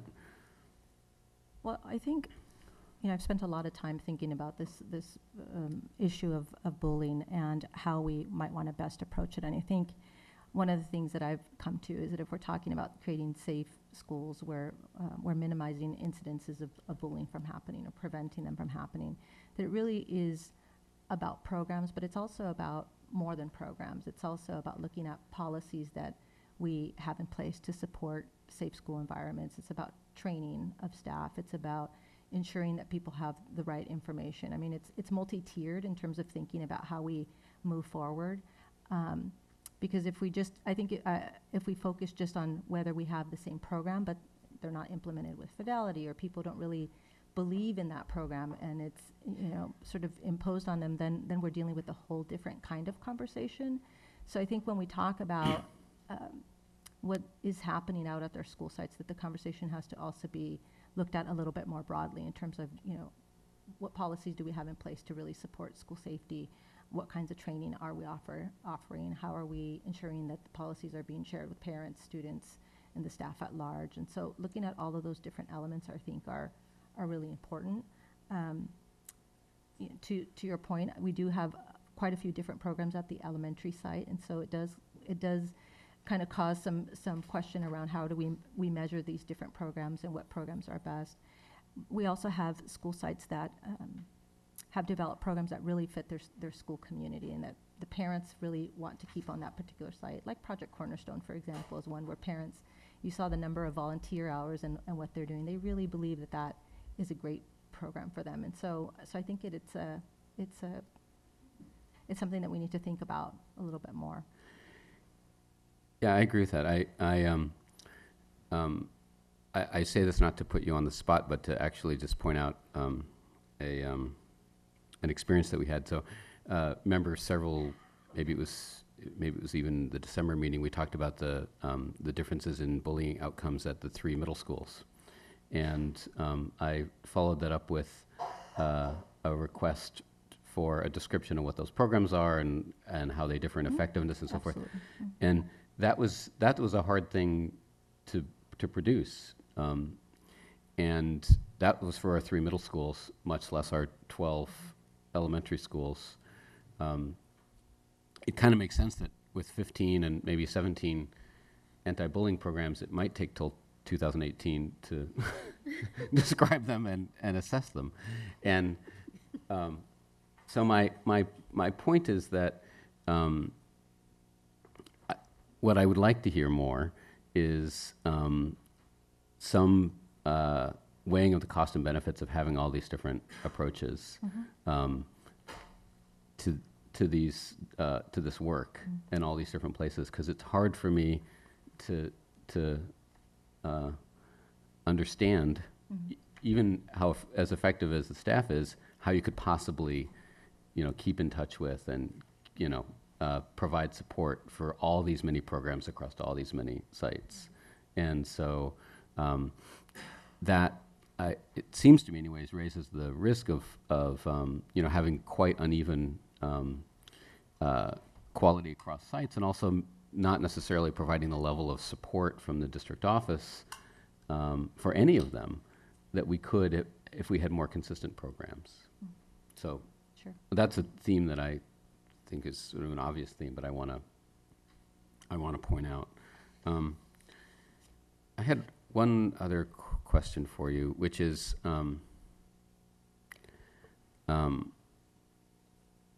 about Project Safety Net. You described Project Safety Net as an important partnership. What would you what's your assessment of the state of Project Safety Net now, and in what ways it is useful? Sure. Well, Project Safety Net, in terms of the state that it's in now, I think it as everybody probably knows, it has not had a director in that position, director of Project Safety Net, for I think probably over a year at this point. And I think that is something that has really impacted Project Safety Net's ability to move forward on their strategic plan that was developed at the end of last year. With that being said, we've continued as a district to partner really closely with Project Safety Net, and the district is a co-chair. I'm the co-chair of Project Safety Net, and so we continue to have the monthly meetings and then meet as a leadership team and make our best efforts to make sure that we're really looking at some community-wide strategies and actions that we can continue to take to make sure that students are safe. So one example is the track watch, and expanding track Right. watch after the one of the suicides that we had. We're also going to be looking at a stigma reduction project that we can bring to the community and see if there's some things that we can do to reduce stigma.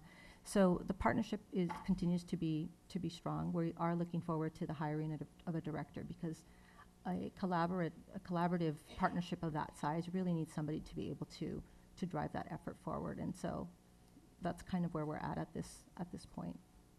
Mm-hmm. Okay, thank you. Mm-hmm. Ms. Delza, so I'll pick up from there. So, boy, we'll be happy when that new director comes in.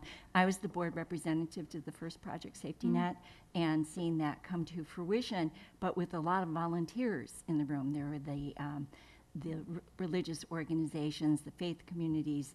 HERD was there, the health education, and there were a lot of different opinions and personalities, and my hope is that with the new director, everybody works very hard to see that our bottom line is to protect students. And thank you for serving on that committee. I think you have a gentle personality that helps that. And so I wanted to pick up on Project Safety Net, because I felt that in some parts it was very helpful, that large community-wide group that helped contain the suicide cluster last time, 5 years. And that was a lot of work on the part of a lot of people. And part of that, Project Safety Net, I felt that we did do a lot of reaching out in terms of suicide clusters and how to prevent media reporting about it. And unfortunately, come this fall, there was a highly publicized not in our district, another district that many of us were very concerned about. It was all over the media, young person, and many of us were thinking,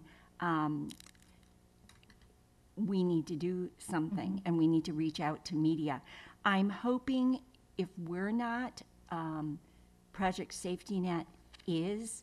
It is interesting to me to have the students, they were brilliant tonight, just brilliant.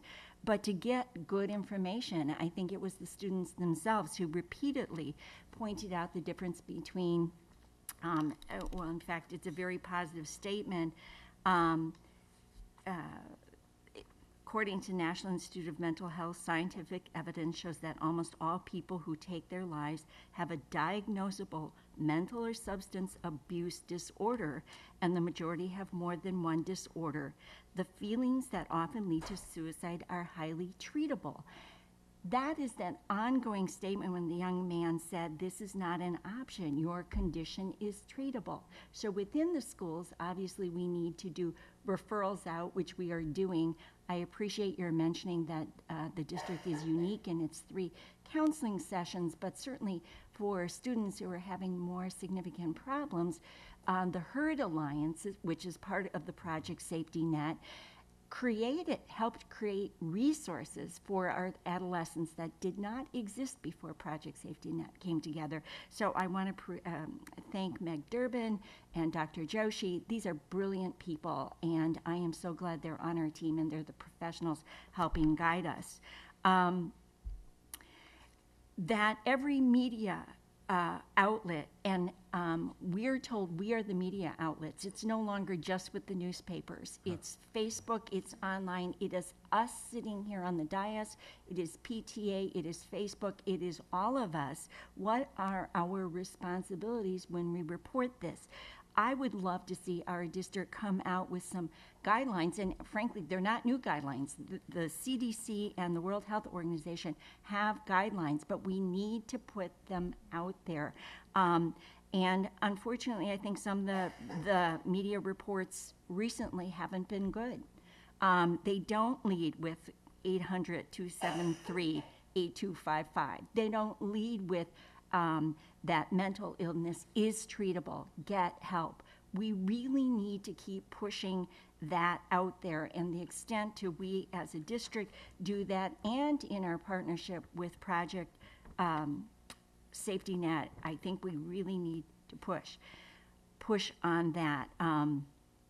The other thing is that the kids too said there's a difference between mental health, stress issues. I mean, we can't ignore the stress issues. All the suggestions that came up tonight were very helpful, but it is not helpful when the two are mixed up, because they are very different. And we've been here on the dais many years to say, well, if you change the calendar, it will stop suicide, or if you do this, it will stop. That doesn't help our conversation. So the more we are in a position to give good information, even Dr. McGee, whenever you have the opportunity, I would love you to, just pull a couple of quotes from our, American Psych Association, Foundation for Suicide. There's dozens of organizations. Right. The research, going back to our point, the research, let's read the research. It's not our opinion. This is what, and let's quote it. So I don't want to get, I just find it's very upsetting when we were able to control the suicide cluster, and then here we are in it again. This is a very precarious time, and I think we all should understand it, and we need to get information out there that how you report this amongst students to each other, and the kids are gone. Now, we have one student here, and I'm looking to you because I think it's important that we get the real information out there, and your colleagues were brilliant with it. I know some of the recommendations that came from students were not actually in line with the CDC or the World Health Organization. So sometimes you just have to pull the documents and say, well, that may sound good, but really it's not consistent with that. And I know you know that. So I'm not going to spend more time on it, because I do feel that this is, I think suicide clusters, and suicide contagion, we're in the middle of it. I think it takes an additional level of education of our community about how we communicate about this, and always that feelings that often lead to suicide are highly treatable.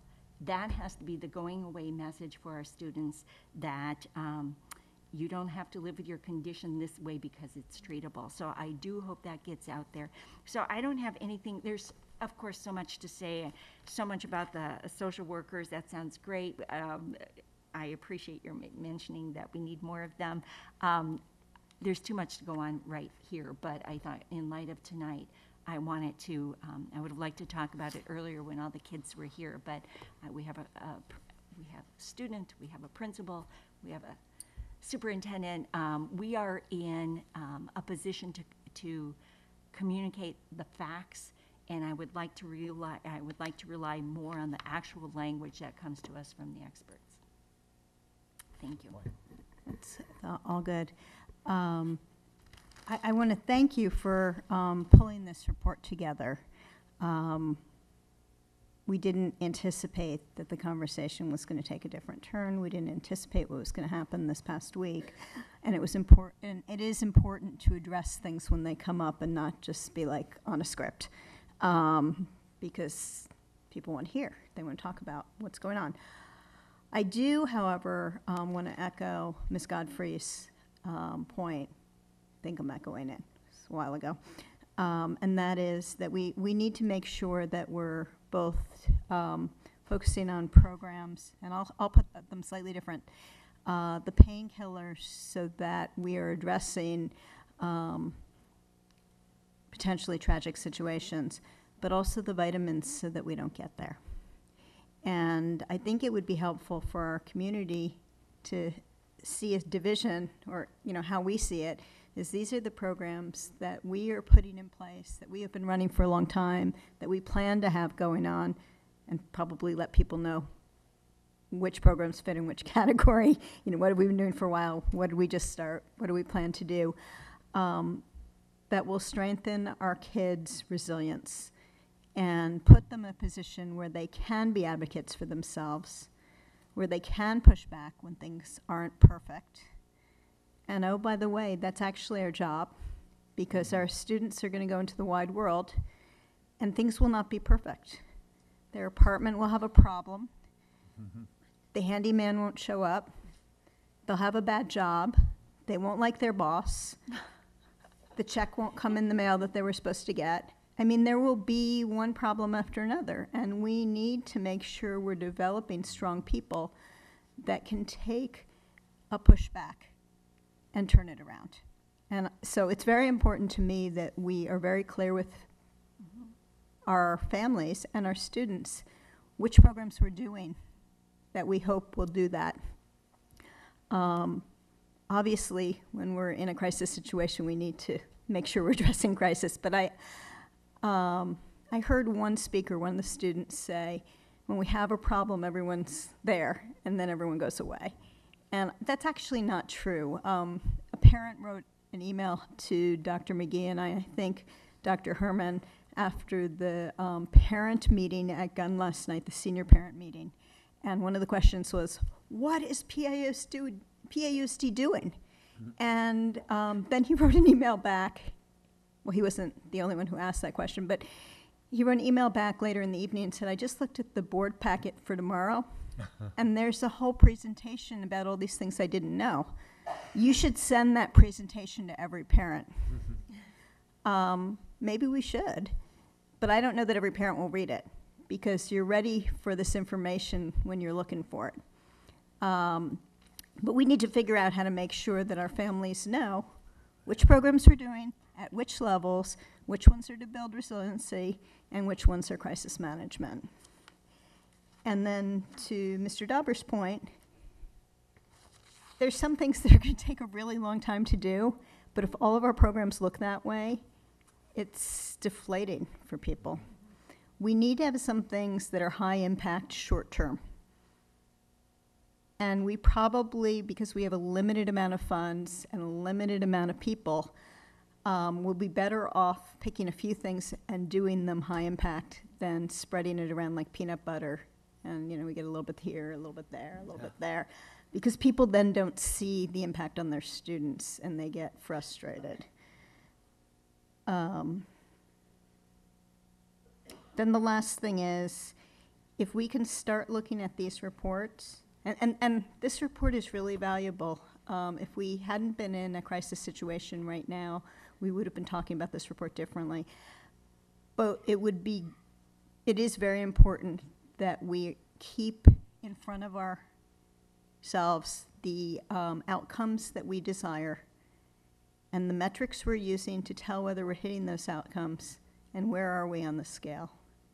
And Dr. McGee has been using a very nice picture with us, just red, yellow, green.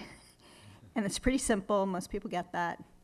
Let's try to keep it simple, however we're explaining how we're doing. It's okay not to be there. Some of these things do take a while, and I would expect that we have some sort of report card where some things are green, some things are yellow, some things are red, and then the board knows where to put some money. So those are my points. We are at 11 o'clock, and so we need to vote to extend the meeting. We have several members of the community that have been very patient. So can we have a motion? Tax next? Yeah. Okay. What would you like? Quarter to midnight? I say midnight.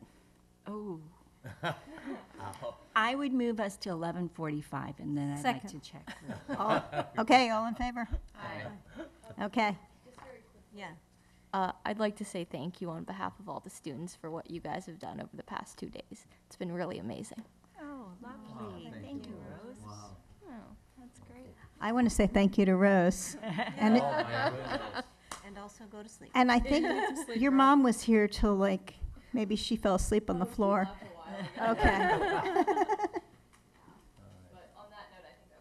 Yeah. Yes. That's good. Thank you. Dr. Good. McGee. All right, well, let's, and we have some marching orders for follow-up, and we will have a chance to follow up with some of the directives here, and also to communicate at some of these larger meetings to use the research. You know, these are really good points, and I appreciate the input.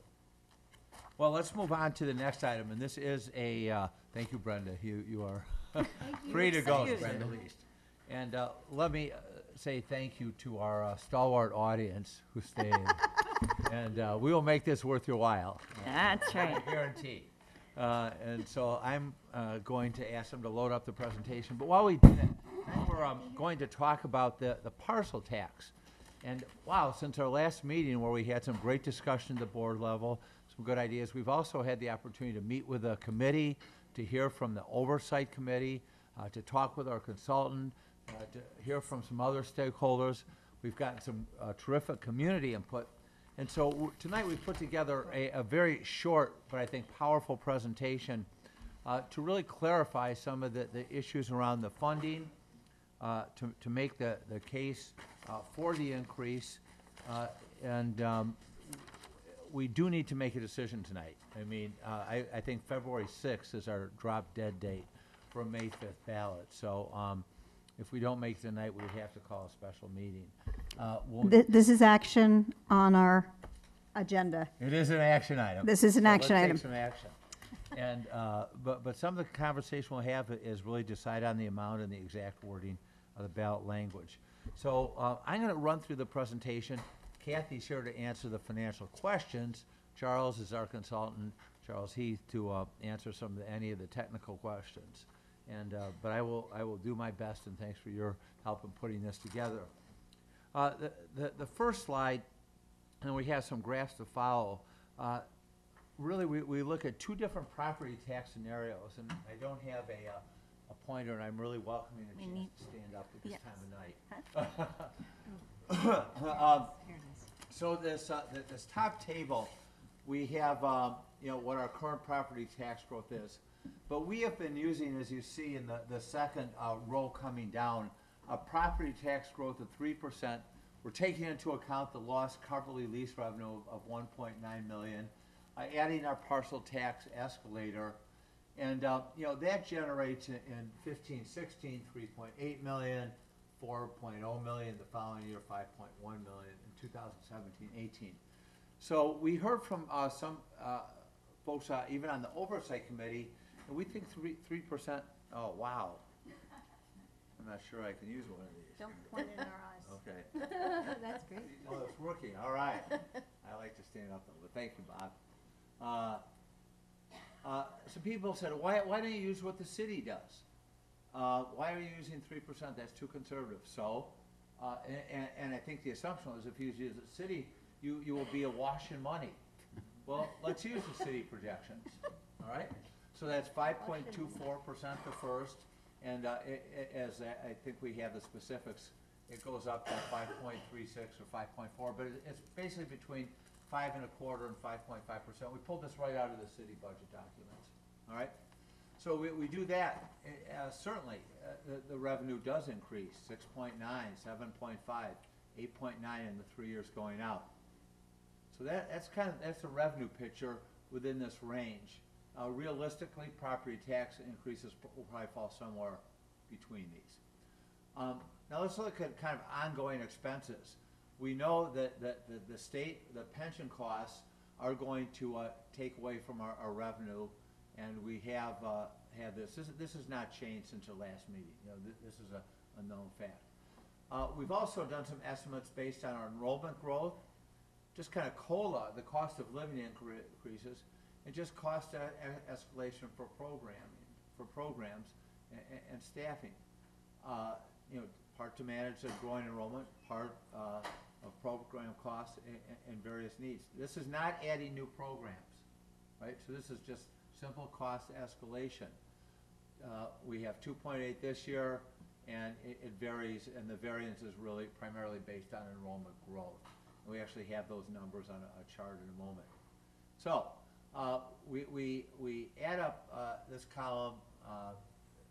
You run this under ultraviolet light, you'll see 3.4, no, not really, 5.9, 5, and 5.6. You're going to have to do a little mental mathematics here.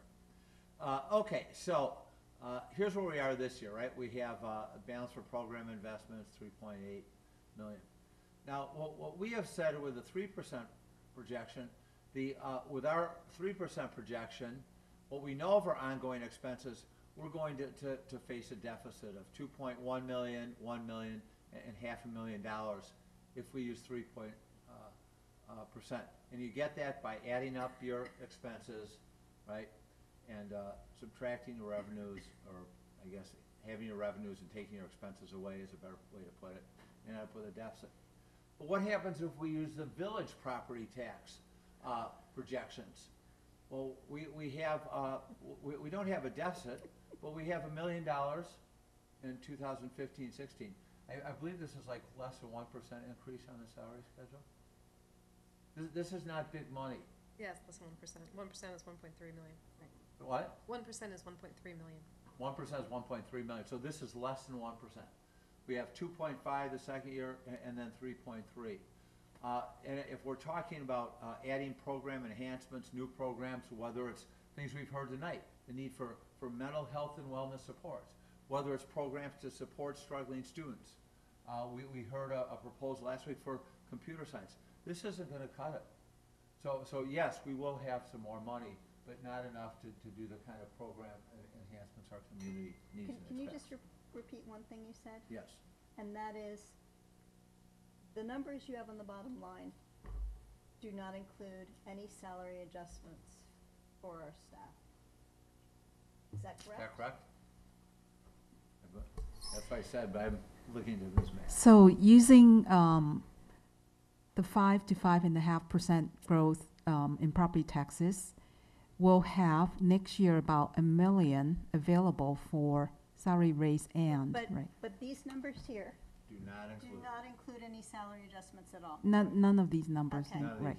And it's not realistic to think that we won't have any salary adjustments. Right. And so this, if this all went into compensation, as Terry pointed, Ms. Godfrey pointed out, that would be less than 1%. So let's move on. We can come back to this if there are questions. Members asked, we just present revenues and expenses graphically. I kind of prefer the stack bars. It was asked for us to present this way. So yeah, we do see some increase in revenues. This is using the village property, city property tax growth, 5.24%, 5.36, 5.40. And so these are just graphic representations of what was on the last table. Next slide. A board member asked for a 6-year overview of property tax increases, and this is what they are. Is that correct, Ms. Mack? Yes. And then again, we for our projections generally use 3%. The city has been using between 5.25% and 5.5%. Okay, let's continue. So I want to add the average property tax growth in the past 5 years and the current year is 4.17%. Thank you. All right, let's talk about reserve levels. So there's a lot of questions about that, and we have heard, well, aren't your reserve levels excessive? Well, our board policy requires a 10% reserve level. Going below that would require a policy change. Our reserve level exceeds 10%. Right now, and even now is in line. In fact, I believe it's less in Mountain View, Los Altos. As when I met with Superintendent Groves a week ago Monday, it was anyway. And this current reserve level, which is over 10%, will be decreased this year. we have not concluded our contract negotiations. We're in the process of negotiating with both the faculty and the staff. And that reserve level will go down because that money in our surplus now is going to pay for these compensation increases. And it's going to get a lot nearer 10% than it is now. As a community funded district, we do not have access to increases in the LCFF. We are a basic aid district. We're not going to get more money from the state. In fact, we have a meeting tomorrow at 10:30 with the county superintendent who has said that I don't want to release ROP money to basic aid districts in Santa Clara County. Can you spell out ROP? Regional Occupational Program. Sorry. That's right. I didn't mean to surprise you. Like Help him. career and technical education programs. Right. That's about $600,000. So we actually may lose some more money, much less get any more. And then we have been spending down the unrestricted reserve and one-time salary increases. So I don't want to paint that this is dire, but this is not, even using the village projections, this is not rosy. This is maintenance at best. And what does the city use in their? The city uses, again, their projections, their reserve levels, I believe, are about 15%? 15%. Yeah. So that would be, if we're going to use the city property tax revenues, but we're not, we're using lower than the city reserve levels. Okay, duly noted. Per student expenditures, kind of right in the middle of basic aid districts. This is an elementary district. Mountain View, our closest neighbors, and we're a little below them in our per pupil spending, but generally it's the same neighborhood. But compared to the New Triers and it's like Dinas, 28, right? it's Or a little something different. like that, yeah. They're $4,000 or $5,000 higher. But again, we heard some from emails. Well, you're in California. You're not in Kansas anymore, Max. You're not in Illinois. You're in California. So let's talk about California districts. All right. So let's continue. All right. So we are looking. The recommendation is for $120 investment, and this is an investment to support struggling students. We now have. I've really combined. We have 3 buckets. We thought it was best really to combine these into 2. Because it does support struggling students in health and wellness and academics. And I think we heard tonight that students are struggling with mental health and wellness issues, and we also know some students are struggling academic based on the work of our Minority Achievement Talent Development Committee, but also with our analysis of our first grade and second grade, third grade DRA scores, our math scores. So this is not just about underrepresented minority youth. This is about struggling students in academics. So this $120 investment, we fine-tuned from the last packet really to look at 3 areas. One being this family and student counseling and mental health supports. And I didn't list all of these, but they may include research-based supports, small learning communities, professional development, mindfulness training, who knows, maybe an app development, access to more counseling. We're looking at physical wellness supports, exercise, nutrition. We heard over and over again tonight about the importance of sleep. And we do not have nurses serving our K-5. And again, I was at Barron Park today. Little boys right in front of the clerk there in the office got hurt at gym class. We have clerks dispensing medication. It's a matter of time. This is a need. Academics, there's extraordinary body of research about summer learning loss for under-resourced students and underrepresented minorities. We have to extend and expand our summer school, not just for those students, but all students studying academically in mathematics, in English language, learning arts, and other areas. We know that our biggest investment, bang for the buck, is in PK2 literacy support. If our kids leave 3rd grade not reading a benchmark, they are in for significant struggle all the way through. In fact, if they don't leave 1st grade at benchmark, we need to intervene quickly. We do know students read at different levels, or different stages of development, but they still need to be ready for their appropriate developmental stages, and this is where we do it. Ronald Ferguson and others out of the Harvard project on minority achievement have talked about expert tutoring as being an intervention that makes a difference. Many of our parents supply expert tutoring because they afford it. Many of our parents can't afford it. And they get afternoon and weekend program. All this is about extra time, opportunity, and access to learn. So that's really the first bucket, investment to support struggling students. The second is, next slide, is investment for science, technology, engineering, arts, and mathematics. I know that acronym. Class size reduction for current electives of 30+ students. We have classes of 31, 32, 33, and some of our AP classes, our biology, our physics honors classes. We have them, and I wrote down all these. World language classes, psychology classes, advanced journalism, foods, computer program, a significant number of those.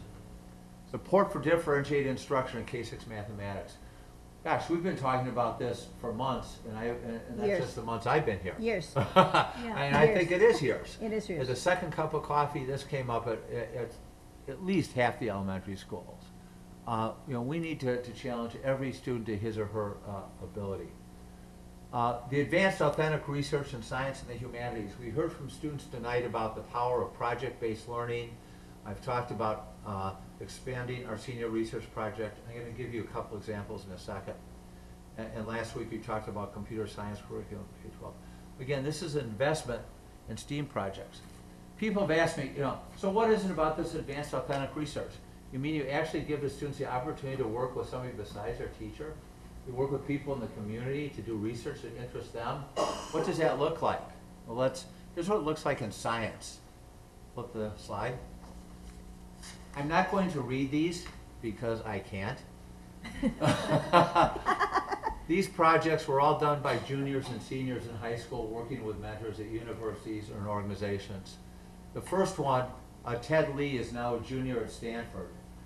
Ted and some of his fellows sent me a letter. I'm having dinner with them Wednesday night because they want to share what they're doing on stem cell research at Stanford with some of our kids. This is a high school juniors project. It's now at Stanford. These were in the hard sciences, things you don't know, to neuropsychology of adolescent romance, things you probably don't want to know about. But all these students worked in 1, 2s, or 3s with mentors. This one about the criminal profile was actually with FBI in Washington, D.C. It was all done virtually. But what about the arts? Let's flip that. Individual advanced research projects in the arts. Here are just some examples of what students did for the arts, and you can read these yourself, and I could explain each of these. So I won't belabor the point, but I will tell you that we can do a lot with this kind of investment that will change the trajectory of students and give them something to be really excited about and find joy in learning. Let's continue. So what happens if it's a reduced investment? Things have to go. And rather than try to do a little bit less here, a little bit less there, I'm not one for sprinkling rain on the desert. I think, we need to, if we do something new, do it well and do it thoroughly. So, and again, these are estimates. We may be able to do a little, all of this in a little bit here, all of this in a little bit here, but it will, and maybe that's where we want to go, and maybe we can try that. But I will tell you, with a reduced investment, the likelihood of paying for nursing services in K-5 is almost nil. The likelihood of adding some expert tutoring is limited. Flip the page. And for the STEAM initiatives as well. Maybe we can offer advanced authentic research for another 15 or 20 students.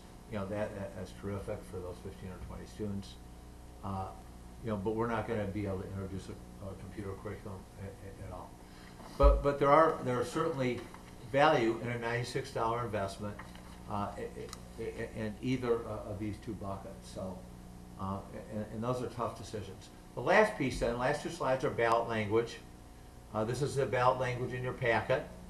A board member recommended some minor changes in ballot language, which still within the 75-word limit. Moved arts and music up into the first sentence here. Included engineering for the maker studio in the research. Reduced class sizes is really left over from the first parcel tax piece, and the board members suggested we have that in. So as much as we don't like the wordsmith, we have to walk out of here tonight with final ballot language. So this was I would say a friendly amendment, but let's flip back to the existing ballot language and leave that up. So thanks for your patience. Okay, board members, it is 11:26. 11:26. Okay. Cards? I'm going to make a suggestion that we take cards, and when we're done taking cards, that we hear from the committee. Okay. And then we answer any questions that you might have, and those questions need to be directly related to how you're going to vote. If you've already commented, probably don't need to repeat those comments. So ask questions, you have something short to say, and then we're going to vote, okay?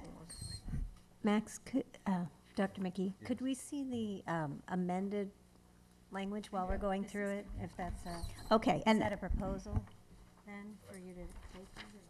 We don't know. I have his. I believe that he's making that his part of his proposal, right? This new language and the 120? It's really, my proposal is a 120, and I do like the new language, yes. Okay. So let's stick to that, ask questions about that. Let's start with John Foster, then Sarah Woodham, Nana Chancellor, and Susan Essman. Thanks very much. I'll keep my comments brief. I sense I'm preaching to the converted, but needless to say, great communities have great schools produce great communities. We have a wonderful community here in Palo Alto, a wonderful school system. The parcel tax has been an essential element of funding our public schools for something like 15 years now. Clearly, there's no question but to move forward. I enthusiastically support the parcel tax.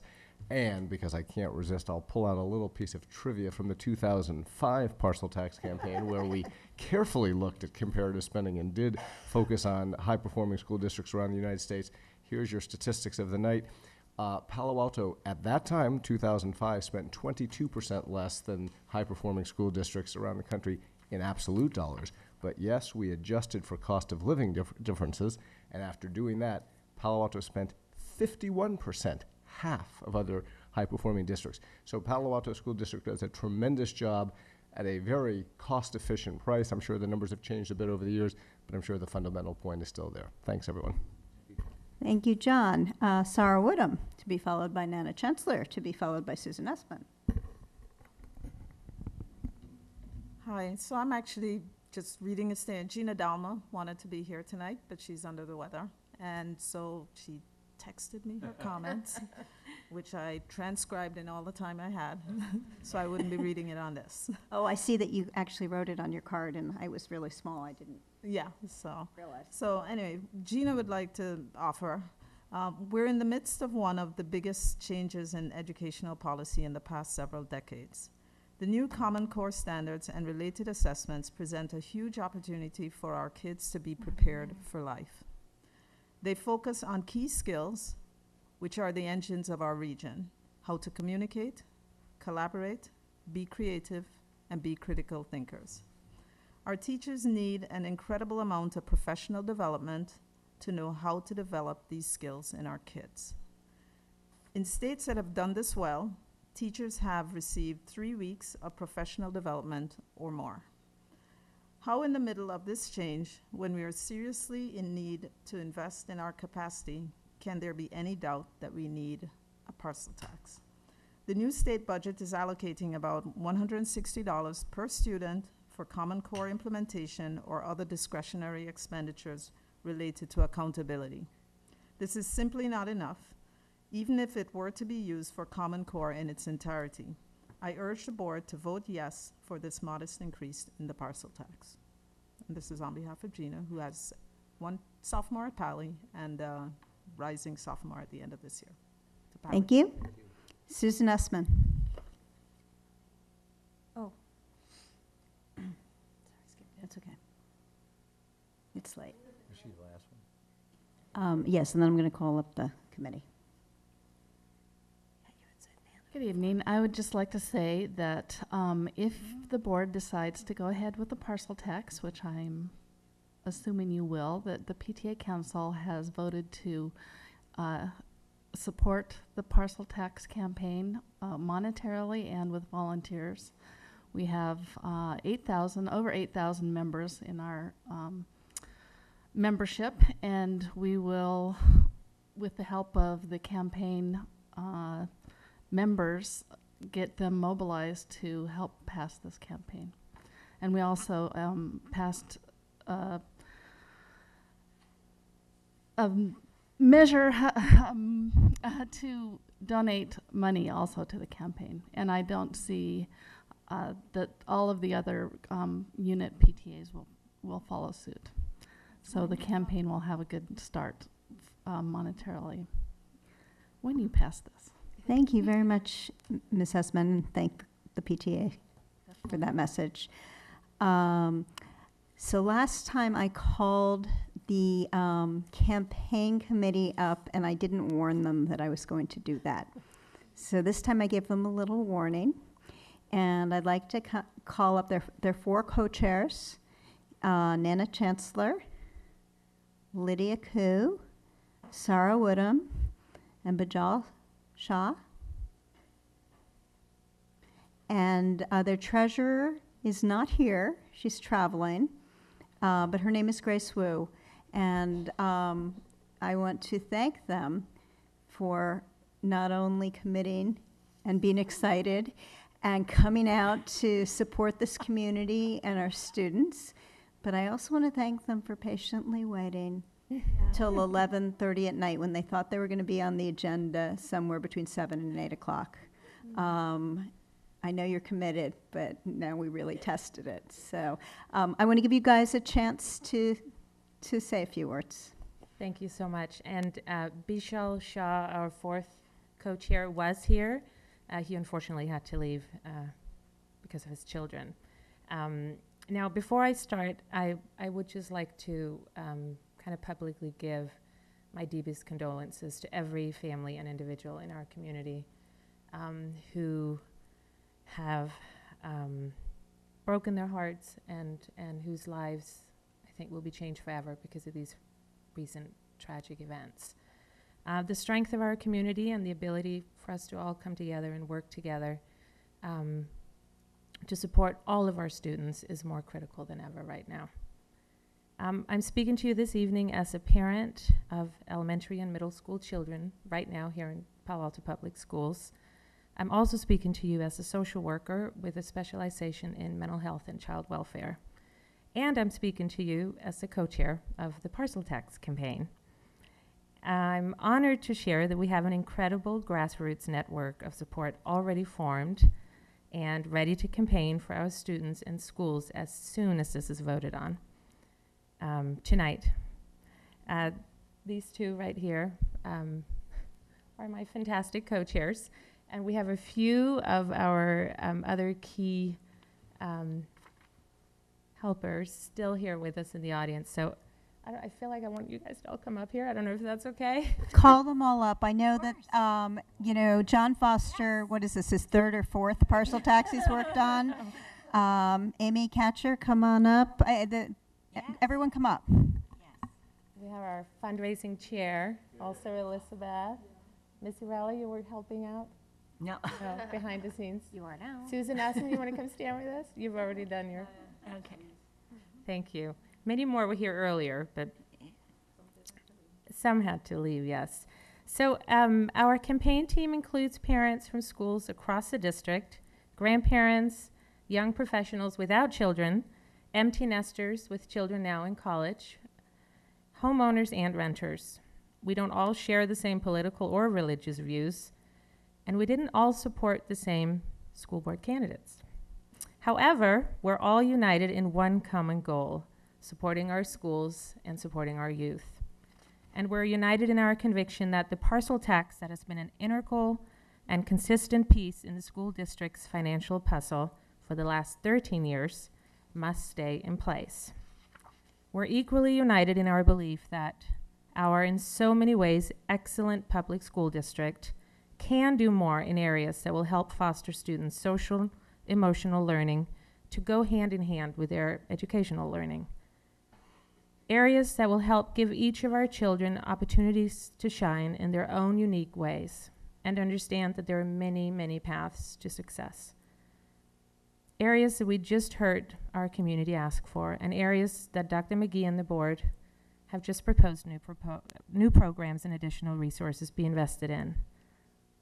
As has been shared by the board before, the need and interest in this particular area was equally supported by the hundreds of residents who shared their priorities via the Parcel Tax Phone Survey, in which helping struggling students in need was ranked as the #1 priority for additional services and spending.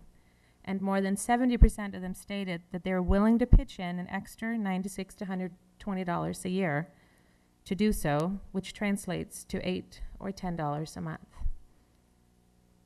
I want to share with everyone listening this evening that my co-chairs and I do not take the task of running this campaign lightly.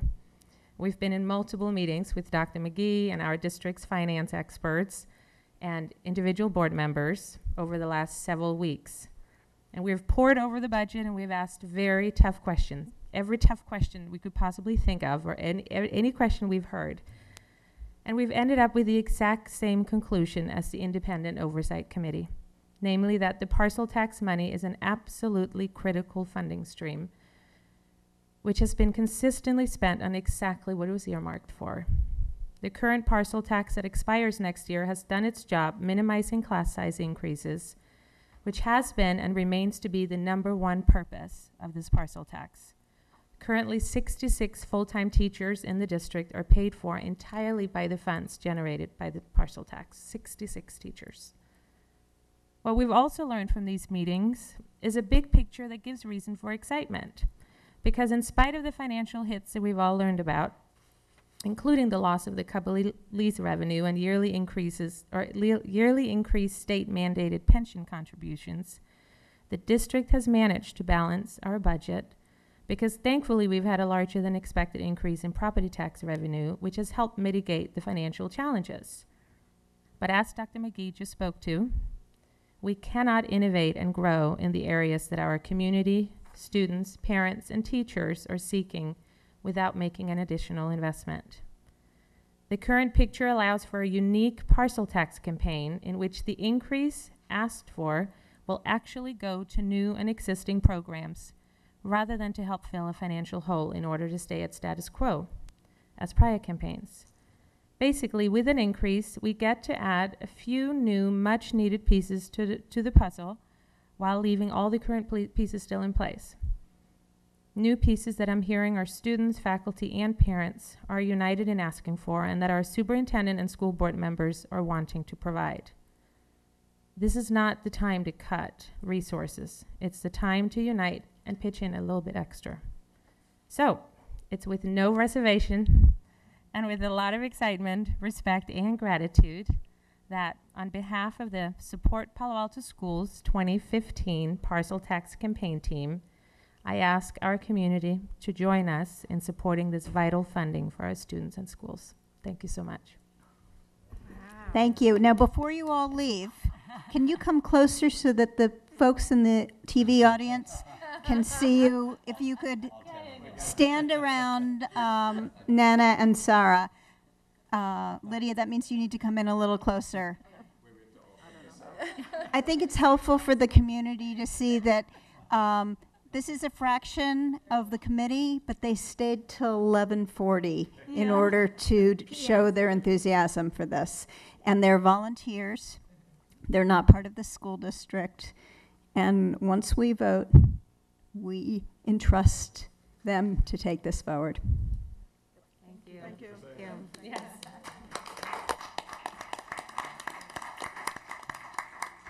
Okay, colleagues.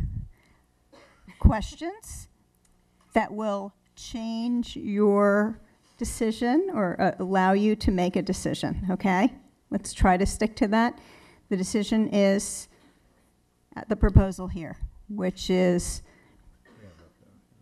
yeah, it's to support this ballot language and the increase that's being recommended by the superintendent and staff. Let's start with, somebody tell me who we're on now. I think Mr. Dauber.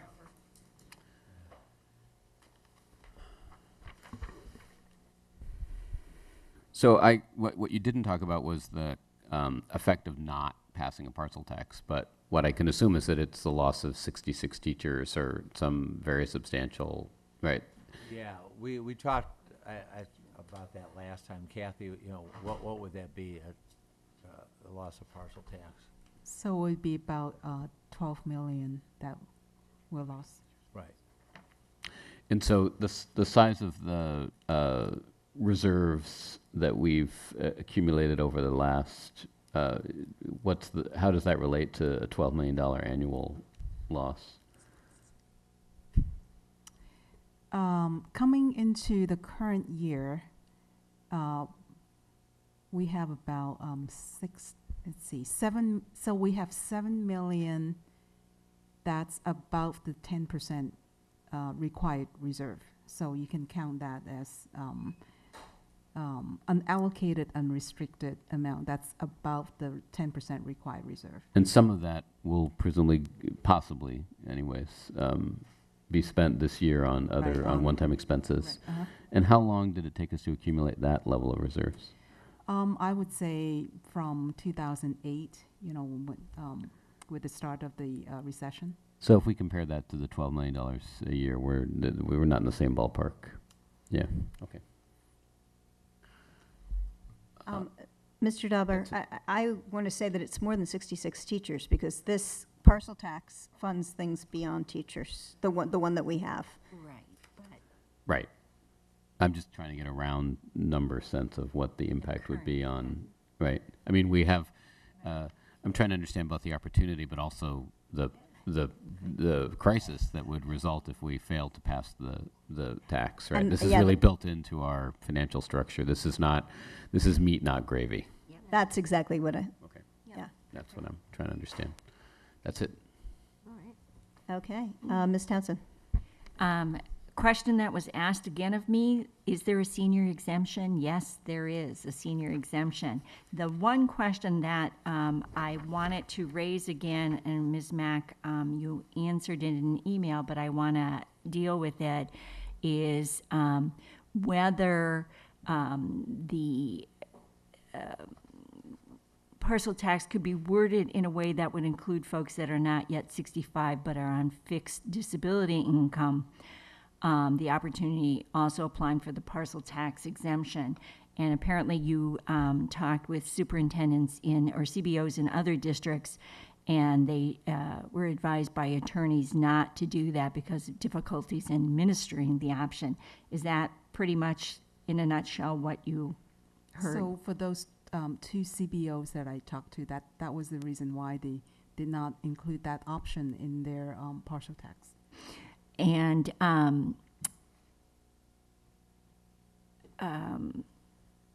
obviously, if we were to change this, we would have to change the resolution, but we're not aware of how much that would cost us. So we don't believe there would be a lot of homeowners that would qualify for that exemption. That would be very few. In this community. Right, in Palo Alto. In PAUSD. Okay. And let's see. I think Dr. McGee answered the other questions that were put to me and probably other members when you went through what was conservative or not conservative budgeting and money management. And I appreciate Ms. Emberling's question about what is the city reserve level, and that's 15%, which is 5% more than us as well. So we're well within normal rules regarding conservative budgeting. And I do want to point out that it's been some time that we have not had to give even pink slips in March because because we had some reserves to cover in the event when we were in a down market. And I can assure you, all of us who have been with colleagues in other districts, those pink slips in March, even if they don't come through finally in the fall, creates havoc in the district. So frankly, I really appreciate that 85% of the voters who agreed with the statement that the school district gives taxpayers good value for the money, in addition to getting those positive reports from not only the oversight, the parcel tax oversight committee, and the audit report, which was stellar. Frankly, our district is really well run, and I can assure you that a parcel tax, when passed, will continue to live up to the expectations of this community. Ms. Emberling. Thank you to everyone out there who stayed so late and who is in such enthusiastic support of these efforts. We're in awe of you, and thank you so much for stepping up for the school district. I had my question answered also, which was about why we start the renewal process a year earlier than the previous parcel tax expires. And I don't know if you wanted Charles to answer you that. could talk about that, Charles, for a moment. Thank you. We've always done it. The question then, let's, for the audience, go ahead. was, gosh, why are you doing this now? Don't we have a year? I'm kind of paraphrasing. Right. In layman's terms, we still have a year left on the current parcel tax. You know, why do this now? Why not wait a year? So Sure. We're going to ask you to answer that. Sure. No, my pleasure. So the existing parcel tax authorization, which was passed as Measure A in 2010, had a 6-year sunset. So by law, it runs through 2016. So by June of 2016, next year, is when the district would have to seek a voter-approved renewal, or else that funding goes away.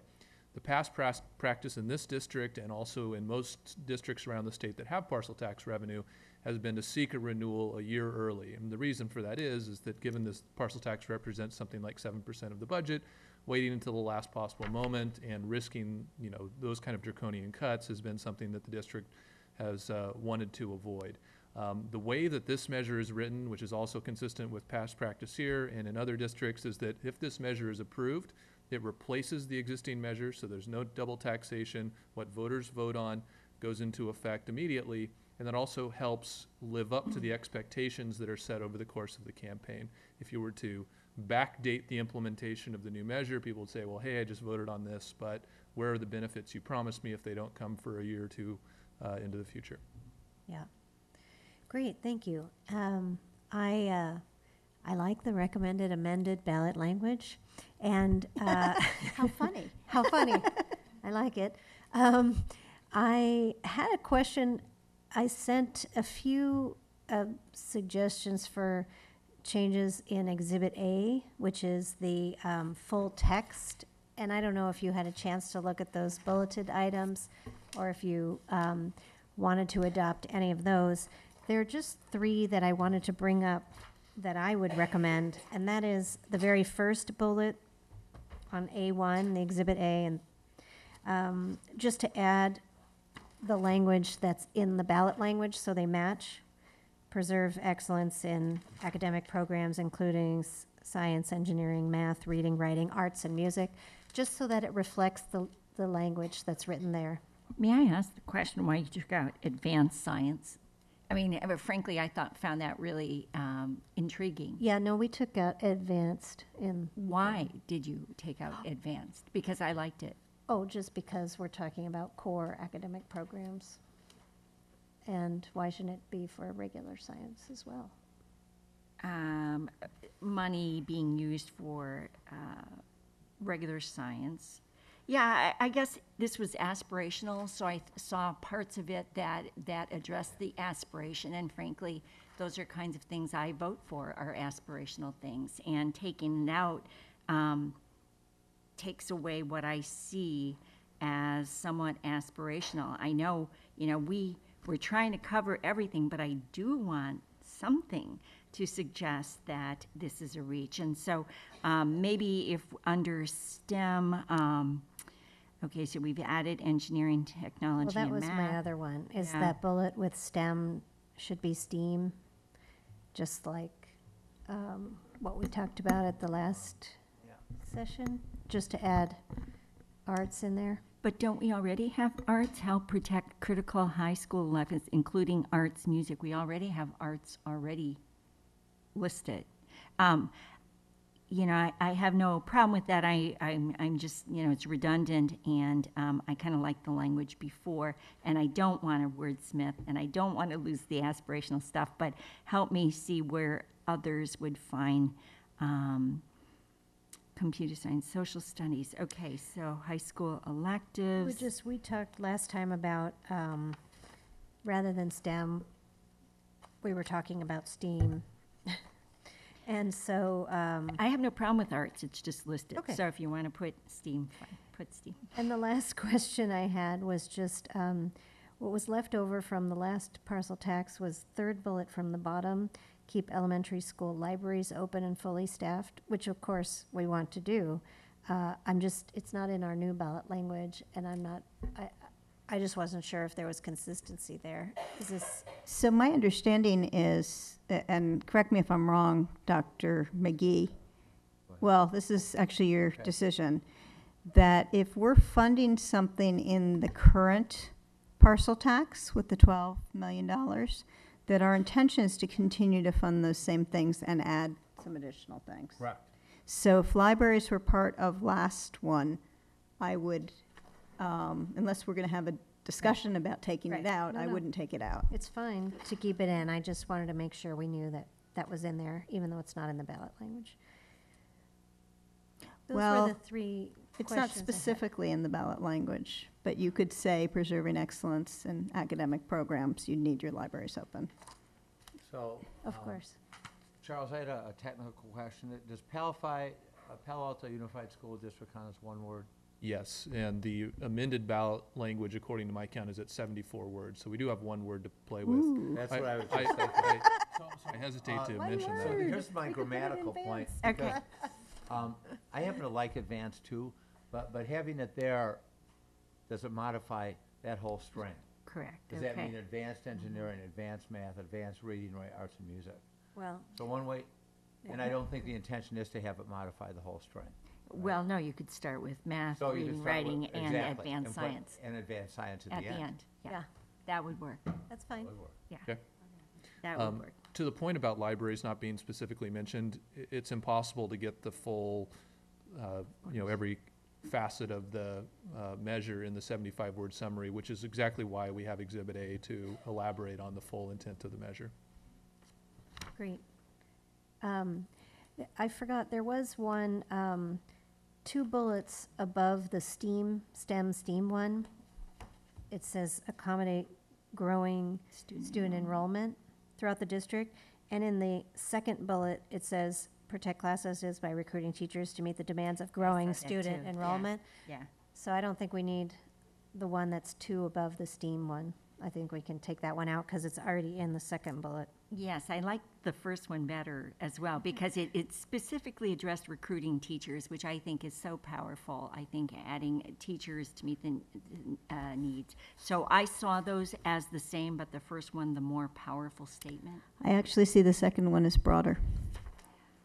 Well, Because, okay, I'm not gonna wordsmith here. yeah, Okay, well, if you want both, that's fine, but I saw those two and I thought, Really? Okay.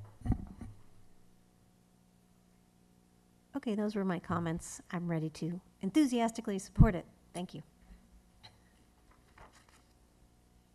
I don't have any questions. I missed. Oh, I'm sorry.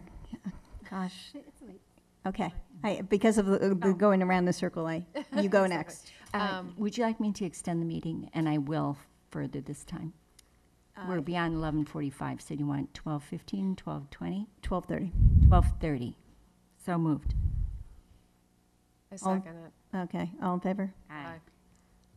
If you can not make it to then, it's fine. We don't have to end that late. We don't have to stay until 12:30. No. Thank you. Appreciate that, Madam President. Okay, so my questions actually were much like Mr. Dauber's around the reserve. So I went back and did the math and thought, well, you know, the core of this is the meat of the 12.4 that already exists. If for some reason we couldn't renew this, we don't even have enough in reserves to cover a year of this being stripped away. So that's just not, I mean, we got to go full force, make sure our story is solid. The difference between adding $96 a year or $120 a year is the $2 a month, I think that Nana just said when she was pointing that out to us. And we're just at such a unique time with the number of ideas of things we want to do and want to get done. So I don't have questions. I like the ballot language and the Exhibit A language that Ms. Emberling just outlined there. I'm ready to be supportive. Okay. I have no additional questions. I did want to make one comment, and that is the number of people that showed up earlier in the evening here and the ideas and enthusiasm around the ideas is really important for us to pay attention to. And if we were to just keep the parcel tax the way it was, or the way it is, we would not be able to invest in any of these new ideas. And so for me, this is about being able to invest in the programs that our community would like us to invest in. With that, So I want to be what I've clear. done is tried, let's make sure this captures the discussion. This is the ballot lane. I want, because this is official, Okay, so let's. And advanced science, okay, good. I want to make, at this hour, I want to make sure that we have a lot of eyes proofreading this. Thanks for helping. This is our tech support crew staying here tonight so late, too. thank you.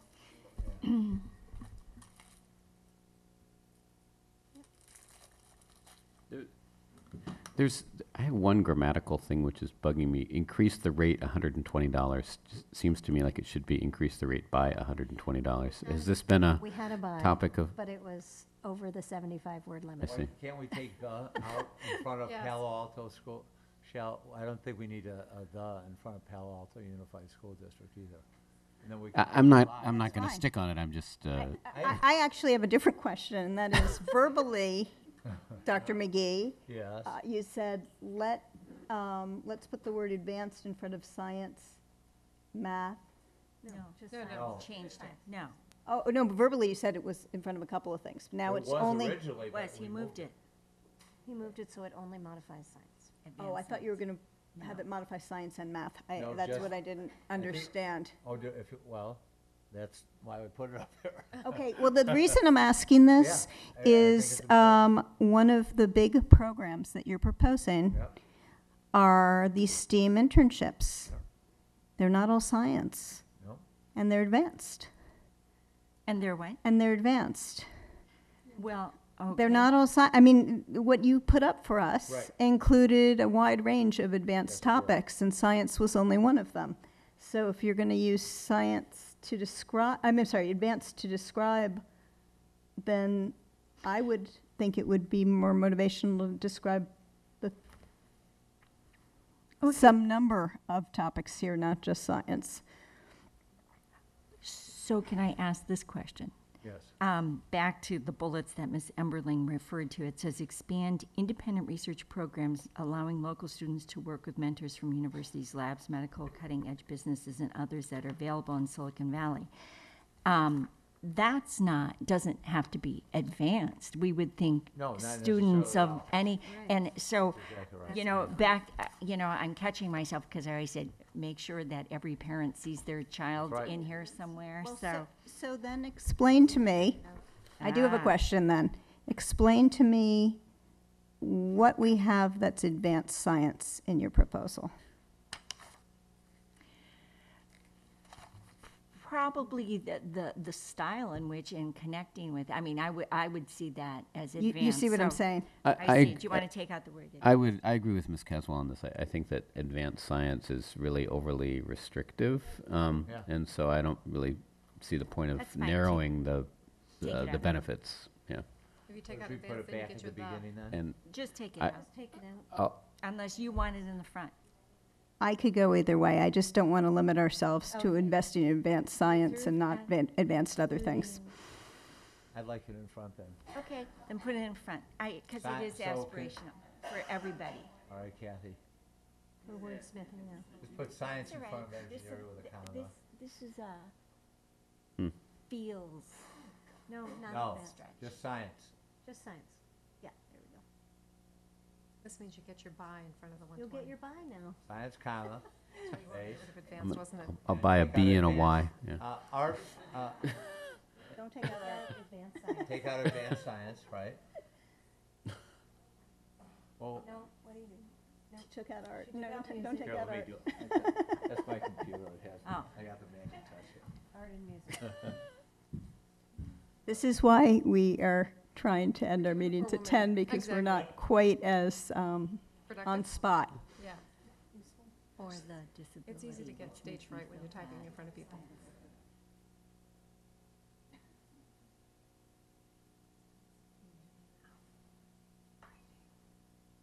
Oxford comma or not?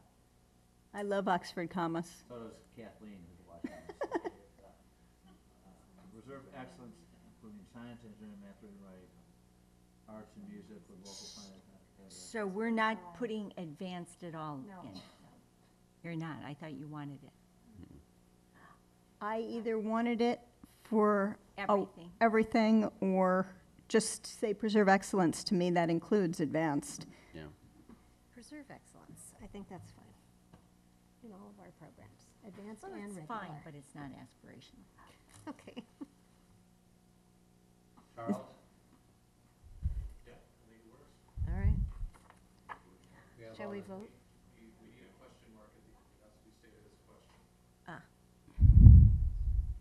So advanced doesn't, does that seem aspirational to anybody?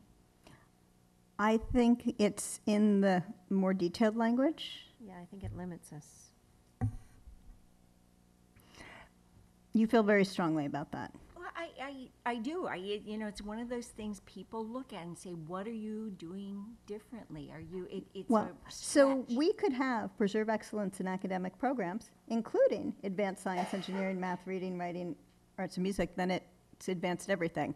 But we do have regular academic programs at the front end. That would, I have no problem with that. Does anyone else have a suggestion?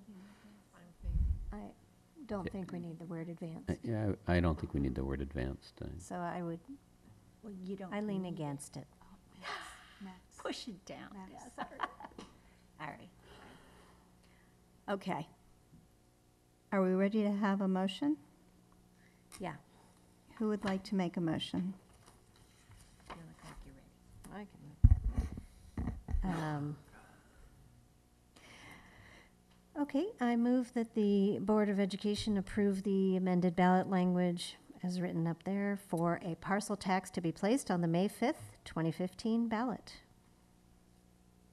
Do I have a second? Let our new people do it. Second. All in favor? Aye. Aye. Motion passes 5-0. Wow, okay. Good work, you guys, and good questions. Important questions. And thank you to the community that stayed past midnight. You guys. For the rest of us, we will be moving on to the next topic. Although I am going to say that after midnight, I really don't think we should follow up on things, but that's just me. After midnight, We it's have not some good. action items that if we don't vote on, it's sort of, we have one more left. I think we can do it. We actually, we have two. I do know that people were here earlier to talk these things, and after midnight is not So good. the enrollment piece, we could put that off I think we without should- any yes. problem.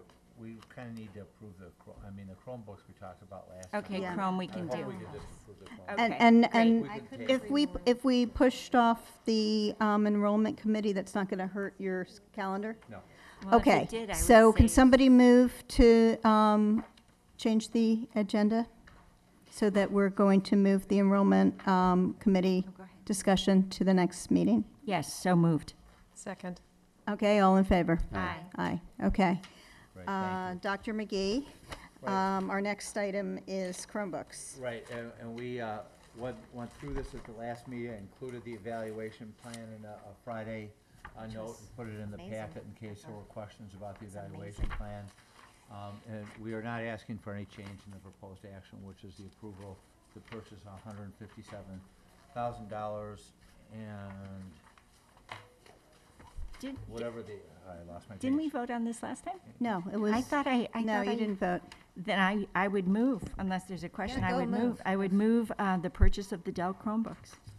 Second. I have just one question, and that is when when the survey goes out at the end of this program to evaluate it, that there's some question about how the Chromebooks work versus other devices that we're using. Okay. I need to figure out how to word that. Yeah, I don't care how you word it, I just want to make sure that we have their attention, we're asking that question.